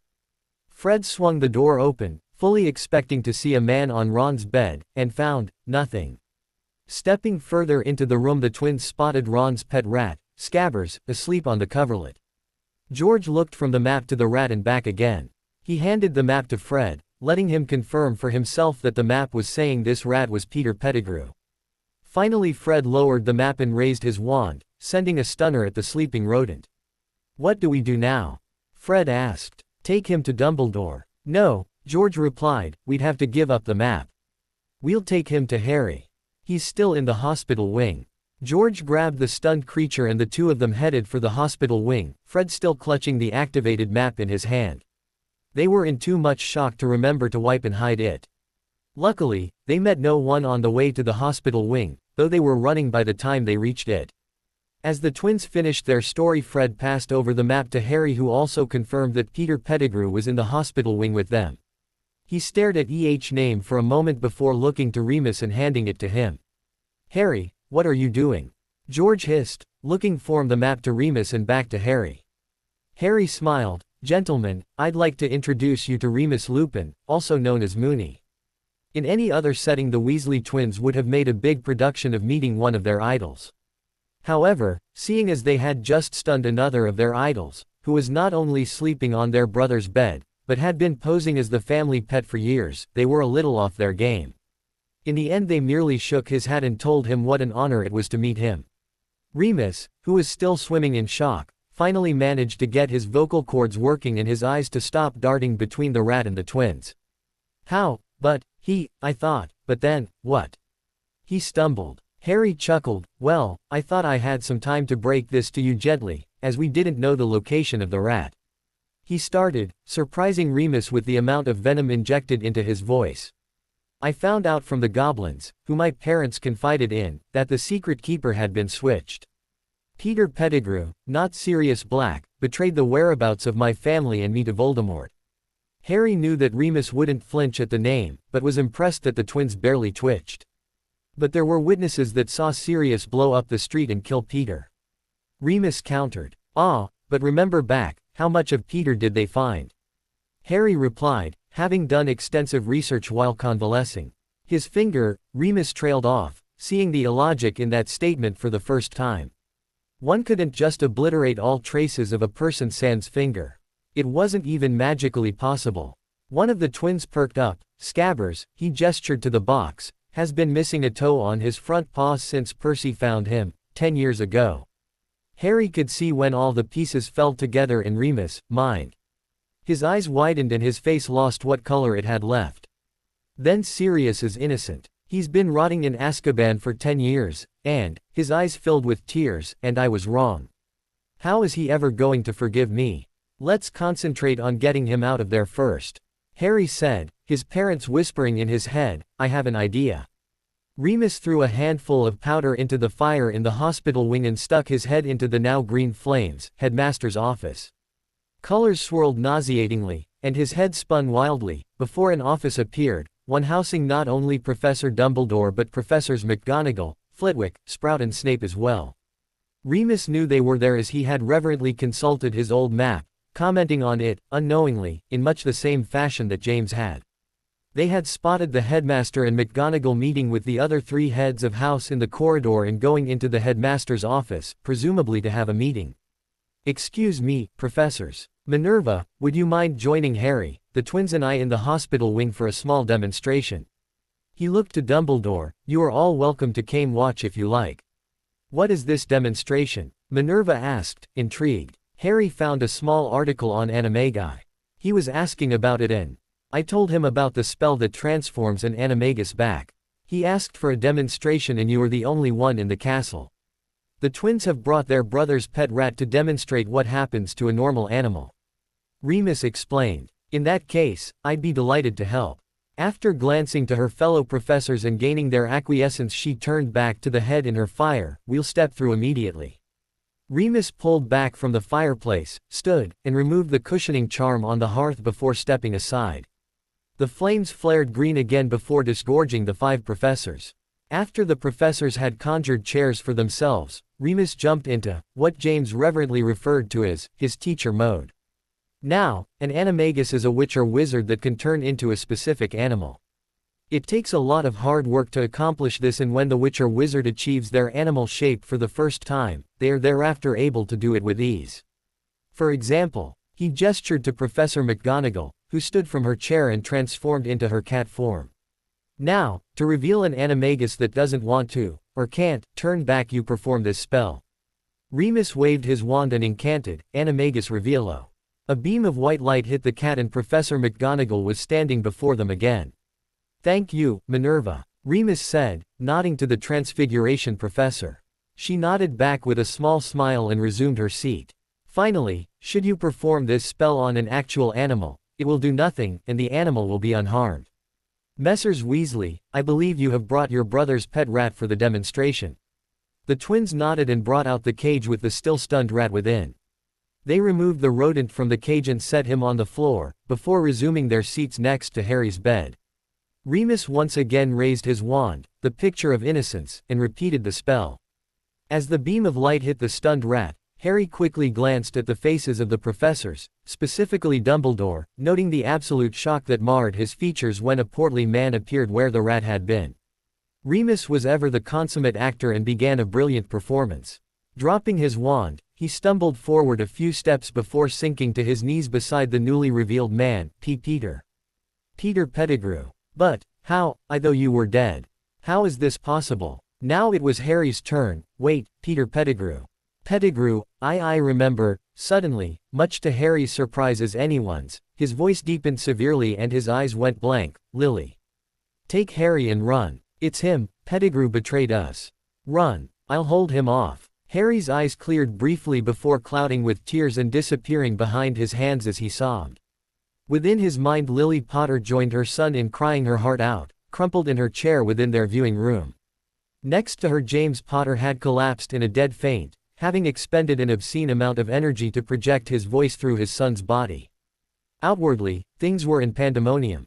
Remus, having recognized James' voice immediately, had collapsed as well, pale and shaking uncontrollably.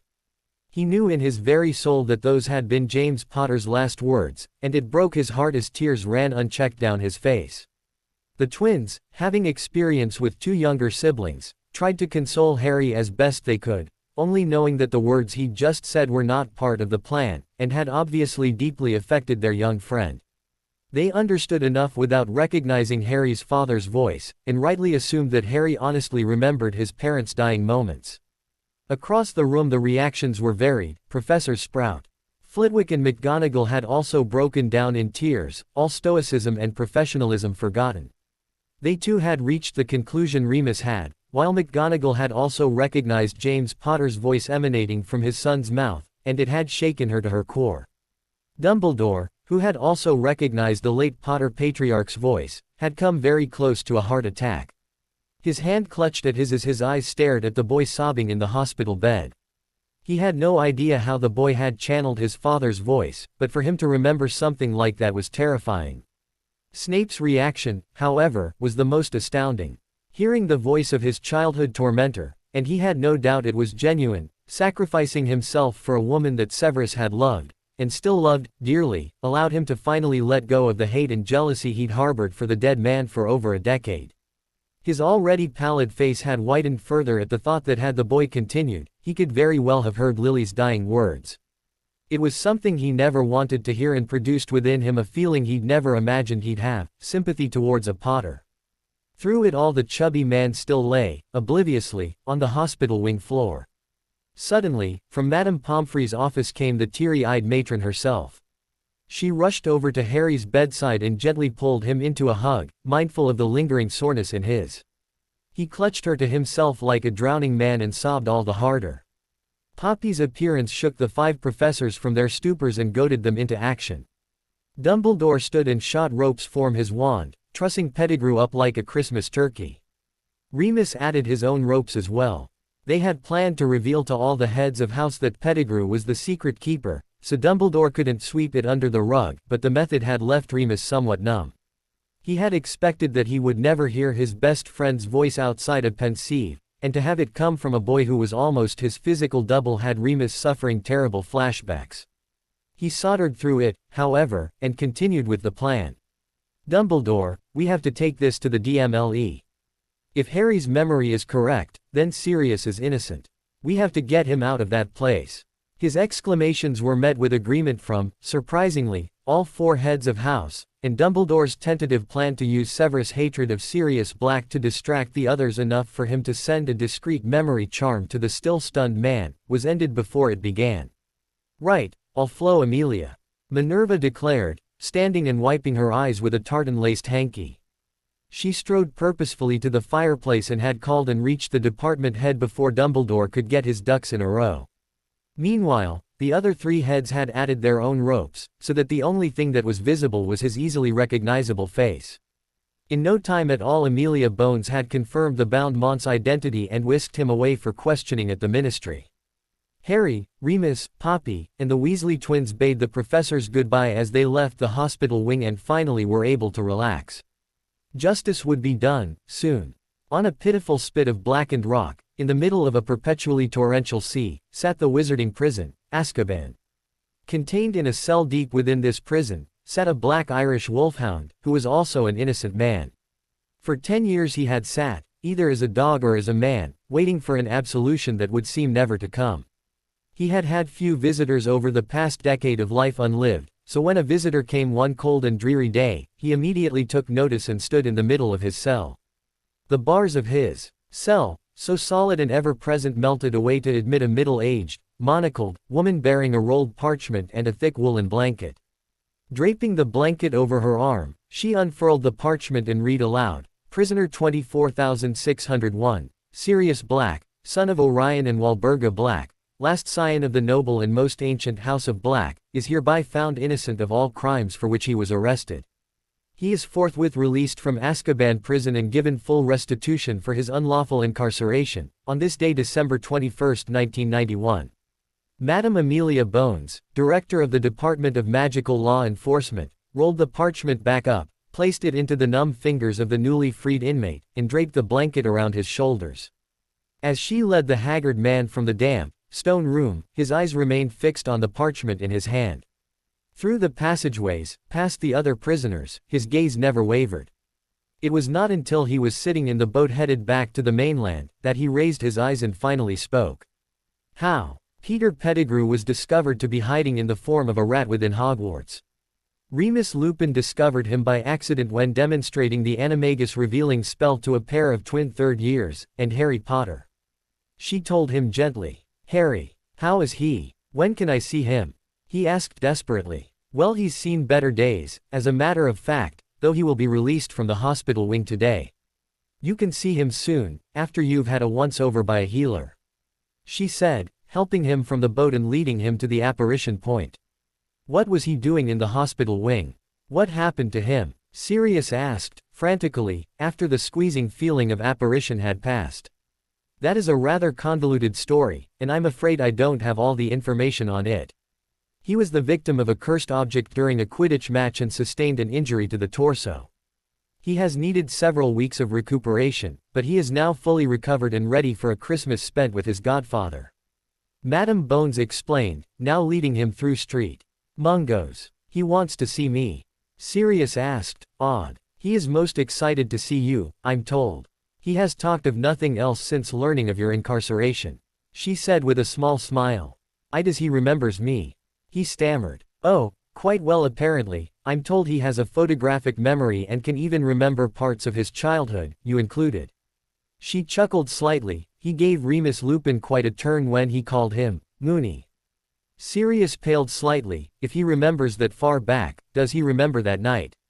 Madame Bones grew somber. From what I've gathered and what was revealed when Pettigrew was discovered, he remembers that night very well. I wanted to wait to tell you this until you had recuperated somewhat, but it has been all over the papers, so you would find out regardless. I, for one, would rather you hear the truth than the outlandish claims the prophet is making. They entered a private room and she sat the former prisoner on the bed before taking a seat in the only available chair and continuing. When Pettigrew was discovered, young Mr. Potter had what we assume is a flashback, and somehow channeled his father. She said softly. Sirius' eyes grew wide, and his mouth hung open in shock as Madame Bones continued. He spoke in his father's voice, saying what we can only assume were his final words from that night. There was a recording made of the hospital wing incident in a pensive memory sphere for Pettigrew's trial. Multiple sources confirmed that it was indeed James Potter's voice, emanating from his son. I do not want to tell you what he said. I would have liked to spare you that. However, it is still all anyone can talk about, so you're bound to find out. She took a breath and looked into the sorrowful eyes of Sirius Black. Lily. Take Harry and run. It's him. Pettigrew betrayed us. Run. I'll hold him off. Sirius' head dropped into his hands as tears leaked from his eyes. He cried for the loss of his best friend and the pain felt by his godson. He cried for the years lost and the betrayal felt afresh. Madame Bones stood, placed a hand to his shoulder in sympathy, and left the man to his tormented thoughts. 4 days later, Christmas Day found Harry twitchy with a double dose of pent-up energy. Both he and James were greatly anticipating seeing Sirius again, and only Lily's calm demeanor prevented Harry from pacing to floor like a caged animal. He sat in a high-backed chair in Madame Bones' headquarters, having refused to have his reunion in the headmaster's office. Once he had calmed from his brief possession, and finally gotten his father to stop apologizing for doing it, he had rounded on Dumbledore in a fit of anger and blamed the aged headmaster for Sirius' wrongful incarceration. A few short months ago an accusation like that, in front of the 4 house heads, would have received an immediate rebuke from 3 of the 4 in defense of the accused and a scathing reply from the last. That they didn't come was almost more of a shock to the old man than the accusation itself. He blinked owlishly at his coworkers before attempting to come to his own defense. "Mr. Potter," he began, but Harry was having none of it. "No sir," he interrupted before delving his hand into the drawer on his bedside table. He soon produced a much-folded piece of parchment and carefully unfolded it before waving it at the group, allowing them to see that it was his Hogwarts acceptance letter, before reading the top of the letter. Hogwarts School of Witchcraft and Wizardry Headmaster, Albus Dumbledore, Order of Merlin, First Class, Grand Sorc, CHF. Warlock, Supreme Mugwump, International Confed of Wizards. Dear Mr. Potter, we are pleased to inform you that you have a place at Hogwarts School of Witchcraft and Wizardry. And so on, he said, placing the letter back in the drawer. You had the power of your positions to ensure he got a fair trial. I know that Sirius never even got a trial at all. What is the point of giving you all that responsibility if you don't actually follow the law? Of course, Dumbledore had refused to answer him, preferring to twist words and shovel platitudes. Though he had luckily not asked how Harry knew of Sirius' lack of judgment. So Harry did the only thing he could in that situation to get his feelings known, snub the chief warlock. Now Harry sat, his fingers nervously drumming, his foot incessantly tapping, waiting for the door to open and admit his much-anticipated godfather. When Sirius Black finally did walk through the door and lay eyes on his godson for the first time in 10 years, the first thing he couldn't help but notice was that Harry had remarkably good posture. He had been given a more in-depth synopsis of Harry's injuries and rightly assumed that the perfect poise was due to having to keep his torso absolutely straight whilst healing. Never again would anyone accuse Harry Potter of slouching. Naturally, Sirius next noticed, as everyone who knew the elder Potters did, that he looked remarkably like James. Madame Bones, who had come in behind him with a small red bag, had forewarned him about the resemblance, but it was still a shock to his system. And he was about to get a bigger shock when the young doppelganger spoke. Padfoot. How's my favorite dog father? Madame Bones steered the bemused man into the seat next to his godson, then sat herself behind her desk, and placed the bag on it. For a few long moments, the two men before her just stared quietly at one another, Sirius in shock and Harry in amusement. Suddenly, in a move that made her jolt horribly, Sirius let out a shout and seized Harry round the middle, dragging him into a bear hug to rival Molly Weasley's infamous rib crushers. After setting Harry back in the chair, and sitting back down himself, Sirius grabbed his godson's hands and asked the first of many questions, "Do you like to play pranks?" Amelia would have loved to allow the two to spend hours catching up and reminiscing together, but she felt that they would forgive her interruption when they found out exactly what was in the red bag she had brought with her. Opening the bag, she withdrew several large, brightly wrapped packages. Placing them on the desk in front of the two men, she cleared her throat to get their attention. The look of surprised joy on the face of Mr. Potter caused all professionalism to vanish from the department head as she sat forward in her chair and slid a particular parcel closer to Harry. "This one is from Justin and Ernie," she explained. Harry gently, reverently, picked up the gift, his first ever, real, present. He'd had surprises from his parents, but they were always memories, or created within the mindscape, and thus unable to leave it. This was his first tangible gift since turning 2 years old. A beautifully wrapped rectangular box in golden yellow wrapping with black badgers frolicking all over it, the paper paid homage to their shared house. Gingerly he opened it, revealing a beautiful, burnished copper dragon hide vest. "It's from a Peruvian vipertooth. Your friends want you never to experience that kind of injury again. You should wear this under your normal clothing, notice how it appears seamless. You can slip it on over your head like a t-shirt, and will conform to your musculature and grow with you. It's the basic magic of the hide. It's also the reason dragons don't shed like other reptiles." Harry looked as if he wanted to put it on immediately. James was all for it while Lily stressed that he opened the rest of his gifts first, and he eventually set it aside in a conjured box. His next present was a largish square box, gaily wrapped in ruby red paper glittering with flitting golden snitches. The tag showed that it was from Neville, Dean and Seamus. Smiling widely, Harry carefully opened the gift. Inside the box was a miniature Quidditch pitch, complete with stands and a full set of minuscule balls. The stands were colored in the house standards. However, there were instructions detailing how to change them to reflect the owner's preferred team. The pitch could also be expanded. It was in its storage size to start with, to roughly the size of a small settee. Draco and Blaze's gift came next and was, of course, wrapped in emerald green paper with moving silver SS.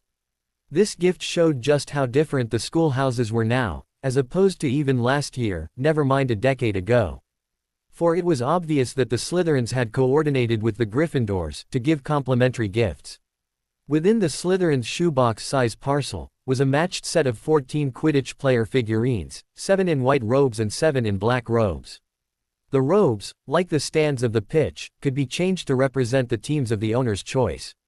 Even the figurines, gender and features like their hair length and hair and skin color could be changed to accurately represent your favorite teams. Harry was thrilled with the combo gifts and he and Sirius were ready to start a game right there in the office.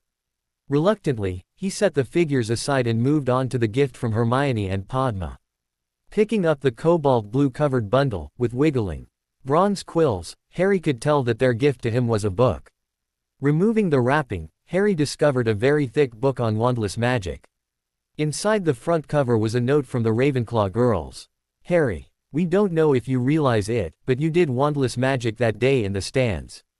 Accidental magic stops when a witch or wizard gets their wand, giving their magic something to focus through. In addition, your burst of magic was far too specific for it to have been accidental. What you wanted to have happen was exactly what did happen, and accidental magic doesn't do that. Not many people know it, but when you slowed Marcus Flint down and tried to affect the bewitched broom, you also shielded Draco and Justin with wandless shields. We think you should explore this and found this book for you. Good luck. Love, Hermione and Padma." Harry only had 4 presents left. The first was from the Weasley twins and was wrapped in bright neon yellow paper. Opening it revealed a load of Honeyduke's finest and weirdest confections as well as a smaller, lumpy package wrapped in brown paper. The item in this package brought tears to Harry's eyes. Within the brown wrappings was an emerald green, obviously handmade, woolly jumper, a Molly Weasley special. Smiling, Harry moved on to the next one, a gift from Sirius. The gift was rather obvious as it was long, thin, and broom-shaped. Harry opened it excitedly regardless. Sirius himself was bouncing in his chair across from Harry. Within the confines of the red and gold striped paper was a shining new Nimbus 2000. Harry carefully set the broom beside the box of his other opened gifts and grabbed his godfather in a great bear hug. "I bought a matching one for myself so we can fly together. Would you like that?" Too choked with emotion enough for three, Harry could only nod vigorously. Harry sat back and plucked up his second-to-last present, this one from Remus. Feeling the shape of the cream and purple wrapped gift, Harry assumed it was another book. However, upon opening it, Harry discovered, not a book, but a photo album. Lifting the cover revealed page after page of photographs of James and Lily in Hogwarts, at their wedding, and at their home with a baby Harry. The Potters themselves, within Harry's mind, were overcome and tears ran unchecked down all three Potter faces as Harry paged through the album. Harry, of course, had seen the memories associated with almost every photo, but to have tangible memories of his parents and him together, things he could share with his friends, was priceless to him. After what seemed an age, Harry set the album aside and reached for his last gift, a very light parcel wrapped in shimmery gold paper. Opening the gift had extreme, yet varied, reactions from those assembled. For, within the confines of gilded wrappings, was a silvery invisibility cloak that was very familiar to four of them. Though Amelia had never seen the cloak before, she knew what one was and how expensive they were. Sirius was stunned almost into shock. After all, the last time he had seen that cloak, James had been disappearing under it. Harry and the Potters were aghast, the last they knew it had been in Dumbledore's possession. Why the old fool would be returning it now was very suspicious to them. Lifting the cloak out of the wrappings caused a note to flutter to the floor at Sirius' feet. Picking it up, Sirius read out, "Your father left this in my possession before he died. It is time it was returned to you." Harry's return to Hogwarts was bittersweet and confusing. On the one hand, he and the Potters were pleased to be back in the beautiful castle that was the foci of so many of the Potter parents' happy memories. On the other, they were each already missing Sirius. They had been able to spend a wonderful 2 weeks together in London.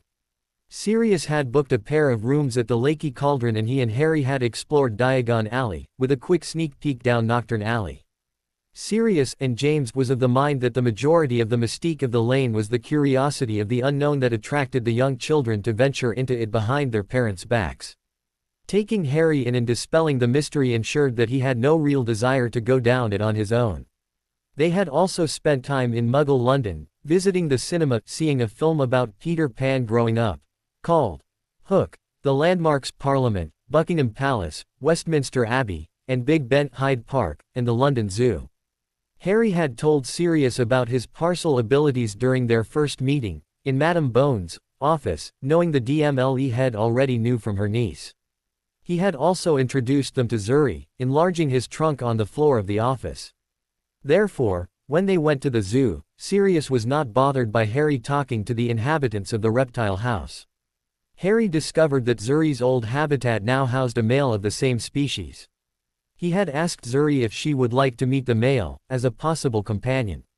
She'd poked her head out past his collar, having been wrapped around his waist, beneath his shirt, for warmth, and had a brief conversation with him, and the two vipers decided that they did, in fact, like each other. Harry, having learned a thing or two about himself and his magic, had created a hole in the glass just big enough for the newly named bestie friend in Swahili to get out and up through his sleeve, before fixing it again.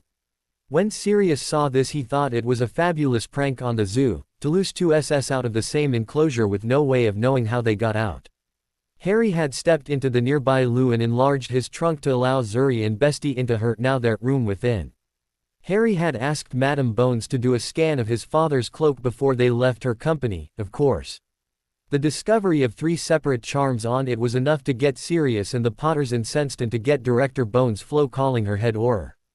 The tracking charm was expected. The charm linking it to Dumbledore's half-moon glasses so that the old man could see through the cloak was unpleasant, though not terribly surprising. However, it was the powerful loyalty charm on the family heirloom that caused the shock and anger to explode from everyone, living and dead, in the room. Harry and Sirius' delightful discussion of what they wished they could do to the old goat was interrupted by the arrival of a very tall, muscular, dark-skinned man. He was bald, and in his ear was a shining gold hoop. His name was Kingsley Shacklebolt, head Auror. Madam Bones quickly explained the infractions Dumbledore had made. He headed out to bring the headmaster back to the DMLE, and Sirius asked about his lack of trial and Harry being dropped like a bottle of milk at the Dursleys. Director Bones had fluctuated through a spectrum of emotions since the two men had entered her office. Now she could add livid to the list. She immediately pulled a small hand mirror out of her desk drawer. Harry noticed Sirius sit straighter with a look on his face as if he'd just had an epiphany. James explained that he and Sirius had a pair of their own and the Sirius was probably just remembering them. Holding up the mirror, the department head barked, "Auror Shacklebolt." Into it. The surface of the enchanted glass swirled with color before revealing the face of Kingsley Shacklebolt. "Director, I've just arrived in Hogsmeade, heading up to the school now. Add child endangerment, child abandonment, and false imprisonment to the list for the old man," Director Bones informed him, before clarifying the reasons for the charges. Harry had to hand it to Auror Shacklebolt. He stayed stoically professional, though grim, while hearing these updates. He gave a brief acknowledgement of the status change before closing the connection. Director Bones replaced the mirror in her desk before politely dismissing the duo. Now back within the halls of the school, Harry was listless and wandering. He had returned the day before winter halls ended, to have time to give his gifts to a few members of staff, so the castle was eerily empty of people. Harry had spent time in the library, but could not find the wherewithal to actually study for his classes. He had also visited Hagrid down in his hut, bringing a lamb haunch from the kitchens to keep Fang happy. Hagrid was glad to see him, as he hadn't had the chance to send off his Christmas gift. Within the crudely wrapped package was a lovely wooden whistle. When Harry blew it, the sound reminded him of Hedwig's hoots. Harry in turn gave Hagrid his gift. The lamb hawk was actually Fang's gift. Harry had given the half-giant a pass to visit the dragon reserve in Romania that the twins' brother, Charlie, worked at. Hagrid had nearly squeezed the life from Harry in a bear hug when he'd opened the dragon hide box containing the pass. Harry's gift to Poppy was a clear crystal globe the size of a quaffle containing a stargazer lily, sans stem. The globe was enchanted to cycle the flower through the 4 seasons, starting it off in spring as a bud, growing through summer, its colors brightening to absolute perfection in autumn. For winter, instead of shriveling into death, it was encased in frost, looking like a diamond-studded jewel. Until finally it shrank in on itself, becoming a bud again to start the whole process over. Poppy had dissolved into tears of joy at seeing an everlasting homage to her protégé. Lily Evans had apprenticed under Poppy for her 7th year and become a healer in St. Mungo's after graduation. While she had known, and cared for James, Lily was as a daughter to her, and her loss had affected Poppy more than she let Harry know. She had given him a set of 12 enchanted windows for his trunk space with instructions on how to change the weather and view. He had told her of his flat trunk during his convalescence. When she had fretted about the conditions he was living under at Durs Caban, she had immediately picked up the moniker and delighted in using it, as it never failed to make Harry crack up laughing. Harry had decided to use the flat as a sort of clubhouse for his friends, which was its main use anyway, now that he had a sure home with Sirius. Each of his friends, and Sirius and Remus, had received, in addition to their individual gifts, a single-room trunk with a flow-capable fireplace within. He'd sent his trunk to Mr. Swiftwing to have a hearth installed in his study. The flows could only work trunk to trunk, but his friends could access the Coalition clubhouse whether on vacation or at home. They could also, of course, decorate their individual rooms however they wanted. If the trunks were in transit, shrunk, the flames would flare purple, instead of green, when powder was tossed in. Sirius had lamented the idea of having to move back to Grimmauld Place, his childhood home. Harry, with James nodding in vigorous though unseen to any but the Potters agreement, shot down the notion at once. He pointed out all the Potter properties that, while he himself couldn't go to them before, as he was alone, Sirius as his legal guardian could simply select which one he wanted them to live in. Sirius had immediately agreed, on the obvious condition that the two of them visit the properties together to decide which one they live in. Now, though, Harry wandered the halls, waiting for the rest of the student body to return. He'd traipsed up and down the corridors, peeking into unused rooms and pressing his ear to the door, hiding Fluffy, hearing the trifurcated breathing of the great beast. Finally, he stumbled across a room holding a smattering of dusty chairs and desks, an upturned waste paper basket, and a large ornate mirror. Harry stepped cautiously up to the ornate mirror, semi-secure in the knowledge that the great Bumblebee, as Director Bones of all people, in a moment of unprofessionalism, had called him, would not leave too dangerous an object behind an unlocked door. Fluffy's door was locked. It just took a first-year spell to unlock it, as the twins found out. Around the gilded frame were carved the words Arised Straw Eru Oytube Kafru Oyt on Woshi, and the glass had an obvious magical aura to it. Whatever it did, it was very powerful in doing it. The logical part of his mind and his mum warned him to leave it alone and walk away. The reckless part of himself and his dad, of course, wanted to stand in front of it and see what it did, come what may. Either way, he was planning some extensive research on it in both his and the school's libraries. Harry waffled back and forth, unconsciously swaying side to side. Do it, don't do it.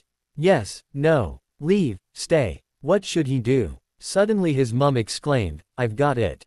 What have you got? Harry asked as he sank into his mindscape. It's not contagious, is it? James quipped as they stepped out the door to Potter Hollow, as they had taken to calling the cottage. After all, it wasn't in Godric's Hollow anymore. Lily rolled her eyes at her son and husband. Harry had cracked up at James's joke. No, you twit, I figured out what the engraving around the mirror means. James and Harry perked up. That was quick, Mum.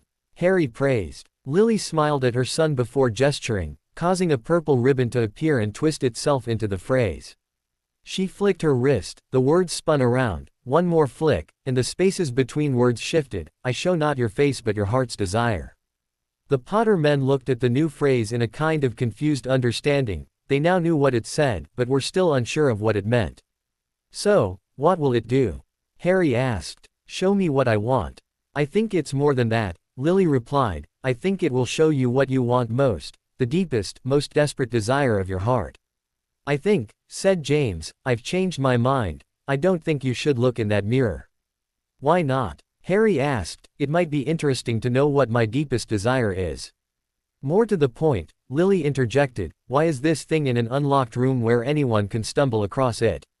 True, said James, this has Bumblebee written all over it. I bet it was left here specifically for Harry to find. Why else would a potentially dangerous object be left lying around? Harry and Lily nodded in agreement, thinking back to the fate of the gaudy geezer.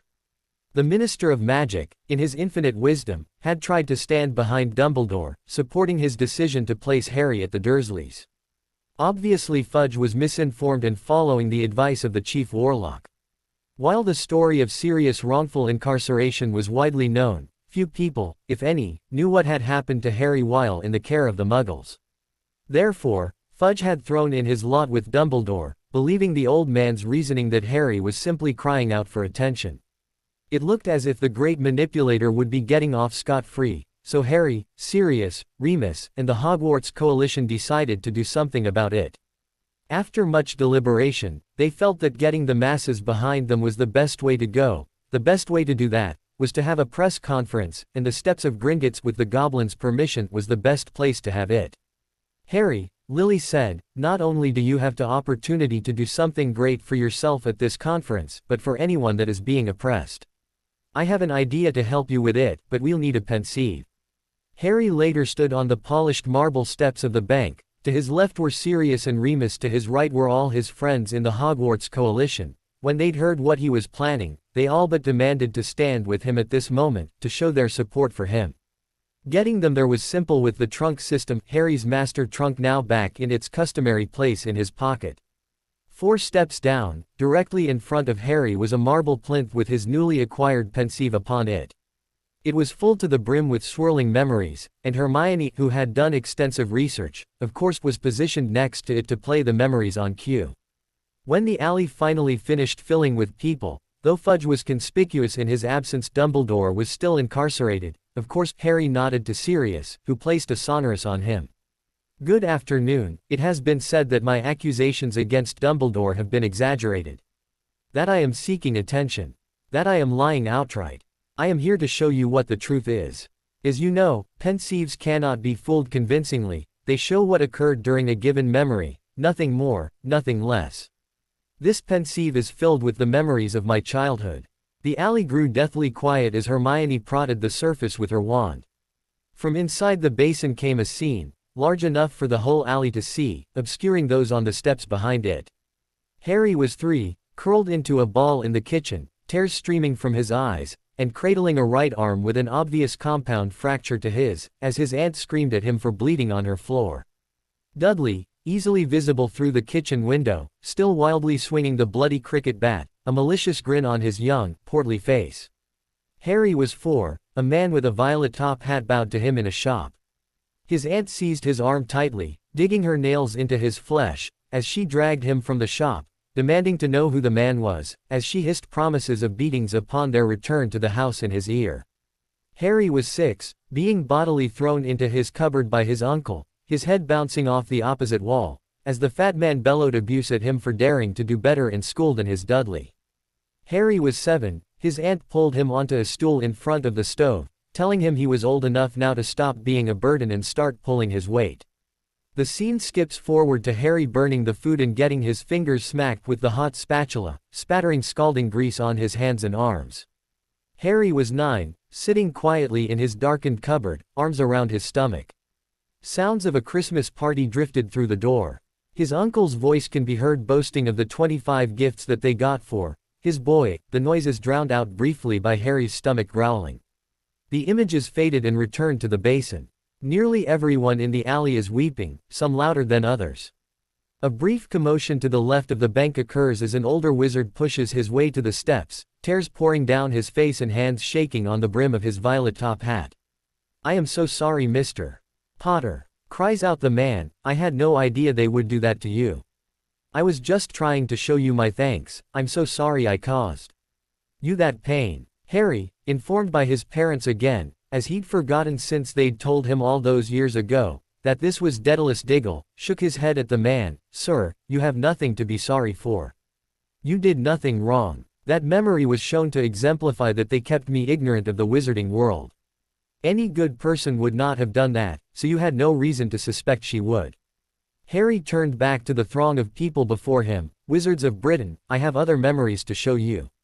These were gathered from several sources, they reveal some truths that are shocking, but necessary.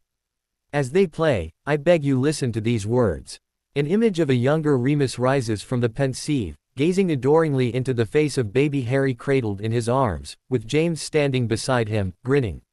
"I don't care about the lycanthropy, Remus," James says, "you are family, and Harry will call you uncle." Behind the image, Harry, Sirius, Remus, and the coalition began singing. "How many roads must a man walk down before you call him a man?" The scene shifts to Lily standing before Harry's crib, Voldemort across the room, laughing at her before the hated green curse sped from his wand to strike her in the "How many seas must a white dove sail before she sleeps in the sand?"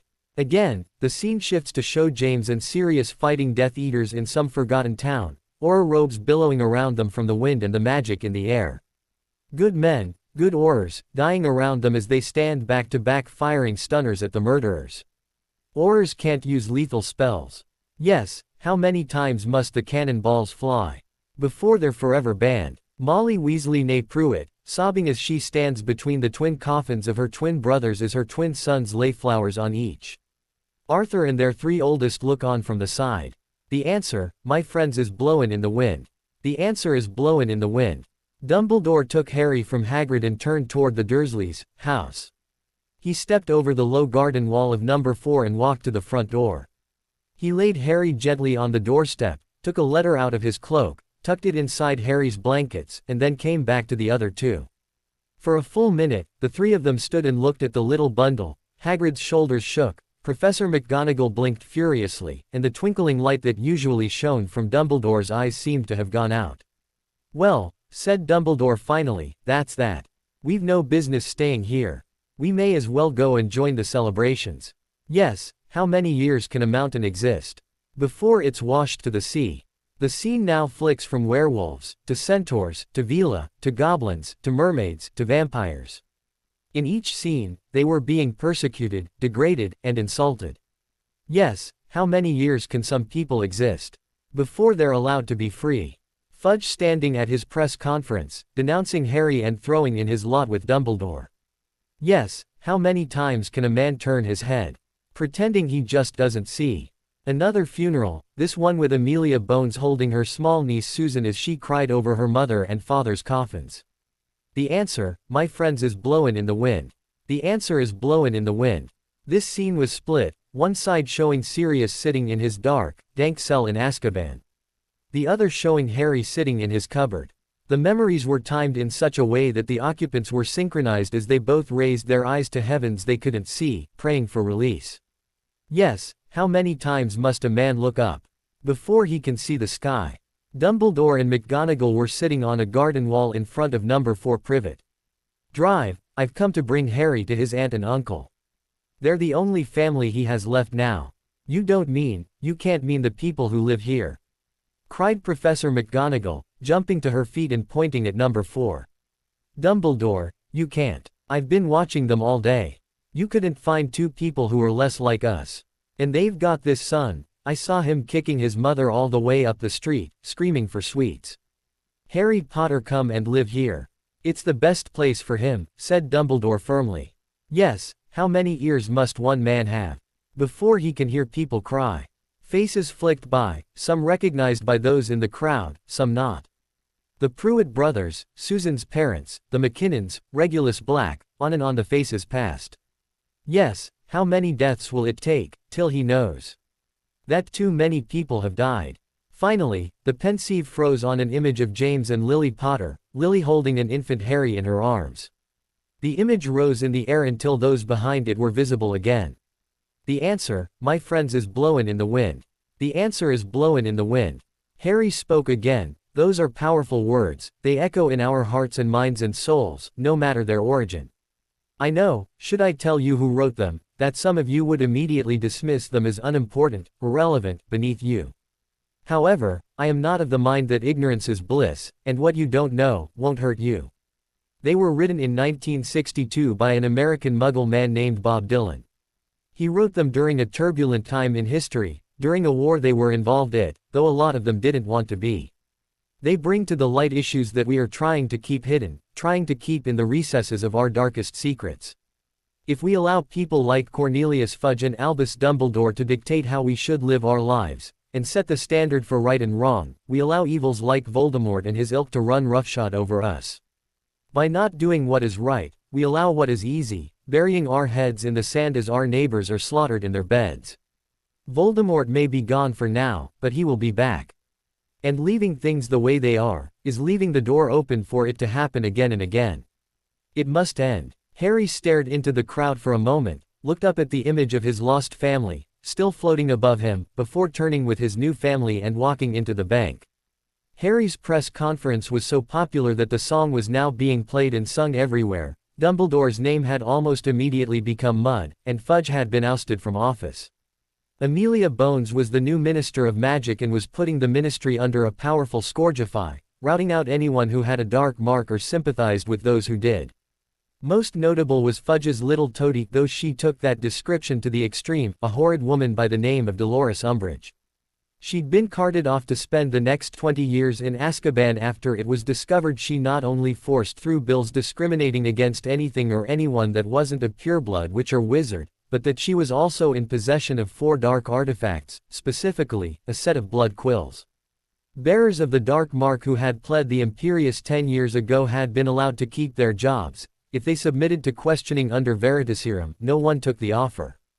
Harry roused himself from his thoughts and returned his gaze to the ornate mirror before determinedly stepping in front of it and looking his reflection in the eye. As Harry's eyes met those of his mirror image, the scene behind Mirror Harry shifted. For a moment, it simply swirled, and the Potters thought that, maybe, it wouldn't work.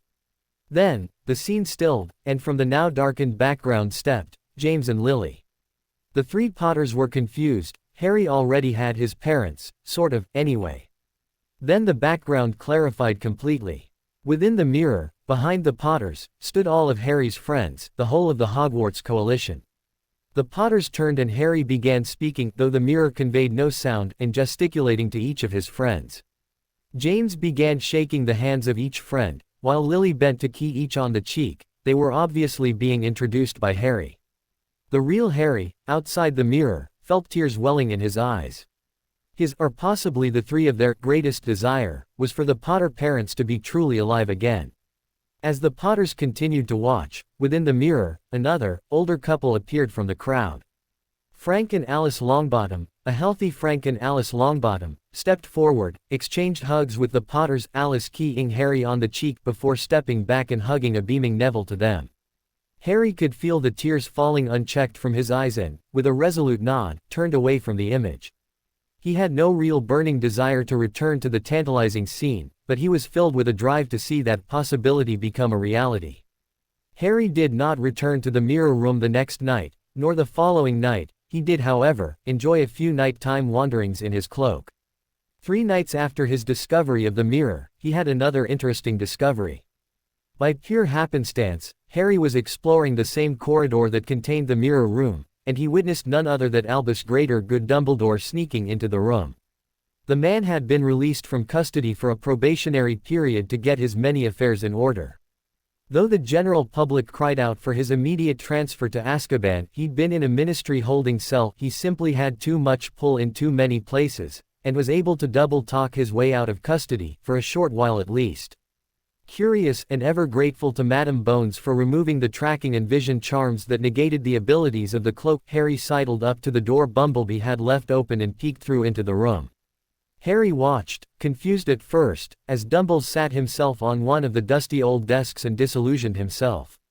Harry smiled as the proverbial Lumos lit. The great manipulator was waiting for him. What should I do? He asked his parents. Should I just leave him here, or play it out? They'd had a plan worked up, since their first discovery of the mirror, of what to do should Dumbledore find out he knew about it. James, of course, was all for letting the wizened old wizard spend another night perched on a dusty old desk. They had surmised that Dumbles had a proximity charm on the mirror and had been staking it out since Harry discovered it, though James was curious as to just what Bumbles had up his sleeve. Lily, too, was interested in what his game was, so Harry took a deep breath and bolted into the room, throwing the door wide. He ran up to the mirror, his feet slapping against the stone floors of the castle. Sparing a smile at the image within, Harry schooled his expression into one of manic desperation before dropping the cloak from around himself, and sinking to the floor. So, back again, Harry. Dumbles said from his perch. Harry felt a smile tug at his lips, so predictable. He looked behind him. Albus Dumbledore was now visible sitting on his desk by the wall. His choice of seating was obviously to get Harry to walk straight past him in his desperation, to get to the mirror. I didn't see you, sir. Harry stammered, playing the part. Strange how nearsighted being invisible can make you, said Dumbledore condescendingly, a smirk of superiority playing about his whiskered face.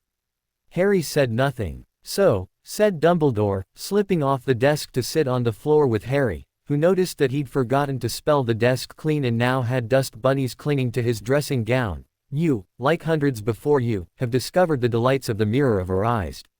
I didn't know it was called that, sir. Harry wheedled as he thought. Never mind that it says Erised on the frame, you twit. But I expect you've realized by now what it does.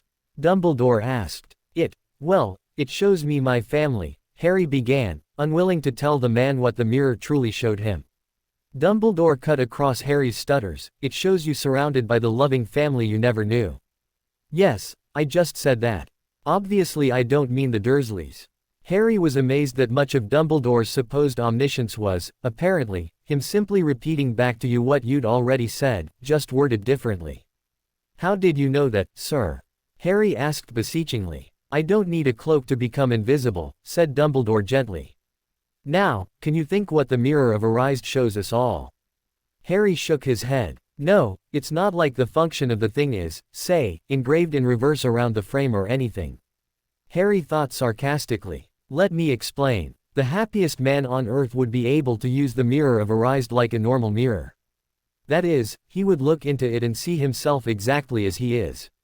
Does that help? No, you moron, that's just vague enough to expect an incomplete answer.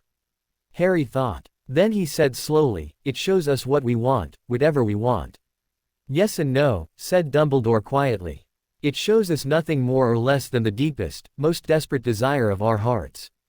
You, who have never known your family, see them standing around you. However, this mirror will give us neither knowledge nor truth. Men have wasted away before it, entranced by what they have seen, or been driven mad, not knowing if what it shows is real or even possible. So you keep it in an unlocked classroom in a school full of curious children, and people said you were smart. Harry thought bitingly. The mirror will be moved to a new home tomorrow, Harry, and I ask you not to go looking for it again. If you ever do run across it, you will now be prepared. It does not do to dwell on dreams and forget to live, remember that. Now, why don't you put that admirable cloak back on and get off to bed? Harry stood up, more than ready for this conversation to end, though he did have one question more. He doubted he'd get a truthful answer, but he figured he'd give it a shot. Sir, Professor Dumbledore, can I ask you something? Obviously, you've just done so, Dumbledore smiled. You may ask me one more thing, however. Oh, of all the insufferable things to say to someone. Harry fumed internally. What do you see when you look in the mirror? He asked instead. I see myself holding a pair of thick, woolen socks. Dumbledore lied. Harry stared. Really? That was the best you could come up with? Socks. One can never have enough socks, said Dumbledore. Another Christmas has come and gone and I didn't get a single pair. People will insist on giving me books. Harry felt he, personally, would prefer books to socks as a gift. However, he already knew Dumbledore was cracked, so he wasn't altogether surprised. Harry's friends returned, and school resumed. The second Quidditch match of the season, Gryffindor vs. Hufflepuff, was fast approaching. Having reviewed the memory of the attack in his new pensieve, Harry and company discovered that Quirrell had not only been chanting under his breath whenever a broom went haywire, he actually had a gleeful expression flash across his face when Harry was hit. Harry, and his friends and parents, were all for him not attending the match, no matter the image that would convey.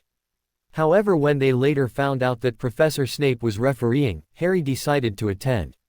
The coalition were still not overly fond of Snape, and, honestly, Harry wasn't either, but they had witnessed his counter-jinx in the pensieve, and felt that, for all his many faults, he was a decent person, deep down.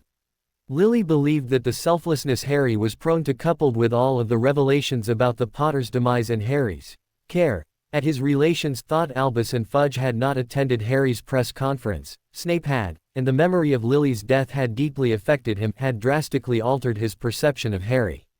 Potions classes were much more bearable for Harry, and as the match drew ever closer, Harry and his parents noticed that Snape seemed to be keeping an eye on him.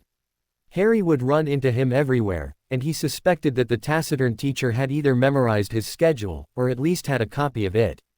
The day of the match dawned and Harry donned his yellow shirt and black trousers, and turned his shoes yellow to match, finally putting his black school robe over it to complete the look. He headed out to the pitch surrounded by his friends and took to the stands. Draco, Blaise, and somewhat surprisingly, Marcus Flint, were all wearing borrowed Hufflepuff scarves. Marcus, as he asked to be called, was eternally grateful to Harry for saving his life at the risk of his own, and had joined the coalition after expressing his gratitude to Harry once he'd awoken.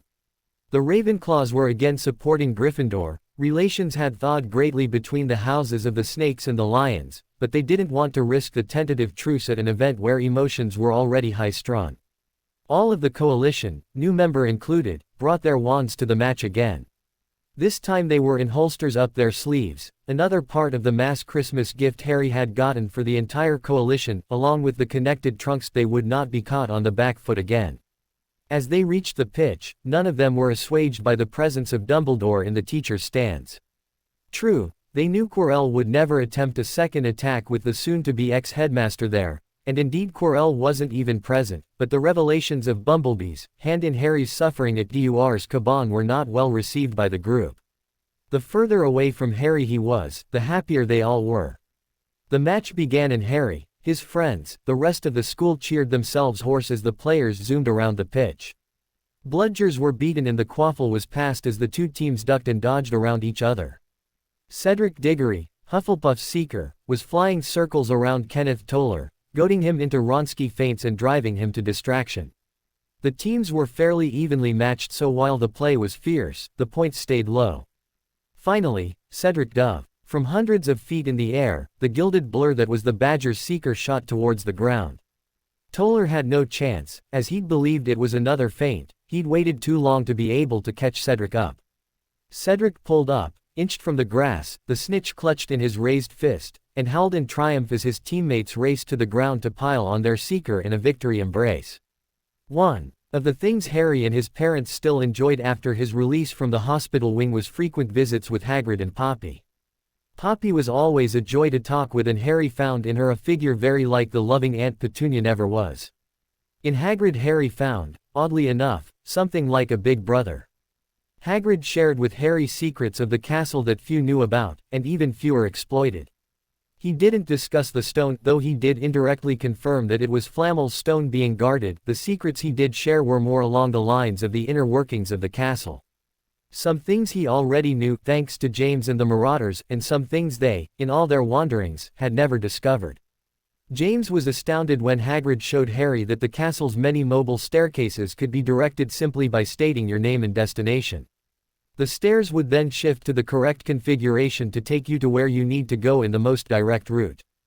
Hagrid also took Harry on field trips, of sorts, little excursions into the Forbidden Forest.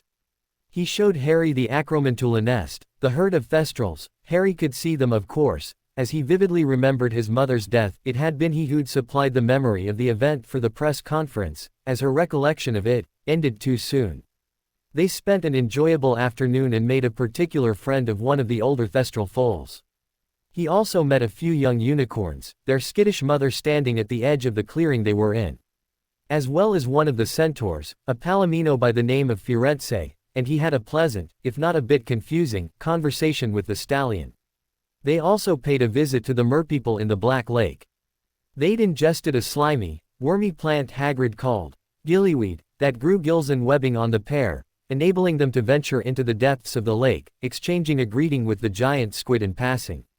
So it was with their deep friendship and his trust in Harry that Hagrid had immediately told him of the dragon's egg he'd won off a stranger in the Hogshead pub, down in Hogsmeade.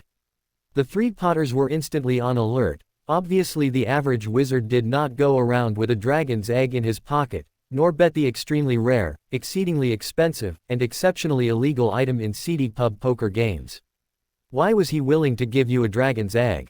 Harry asked him once he'd fully ingested the information. Well, he wasn't, furs. Hagrid admitted. He wanted to know if I could handle one. Harry nodded, urging Hagrid to continue. Well, I said, after Fluffy, a dragon would be no problem. And was he interested in Fluffy? Harry already knew the secret to Fluffy's control, of course. He'd visited the three-headed pooch with Hagrid and found him to be a big sweetie once he knew you weren't after whatever he was guarding. Yeah, he was. He kept askin' me about how one goes a boo, Karen Farah 3, eat a dog.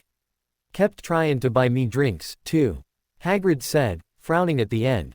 Hagrid had endeavored to cut back drastically on his alcohol consumption after learning, during their mutual recuperation, that Harry detested the drink and thought poorly of anyone who drank heavily. This was mainly due to Vernon being a terror when drunk, never mind his psychopath of a sister Marge, who got violently sloshed every time she visited the Dursleys. Harry paled and Hagrid chuckled. Don, ye be worryin' yourself a boo, that, Kit. Said Hagrid, calling Harry by the nickname he'd given him. Kit was a baby animal, a fuzzy baby animal, so the nickname was a no-brainer to anyone who'd seen Harry's hair. I am, Hagrid chuckled, I am that all ye needed to do was, Hagrid laughed and slapped his enormous knee, unable to control his mirth any longer. Was what, Hagrid? Harry pleaded. Was to stroke, I am, tween the ears. Hagrid threw back his head and laughed. Harry gave a weak sort of chuckle, and he believed you? He asked. Nah, not at first. Hagrid admitted. He was all agreeable first, then he stopped all o' a sudden and asked me, which head do ye stroke? Hagrid slapped his knee, the sound like a clap of thunder, and I am, all obvious like, well, the middle one o' course. He exclaimed, thumping the heel of his hand to the side of his head, and he starts noddin' like he knew it all along. Hagrid finishes, laughing uproariously again.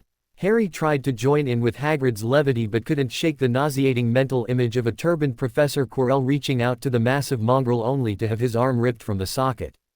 "So he gave you a dragon's egg?" Harry asked, intrigued now that he knew the stone's safety was not compromised. "Oh, yeah," Hagrid said as if just remembering he had it. None of the Potters were convinced. From a lower cupboard Hagrid pulled a bone-gray egg the size of a quaffle, if Harry didn't know any better. He'd have assumed it was a fossilized dinosaur egg. Harry whistled appreciatively, the sound seeming to reverberate in his ears as his father echoed him. "Do you know what breed it is?" he asked. "Course I do," Hagrid exclaimed. "It's an Antipodean opal eye. They're the most beautiful of all the dragons." Hagrid dug out a copy of Dragon Breeding for Pleasure and Profit from within one of the many pockets in his moleskin coat. "Now this is a mite out o' date, o' course," he said, thumbing through it. "Right, it says we have to keep the egg nice and hot, 'cause the mothers breathe on 'em." Hagrid set the egg in the fireplace and stoked the dying fire as Harry added a few logs from the pile by the hearth, stacking them around the egg so as to provide maximum heat. Hagrid. Harry broached, reading from the breeding guide about the speed at which infant dragons grow. Hagrid responds, fussily arranging the burning logs with a fire poker the size of a javelin. "Where are you gonna keep it when it hatches? Your house is barely big enough for you and Fang. This says it'll be the size of a Shetland pony within a month.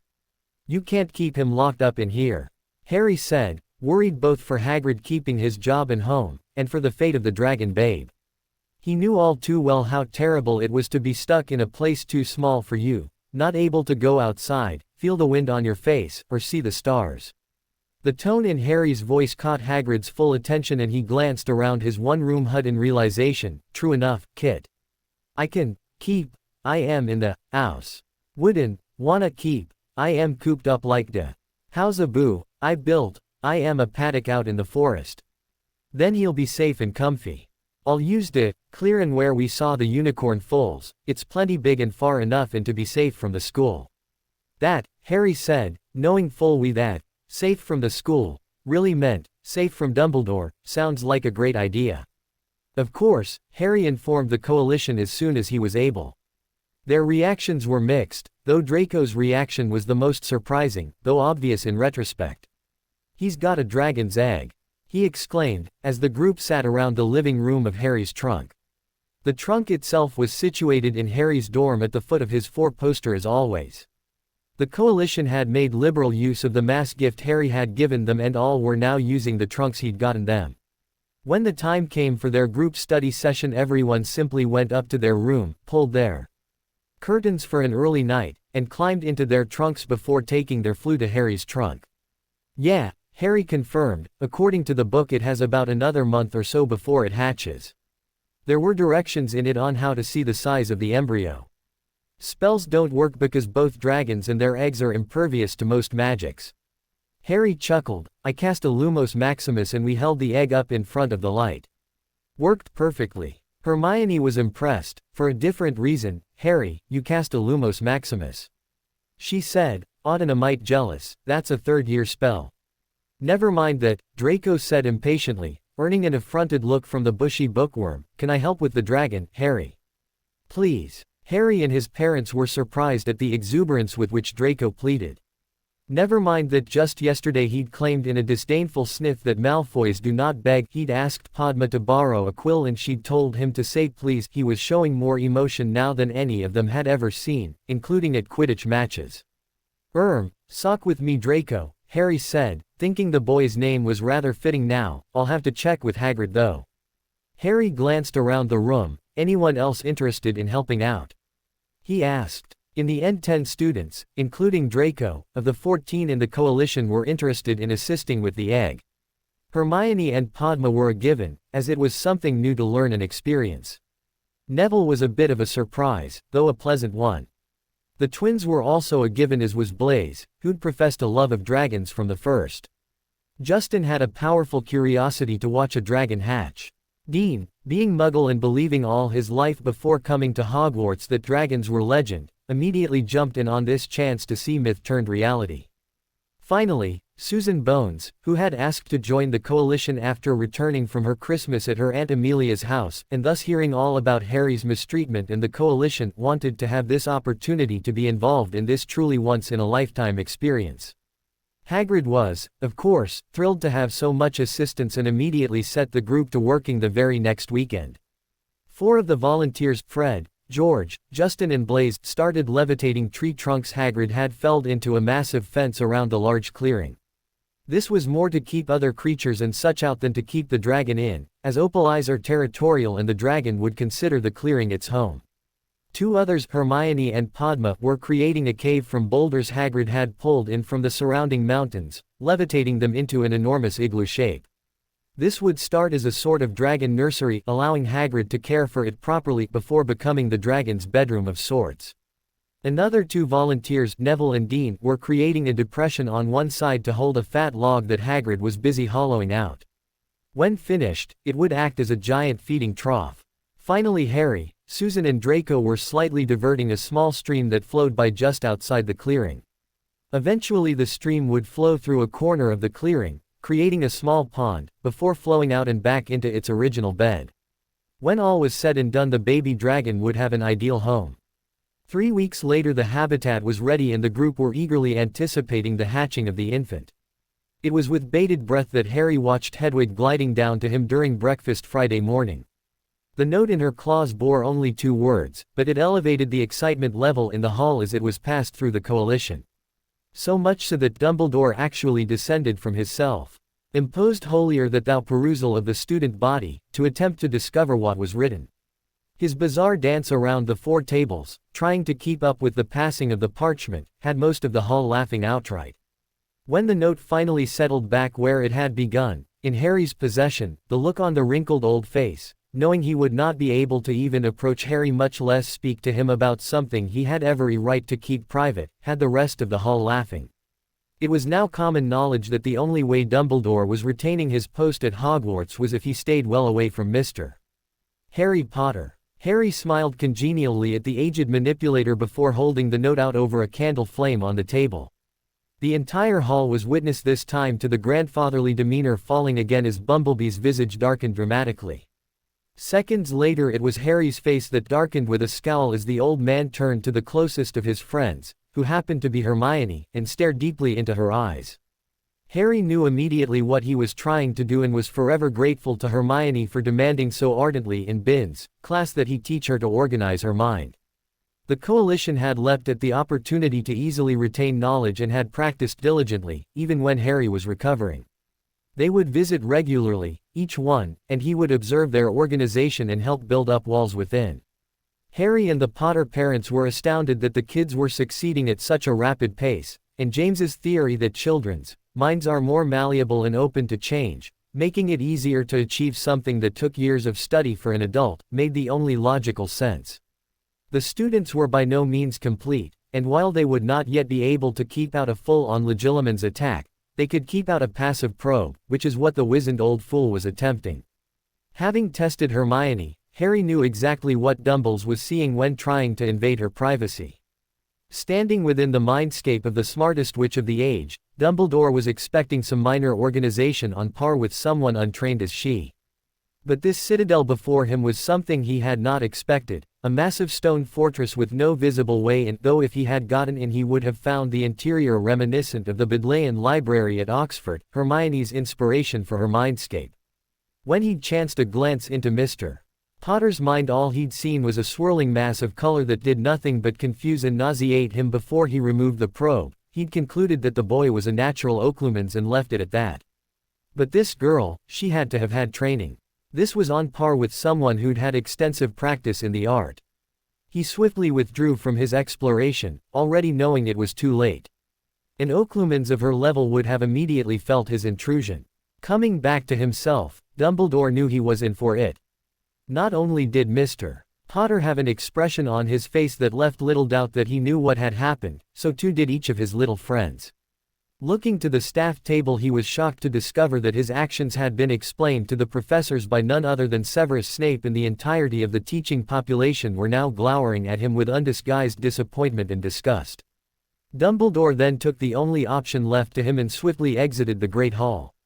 Harry and the rest of the coalition gathered at the back of the hall, Hermione within the center of the group, assuring everyone that he'd not breached her defenses. Harry personally checked her defenses himself with her permission before turning their thoughts from this troubling new development to the two words they'd received that had sparked the entire incident: it's starting. It was evening the next day before the shell finally cracked. All of the coalition was now anxiously waiting for the infant to break free of its confines. They were all gathering within the habitat they'd created, which they'd decided to name the grotto.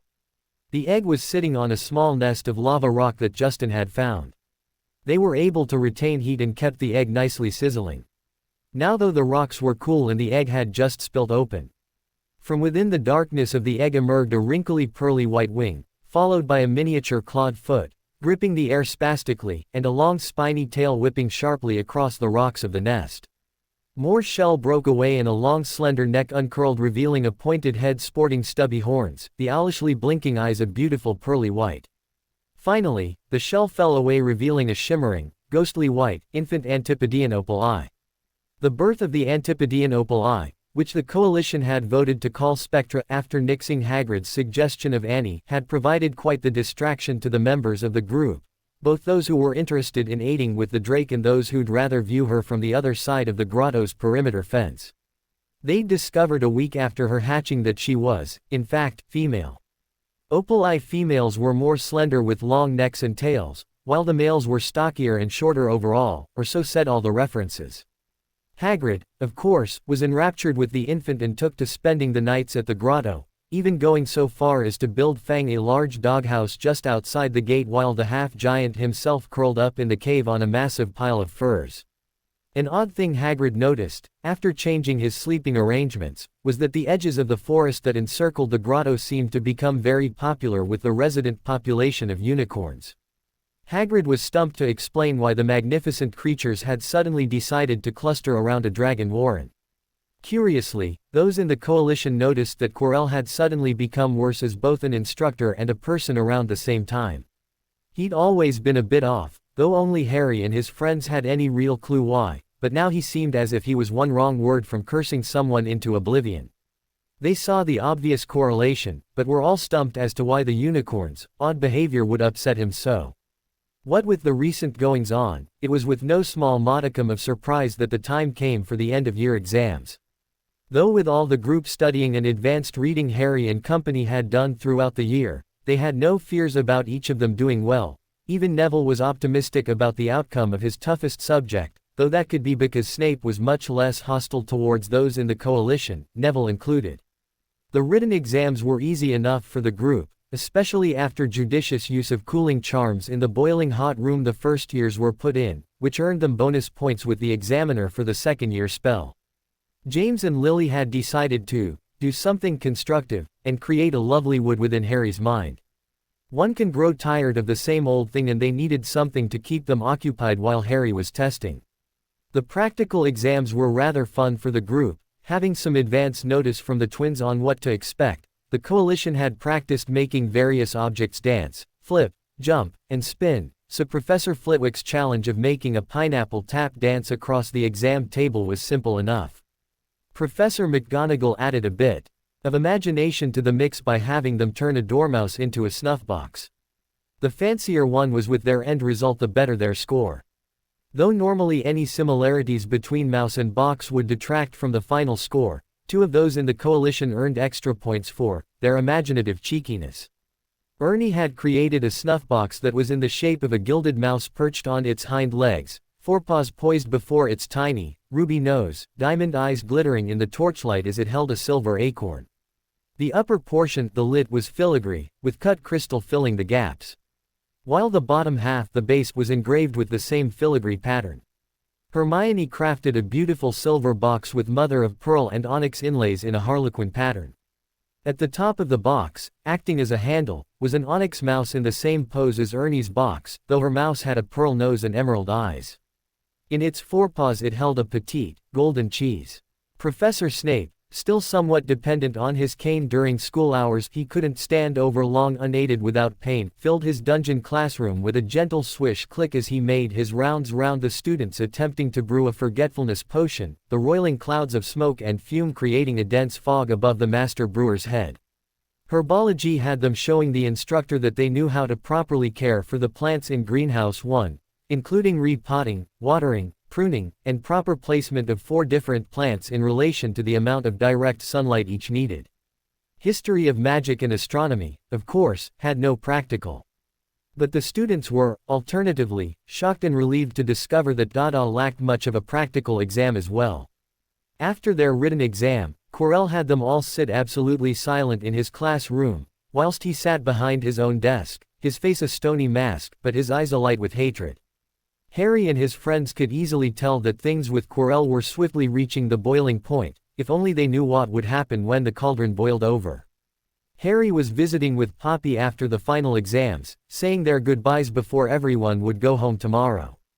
Sirius was meeting Harry at the station and the two would be spending the first day of summer break, house hunting, though, house picking, may have been the more appropriate term.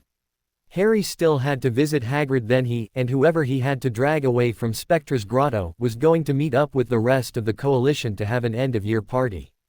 Harry was just standing to leave when he and Poppy, and the 2 Potter parents got the worst shock of their lives. Professor Quirrell stumbled through the infirmary doors, snarling to Poppy to fetch him a blood-replenishing potion.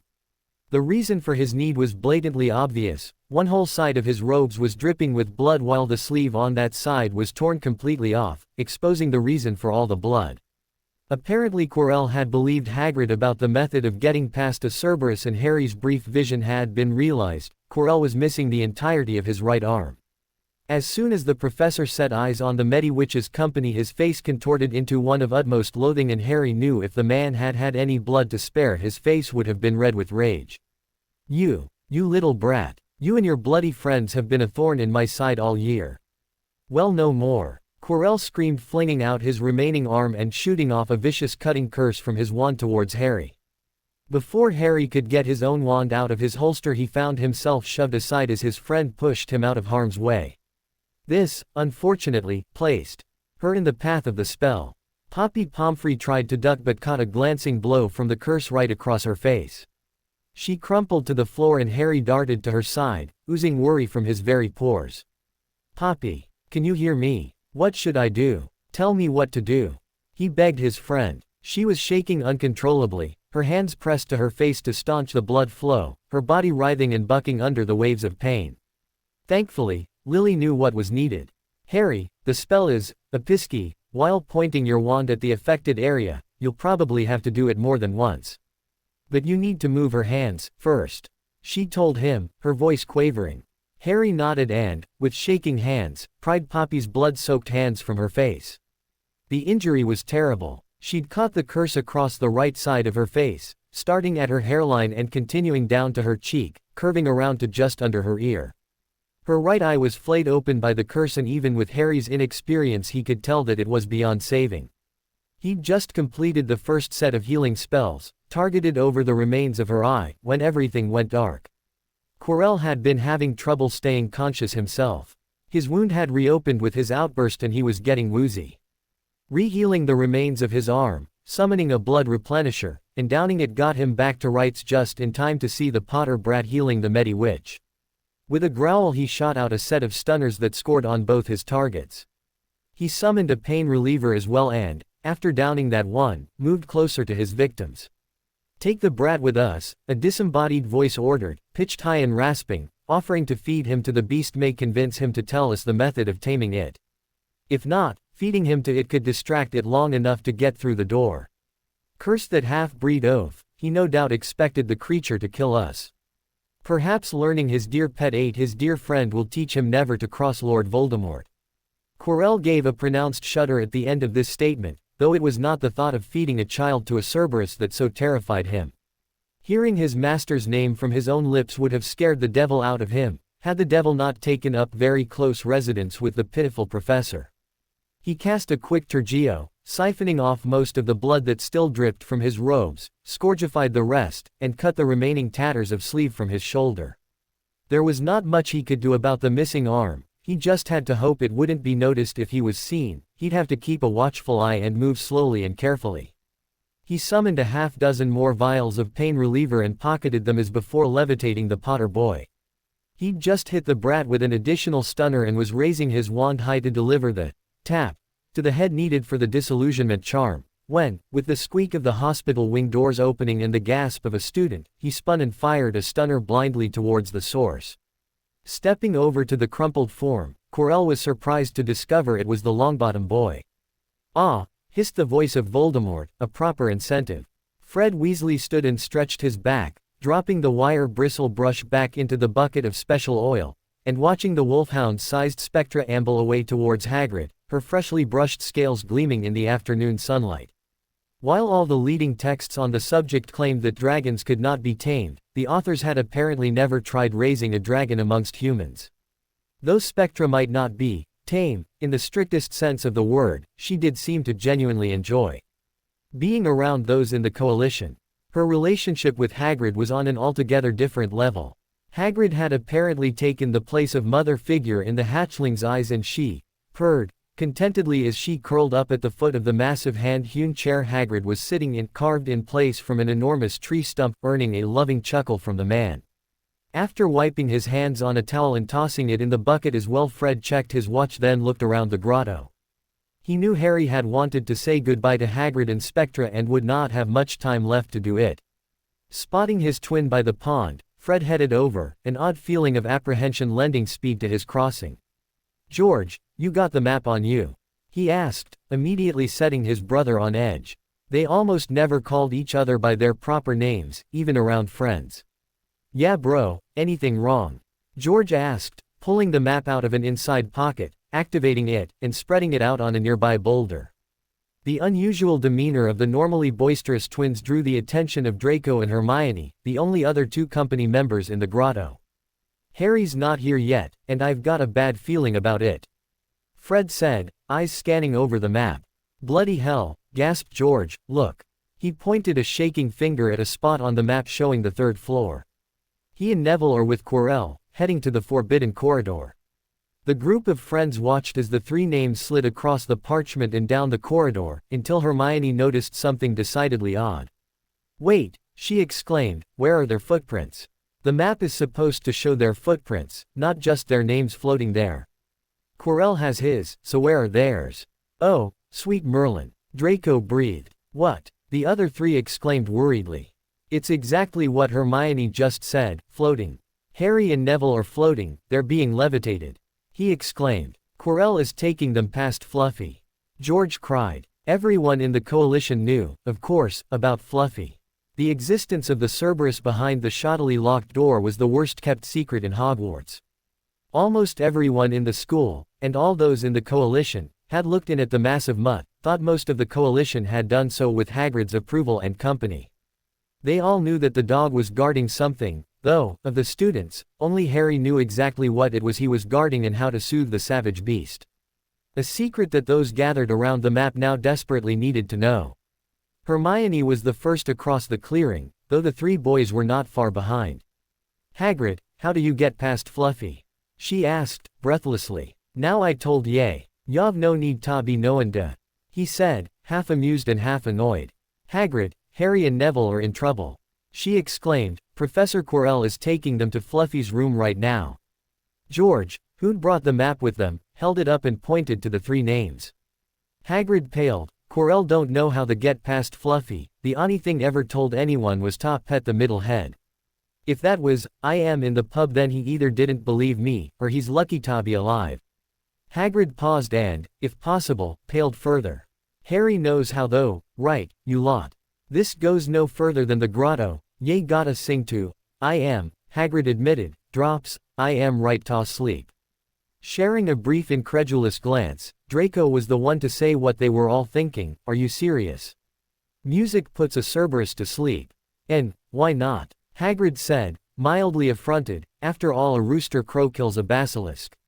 Magic don't have to make sense, it just has to work. Now let's go save Harry and Neville."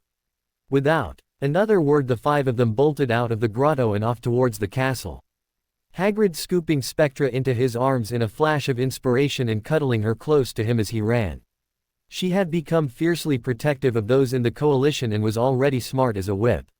She would make Quirrell regret ever endangering those boys. For himself, Hagrid well knew he couldn't fit through the trap door, but if he had to he would rip the door apart with his bare hands. He would get to them if at all possible. The thought had briefly crossed his mind to bar the other children from attempting to follow, but he was realistic about his chances against Quirrell. Sure, he could kill him with one blow of his fist. And, though gentle by nature, he was now quite prepared to kill the man who'd abducted his brother.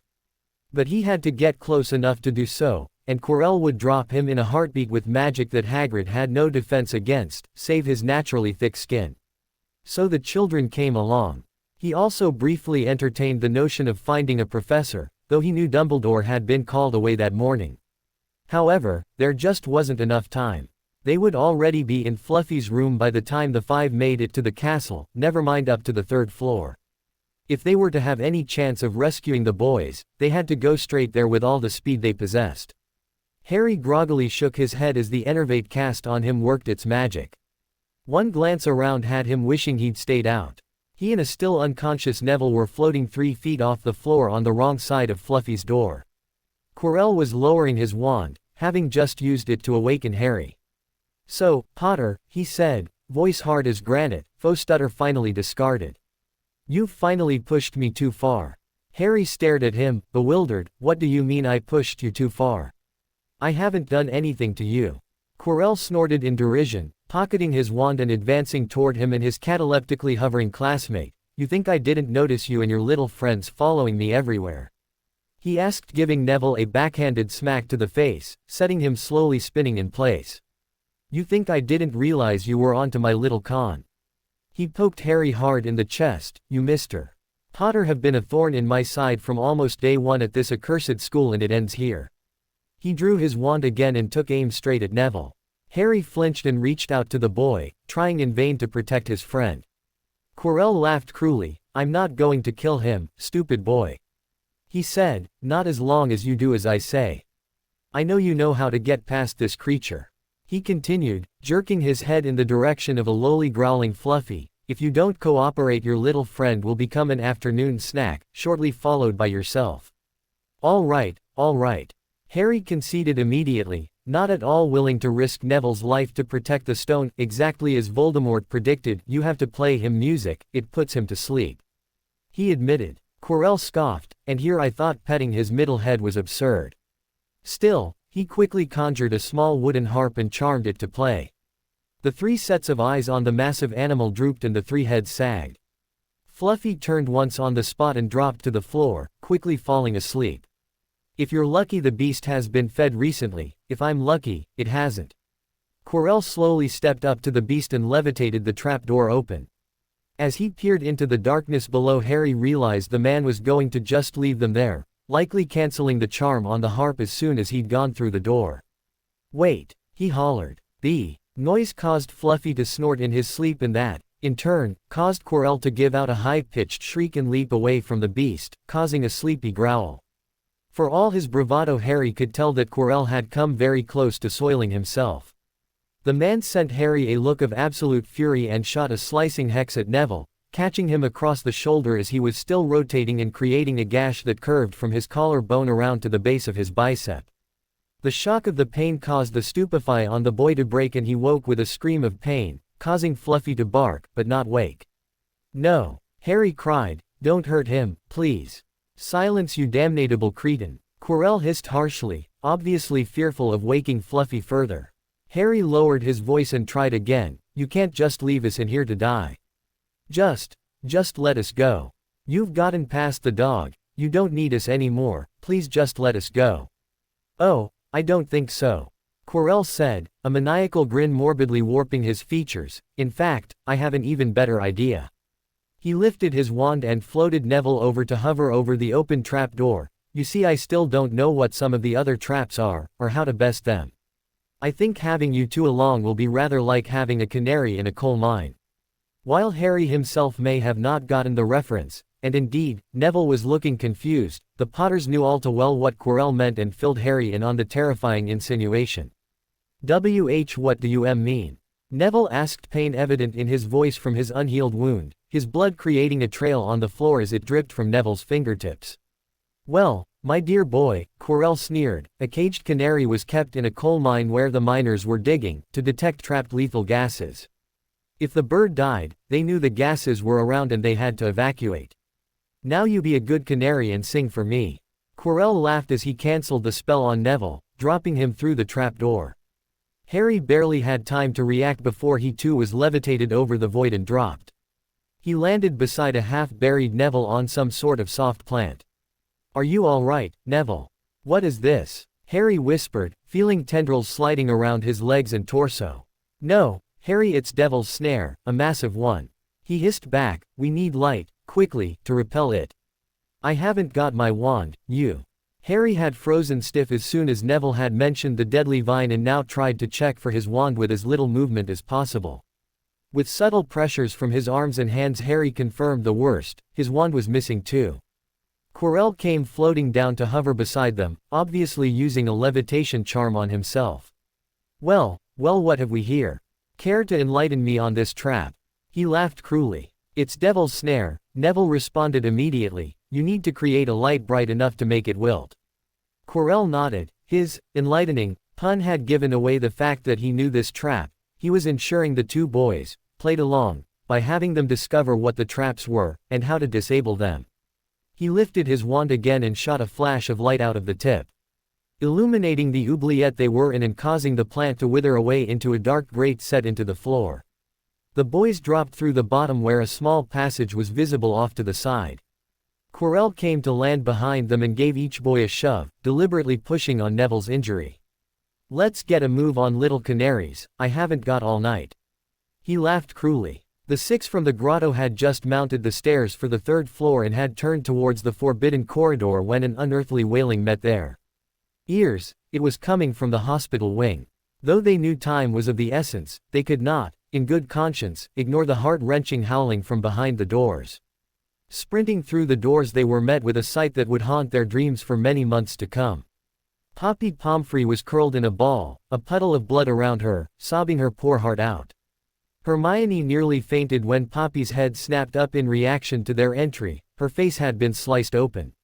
Poppy didn't even react to the presence of the dragon and focused all her attention on Hermione, who'd been the first through the door. Harry, she cried, her voice hoarse from her weeping, he's taken Harry. I couldn't stop him, I tried, he took Harry, you have to help Harry. We know, Madame Pomfrey, we know. We're going to help him right now, Hermione soothed. Poppy visibly relaxed and her remaining eye rolled up into her head as she blacked out. Hermione cried out and dashed to her side, kneeling by her head without a care for the blood soaking into her denims. My own, dispels, Episky, while point and wand at the damage. Hagrid told her, you stay here with Poppy, we'll go on to Fluffy. Hermione nodded and gave a brief smile to one of the twins who'd summoned a handful of blood-replenishing potions for the motherly matron. As the group of five left the hall, Hermione pointed her wand shakily at the healer and levitated her onto a bed. Harry and Neville stumbled into a high-vaulted room filled with many glittering, winged things. Though their first impression had been birds, there were too many of them and they didn't fly like birds. It took them a moment to realize they were keys. Sure enough, there was a large wooden door across the room from them. Quirrell prodded Neville's injured shoulder with his wand, forcing the two boys further into the room. Let's see what happens when someone goes across to the door, shall we? He said, grinning gleefully. He shoved Harry hard with his clenched fist, not willing to pocket his wand. Harry took a breath and darted across the room and, nothing happened. Harry pulled on the tarnished silver handle of the door to no avail. Quirrell snorted, more's the pity. He grumped before turning and finding 3 broomsticks hovering off to the side. All right boy, you get on that broom and catch the right key or your friend will no longer have more limbs than I. Quirrell snarled, jabbing his wand tip into the soft flesh of Neville's underarm on his uninjured side. Harry frantically examined the lock, trying to discover what kind of key would fit it. Looks like it's probably a large silver one, son. James said, his voice gravely with worry. The two Potter parents ached to do something to aid their son, but without his wand they were fairly helpless. They couldn't risk attacking Quirrell for fear of any harm coming to Neville should an attack fail. All they could do, until an opportunity presented itself, was to help Harry try and best the traps. Quirrell prodded Neville sharply, causing the boy to cry out, "I'm losing my patience, boy." He growled. Harry sprinted back over to the others and hastily mounted a broom.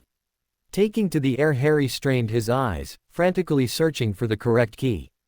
Precious second that felt like hours ticked by as his head whipped around desperately. Finally, after Neville had been made to stand on his toes trying to lessen the pain from the steadily rising wand, Harry spotted it, a large, ornate, silver key with bright blue wings. After a brief chase he snatched it out of the air and shot down to the door, where Quirrell and Neville met him. "He'd better hope you're right, boy," Quirrell said, digging his wand in more. Harry jammed the key roughly into the lock and twisted it, breaking one of the wings in his haste. The lock clicked and both boys breathed audible sighs of relief as the key fluttered away. Harry pushed the door open and Quirrell's wand was removed. There was nothing but pitch blackness beyond. Quirrell peered intently into the darkness before giving a seemingly uninterested shrug and driving his fist into the small of Neville's back, sending him sprawling into the void. Lights suddenly burst into being, revealed an enormous chessboard. Giant black chess pieces were standing at attention before them, opposite a set of hulking white pieces across the room. Obviously one is to participate in a match to proceed.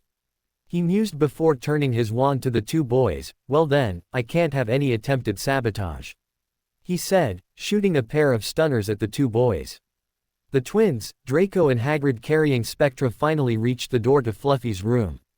They entered swiftly but carefully and Hagrid immediately began singing Fluffy's favorite lullaby. The hound immediately dropped to sleep and Fred stepped over to the still open trapdoor.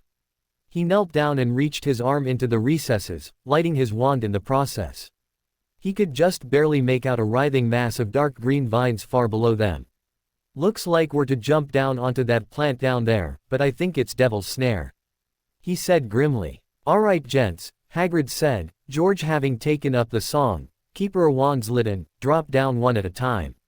Once we're all down I'll send down Spectra. I can't fit through the hole as it is, so you all need to move out the way sharpish off or I start making it big enough for me," he ordered. They all did as they were told. Hagrid took up the song again as George went through in his turn.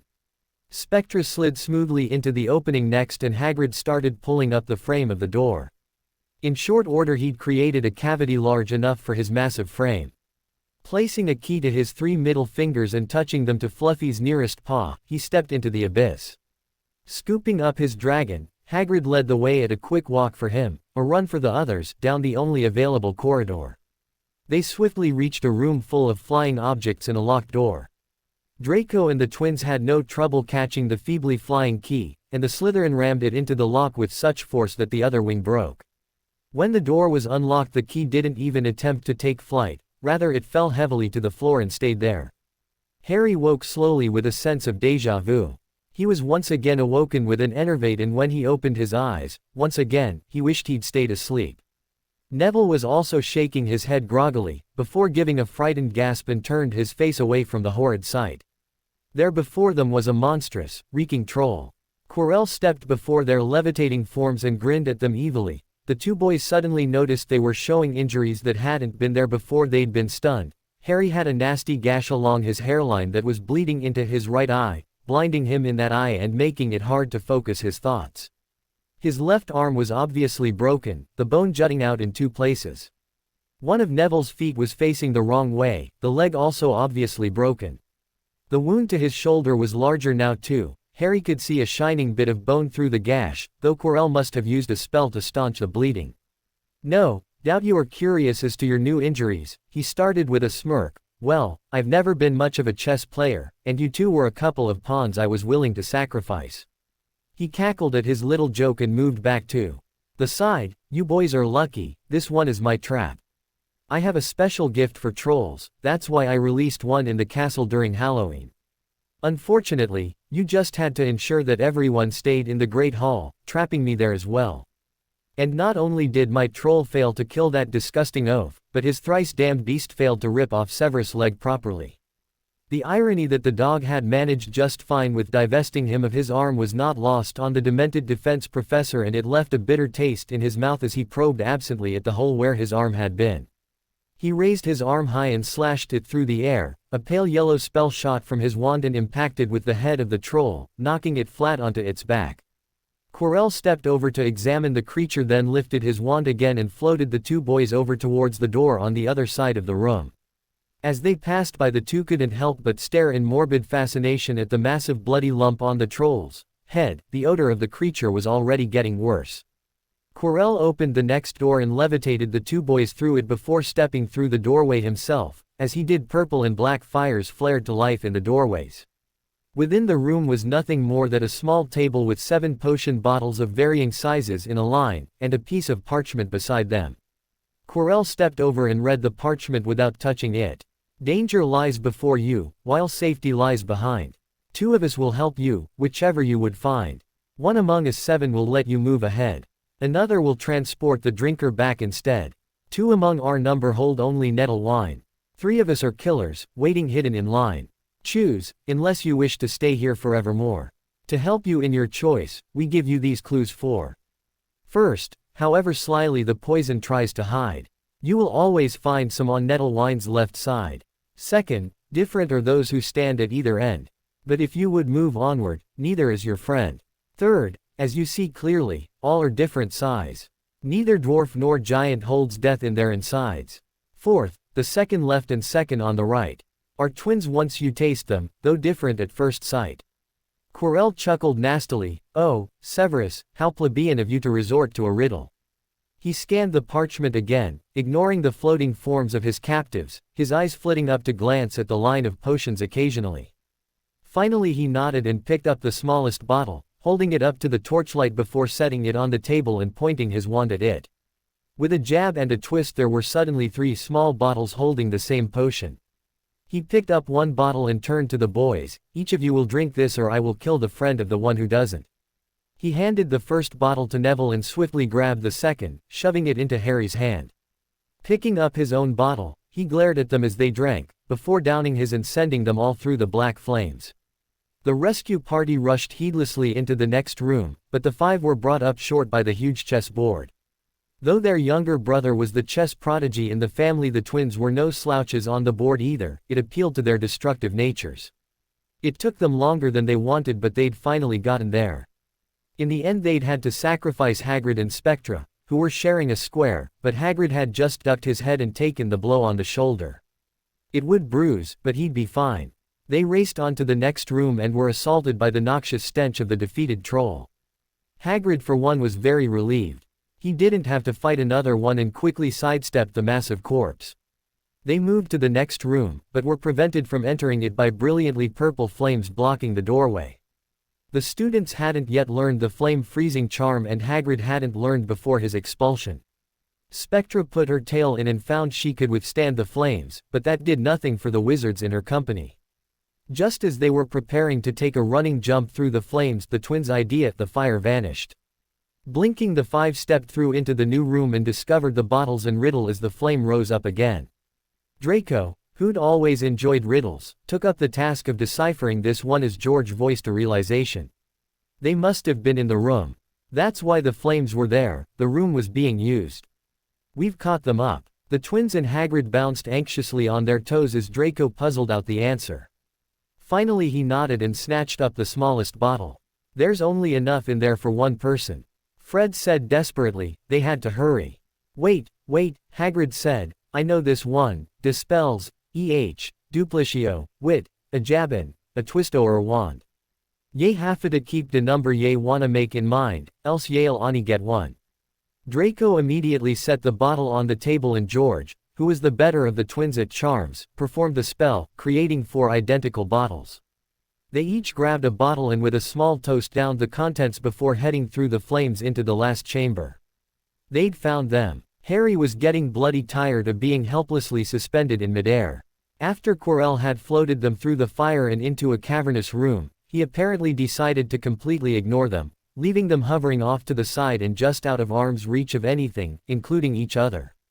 The turbaned teacher himself was in the center of the otherwise empty room, staring into what Harry recognized as the mirror of Arise. He was muttering loudly to himself. I see myself holding the stone, I'm presenting it to my master, but how do I get it? Quirrell muttered angrily. Harry heard a gasp in his mind. Remember what that mirror does, Harry? His mother asked him urgently. It shows our deepest desire, he answered, not quite following her. Right, it looks like Quirrell wants to get the stone for someone. I think that's why he just sees himself giving the stone to his master. You have to want to just find the stone, not use it, and not give it to someone. If you desperately want to know where the stone is, then you should find it. She clarified. But do we want to find it? Harry asked. He seems to be stuck, so shouldn't we leave it where it is? Good idea, son, better tell Neville.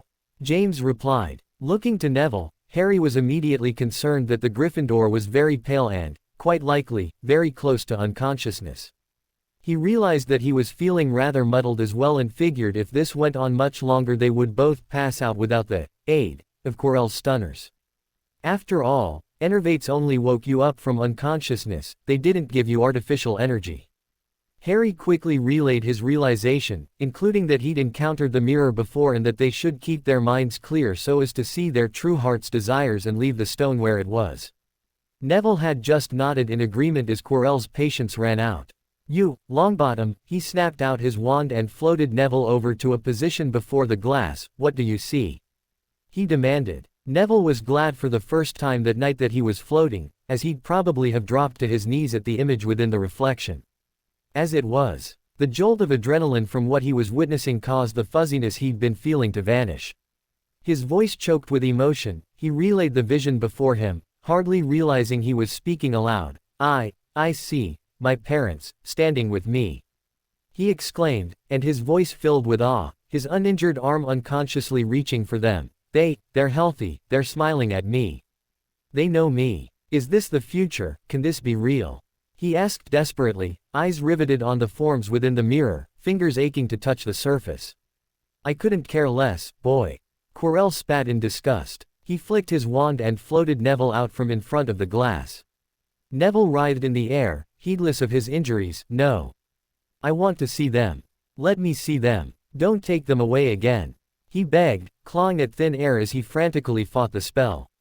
Stunning him and dropping the levitation charm, Quirrell dumped him unceremoniously to the hard stone floor, and a sickening crack echoed through the room. Quirrell then turned his wand to Harry and drug him through the air. As he floated past Neville, Harry could see that his friend had broken his other leg.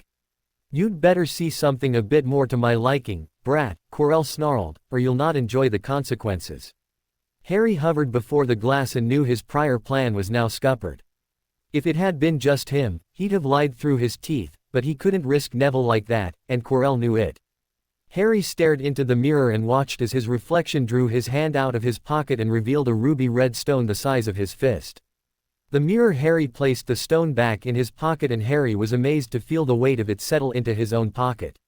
Now how had that happened? He should have just seen where it was, not retrieved it from where it hadn't been before. His parents seemed equally mystified. Their musings were broken by Quirrell. Tell me what you see, boy. Tell me where the stone is. He roared, kicking Neville over onto his back and aiming his wand squarely between the boy's eyes. No, wait, Harry exclaimed. Suddenly, with seemingly perfect timing, Draco, Fred, George, and Hagrid burst through the black flames. At first Harry thought he was seeing things, but there was no mistaking the snow-white form in Hagrid's arms. He'd brought the dragon.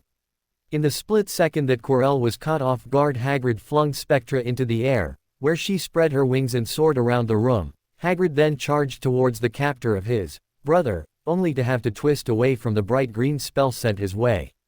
His giant blood may protect him from stunners and other such spells, but no one, save Harry, survived a killing curse. Hagrid growled and dropped into a crouch, looking for an opening. Fred was crouched behind his twin, waving his wand and slowly increasing the size of a small blue light between them.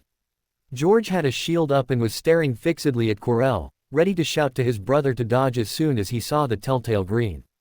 Draco had darted to the side as Hagrid had charged and sent off a stunner towards Quirrell, who sent a second killing curse back towards him. Luckily, Draco hadn't stopped moving and the spell barely missed him. Hagrid utilized Quirrell's momentary distraction to charge at him again, and again had to dodge another spell, a Crucio this time. But his dodge brought him right up to the still form of Neville, and Hagrid scooped him up and jumped behind the mirror, rightly assuming Quirrell would not try and harm the glass. Spectra circled about and dove, raking at Quirrell's face and remaining hand. Quirrell spotted her just in time to duck, and Spectra got nothing but a claw full of purple cloth, snatching it off Quirrell's head. The hideous face staring out of the back of Quirrell's head gave pause to the four rescuers, Draco stopping in his tracks and Fred hesitating in his incantation. Though Harry, still suspended, was the one to voice their unified thought. "What the bloody hell is that? Harry Potter." It spoke, "See what you have reduced me to, a mere parasite. You sent me into this wretched existence 10 years ago, when I killed your parents." "Voldemort!" Harry exclaimed, shocked. Within his mind the Potter parents were watching aghast, when a banging from within Harry's mind reached them. Dashing through the mindscape, they came upon the sealed room that held the malignant thing within Harry's mind. The occlumency walls were cracking and fading from the pounding they were taking from within. James and Lily reached out and pressed their hands to the walls, increasing their strength as much as they could. The walls solidified and the cracks disappeared. Lily and James barely shared a glance before the banging redoubled and the cracking began anew. They had to fight whatever this thing was from within Harry's mind while he fought from without. Harry's exclamation of, "Voldemort," had propelled everyone into action again. Fred sent his now quaffle-sized spell towards the abomination as Draco shot off a body-bind hex this time and resumed his circuit. Quirrell dodged the hex again and shot a dark cutting curse back at the boy, anticipating his movement and shooting just ahead of the Slytherin, causing him to essentially run into the spell and catching him across the chest and side. Draco let out a grunting gasp of shock and pain as he dropped to the floor. "No!" came the four-point cry from around the room, punctuated by a roar from above as Spectra voiced her anger. Harry, who was now in range of the creature after he dodged Draco's stunner, seized the man about the head and neck with his unbroken arm, just as Fred's spell hit him. The creature screamed as Harry's hand made contact and flung his arm out behind him, striking Harry hard in his injured arm. Harry cried out as his vision went white with pain, but refused to relinquish his hold. The impact of the cerulean spell caused the man's robes to twist about him, tightening like ropes until he could no longer struggle from Harry's grip. An acrid smoke rose from the two faces as the skin beneath Harry's hand boiled and turned to ash. A harsh guttural scream ripped from the man's throat before he fell silent and collapsed out of Harry's weakening grip to the floor. Ash rising up in a cloud from the impact. As soon as he fell, the spell holding Harry in the air released and he staggered as his feet hit the floor, his vision going briefly black as his damaged arm was jarred. Shaking his head to clear it, he ran as quickly as he could over to Draco's side, dropping to his knees beside his injured friend. Fred and George had run over as soon as Harry had distracted Quirrell, and were staring uncomprehendingly at their friend. Hagrid hefted Neville and brought him over as well after Spectra had landed on Hagrid's shoulder. Draco was breathing very shallowly, his skin deathly pale, and a pool of blood was steadily spreading out from the unconscious Slytherin. Fred had gently rolled him over, and the others all gasped as they saw the damage done. The gash ran from his left hip, up across his chest, exposing a gouged sternum and 4 split ribs. It continued on to a deeply sliced, but not split, collarbone.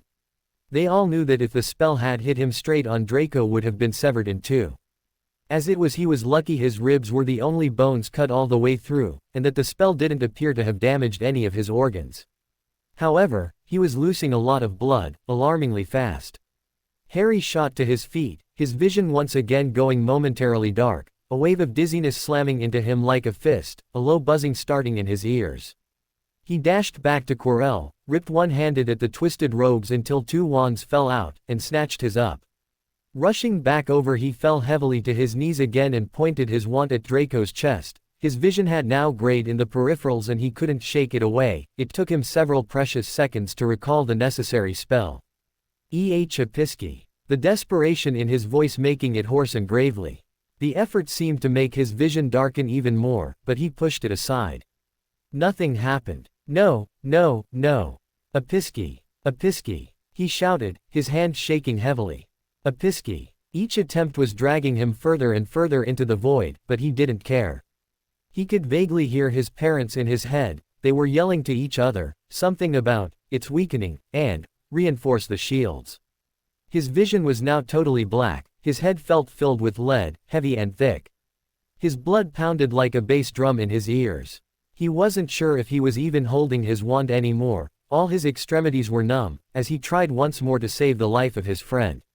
A pisky. Harry awoke to soft moonlight streaming into an all too familiar place. Not only was he in the hospital wing, he was in the same bed he'd used during his extended convalescence. For the briefest of moments, he wondered why he was back there, before all the memories came flooding back.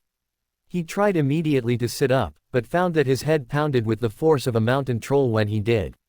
He quickly stilled, waiting for the pounding to recede. He slowly took stock of what injuries he'd received. His arm was aching and tingly, a sure sign that he'd been dosed with Skelegro. While a prickling in his scalp told of a freshly healed head wound. Turning his head slowly, he spied the blurry forms of his glasses sitting on the adjacent bedside table. Reaching across himself so as not to use his still healing arm, he plucked up the spectacles and put them in place. Levering himself up at a snail's pace, he achieved a sitting position without a return of the previous headache. Looking to the two other hospital beds, Harry could see Neville's form occupying the bed to his left, and the moonlight glinting off the hair of Draco in the next bed over. Moving slowly, he swung his legs out of his bed and gently lifted himself to his feet. After a brief wave of dizziness, he crossed the gap between the beds and looked down into Neville's sleeping face. There was a large, clean bandage wrapping around his bicep, covering the healing injury. The blankets only covered his torso and thighs, and Harry could see that his legs were both splinted. "Nev, mate, we really buggered that up," he whispered to his sleeping friend. He started to run his hand through his hair out of habit and had to stop with a hiss of pain as he hit the still sensitive wound on his scalp. Whether it was the whisper or the hissed oath that reached him, his injured friend began to stir. Sleep-fogged eyes peered up at Harry from a heavy-lidded visage. "Harry," Neville rasped. Harry could actually see in his friend's expression, when the memories of the previous events returned to him. Shock and fear raced across his features, and he, like Harry, tried to immediately sit up. Harry kept him down though, pressing a hand to his friend's shoulder, opposite the still healing injury. "Trust me, you want to sit up slowly," Harry said. Neville nodded and, with Harry's aid, gently sat upright. He placed his hand to his head for a moment before giving it a bit of a shake and slowly sliding his legs off the bed. Harry made a brief noise of worry, but stopped at the look of determination on his friend's face. Instead, he lent his good arm to brace his friend as he achieved a vertical position. They had just trudged over to the side of Draco's bed, staring down at his unnaturally pale, still form when a voice rang out across the ward. "Mr. Longbottom, you should not be standing," Poppy Pomfrey cried. Taking no notice of her declaration, the two boys barely glanced up from the prone form of their friend. "How is he, Poppy?" Harry asked, unconsciously using her first name as he was accustomed to when in private. "He has lost a vast quantity of blood, too much for magic alone to heal," Poppy answered honestly, knowing Harry would never accept platitudes. "He may pass at any time." Harry jerked from his half-sleep as he heard the sound of the hospital wing doors opening. He'd been dozing off and on in the chair he'd placed between his two friends' hospital beds for the past week. School had ended the day after the incident, but Harry, Neville, and Draco had stayed in the tender care of Madame Pomfrey. While Harry had only had 3 days of recuperation to heal his arm and head wound, Neville had aggravated his injuries when he and Harry had checked on Draco the first night, to the point of needing the bones removed and regrown, individually. He was finally on his last set, those in his left foot, and was resting fitfully. Draco was still unconscious, having taken as many potions as he was able. He now sported a thick, purple rope of a scar across his torso. The Mediwitch had been healed as best as possible in the chaos of that first night, and had to spend a few days afterward at St. Mungo's, being fitted with a magic prosthetic eye. Lily and James had been worried that she'd return looking like the illegitimate offspring of Mad-Eye Moody, and the three of them, Harry had been shown a memory of what Moody looked like, were pleased to discover that her injury was hardly noticeable. A silvery scar, as thin as spider's silk, was all that remained of the gaping wound running across her right eye and curved down beneath her ear. Her destroyed right eye was replaced with a normal-sized, startlingly electric purple orb, which contrasted beautifully with her remaining bright blue left eye. The Potters figured that the various charms placed on the fake eyes were what gave them their color and that Poppy had opted for an eye that aided her in her craft. Moody's probably had every feature possible put on, thus demanding an oversized orb. Harry looked towards the source of the disturbance that had awoken him to find a somewhat haggard Lucius Malfoy practically trudging over to the empty chair on the other side of Draco's bed. He stood there for a moment, staring down at his son's face in misery, before dropping down heavily into the chair. The man seemed a shell of the aristocratic pureblood noble that had swooped into the hospital wing demanding answers. Only to be met with the fact that the Dark Lord he'd followed so diligently had tried to kill the last scion of House Malfoy, his son, his only child, without the slightest hesitation. The man, who had espoused all that pureblood dogma that he'd believed so ardently, had almost ended one of the oldest pureblood lines, of one of his most devout followers. Not to mention the lines of Potter and Longbottom, light families though they may be, they were still two of the oldest families still in existence. While Lucius and his wife, Narcissa, might be able to sire another heir, those two lines were dependent on the lives of Harry and Neville to continue their existence, at least until the last scions bore heirs themselves.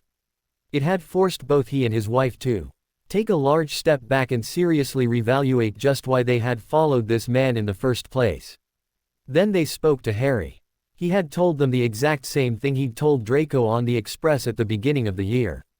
The elder Malfoys were just as shocked, if not even more so, to learn that Muggle men had actually stepped foot on the moon, repeatedly, that Muggle doctors were capable of switching out a critically injured person's organs, heart, liver, kidneys, lungs, even parts of the eyes for those of someone who'd already died and have that person continue living, or that Muggles could talk to each other instantly from any 2 points on the Earth, and beyond. The Muggles had actually spoken to the men who were on the moon, while they were there.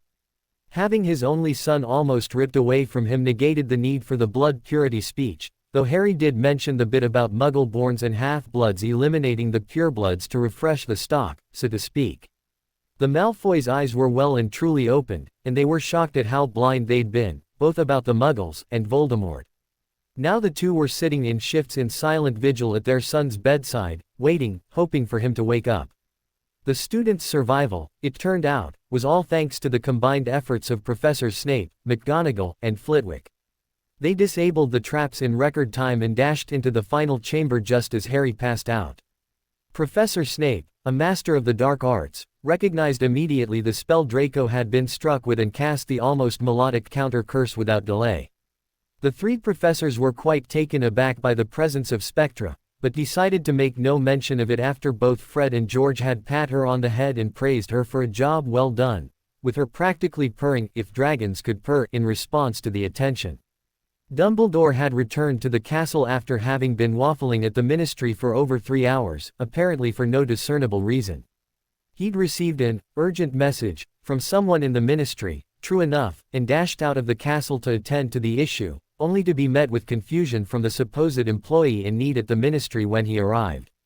For reasons that he still wouldn't divulge, he then decided to stay at the ministry, chatting to random employees for more than 3 hours. When he'd finally returned to the castle where he was supposed to be, Harry, Neville, and Draco were being levitated out of Fluffy's door by the three professors, and he was set upon by an irate Transfiguration professor after switching her spell into the twins' control. The once venerated professor was now completely disgraced, and spending much more time at the ministry, in a holding cell. Hermione herself had stayed the night in the hospital wing, suffering from shock. After she'd healed Poppy as best she could, the events of the day finally caught up with her and she started shaking badly. She had been on the verge of a nervous breakdown when the three professors came running into the hospital wing and discovered the goings-on there. Professor Snape retrieved a calming draught for her while Professors McGonagall and Flitwick lent their aid to Poppy. Hermione was able to direct them to the danger happening beyond the 3rd floor after she'd calmed, and the three were out the door in an instant. It was 2 days later that Draco finally stirred, though he did little more than blink at his parents and smile slightly before falling back asleep. Those in the room all breathed a collective sigh of relief. He was out of the coma and now sleeping naturally. He would survive, though Harry wondered how the normally vain boy would take the news about his injury. And the fact that the scar would always be there. Harry stepped smoothly out of the fireplace into Potter Castle, his large mansion house near Hogwarts. Harry could feel the extra magic soaking the air from the proximity of the ancient ley lines the castle was situated on. He stepped quickly aside as the flow flared again and his godfather stepped out onto the hearth. He too quickly stepped aside as the flow flared a third time and Remus Lupin exited the fire. Harry and Sirius had taken quite a long time to convince Remus that a dilapidated shack in the middle of a forest did not a proper home make. Harry, along with his parents, was adamant that he keep whatever decent family he had left nearby, and shot down Moony's argument that a werewolf wasn't any sort of decent. To Harry, what you were had no meaning, it was how you treated people, specifically him, that mattered. To that end he had done everything in his power to ensure that Remus stayed with him and Sirius, up to and including a classic guilt trip. The three men looked around the grandiose formal sitting room the flow had deposited them in. This was the first property they were inspecting, and the one that had been empty the longest, according to the goblins. Harry, of course, knew this from his parents, but could hardly tell his honorary uncles that. The room they were in was spotlessly clean, maintained by the cadre of Potter elves, but rather ostentatious for the three laid-back blokes. They took a cursory glance around the property anyway, just to give it a fair chance, but they had each already struck it from their lists. Moving back to the flow, Harry pulled his list of properties from his pocket and showed the next address to the two men before grabbing a pinch of powder, stepping into the flames, and calling out, "Potter Villa." The Italian countryside was all Harry could focus on for a moment after stepping through the flow. A massive picture window was dominating the wall to the left of the fireplace. He came back to himself just barely in time to step out of the way of Sirius. The animagus also was captivated by the amazing view and let out a low whistle that turned into a yelp as Remus stepped through the fire and directly into Sirius' back, knocking them both to the ground. Harry cracked up, joined in his mind by Lily's gentle giggles and James's loud guffaws. The two marauders shoved at each other for a moment before getting up and dusting themselves off. Remus then caught sight of the amazing view and he too was enthralled. Sirius joined Harry in snickering at the whir, who had stopped moving in a slightly hunched position with his hands halfway down his thighs and his eyes straight ahead. He looked like he was trying to pass gas. Remus blinked and realized his position. "Very mature, guys," he said, straightening. Harry held up his hands. "Hey, I'm still 11. I'm allowed to be immature." Remus looked to his still sniggering best friend. "So what's your excuse, Padfoot?" "I could say that I've had precious little to laugh at these past 10 years, Sirius said, with a mock-grave expression, "but I'm just childish." He finished with a lopsided grin. Remus shook his head with a smile and moved to the window. "This is amazing," he exclaimed. Harry and Sirius joined him and gazed out over the landscape. Immediately before the window was an immaculate flower garden, resplendent in every color of the rainbow. Butterflies flitted over the buds and petals in droves, adding their bountiful colors to the riot before them. Beyond the beautiful flower garden, separated by a lovely marble fountain and cobbled walk, were rolling hills of bright Kelly green fields of grass, spotted by small clusters of snow-white sheep. Off to the left, past the Olympic-sized pool, they could see the edge of a vast field of vineyards.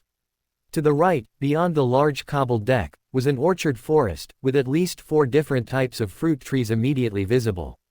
Off in the distance of the green hills, 2 sets of shining Quidditch hoops were just visible. "Harry," Sirius whispered, "if the house looks anything like the lands we're moving in today."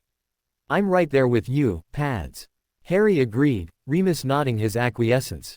The three of them wrenched their gazes away from the amazing view and began their tour through the amazing villa. They had entered into a large 2-story great room, furnished with several comfortable-looking brown leather chairs and 2 burgundy settees. A large oriental rug was centered before the beautiful marble fireplace over which hung a portrait of some Potter ancestor, asleep until woken by the master of the house.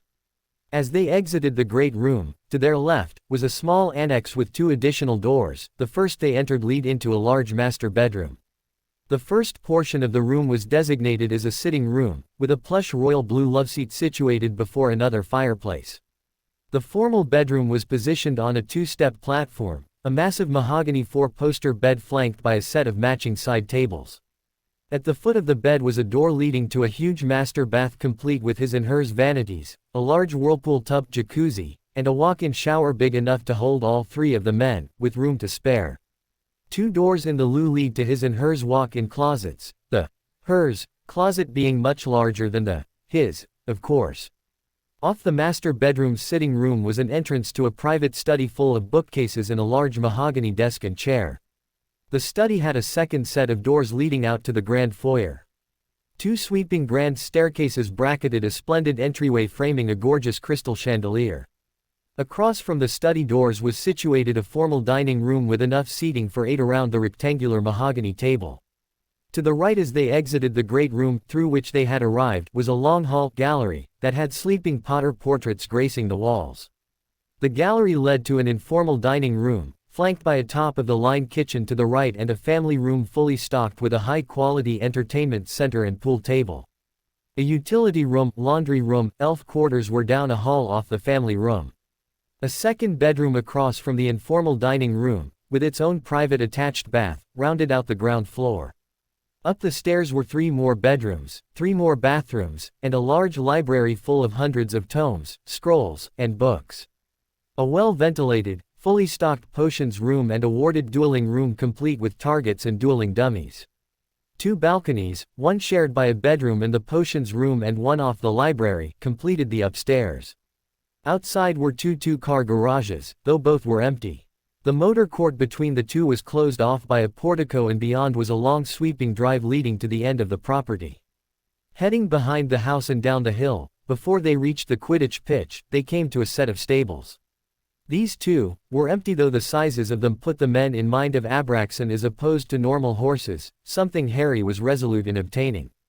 They explored the pitch, finding out-of-date brooms and 2 sets of Quidditch balls, as well as a few practice snitches.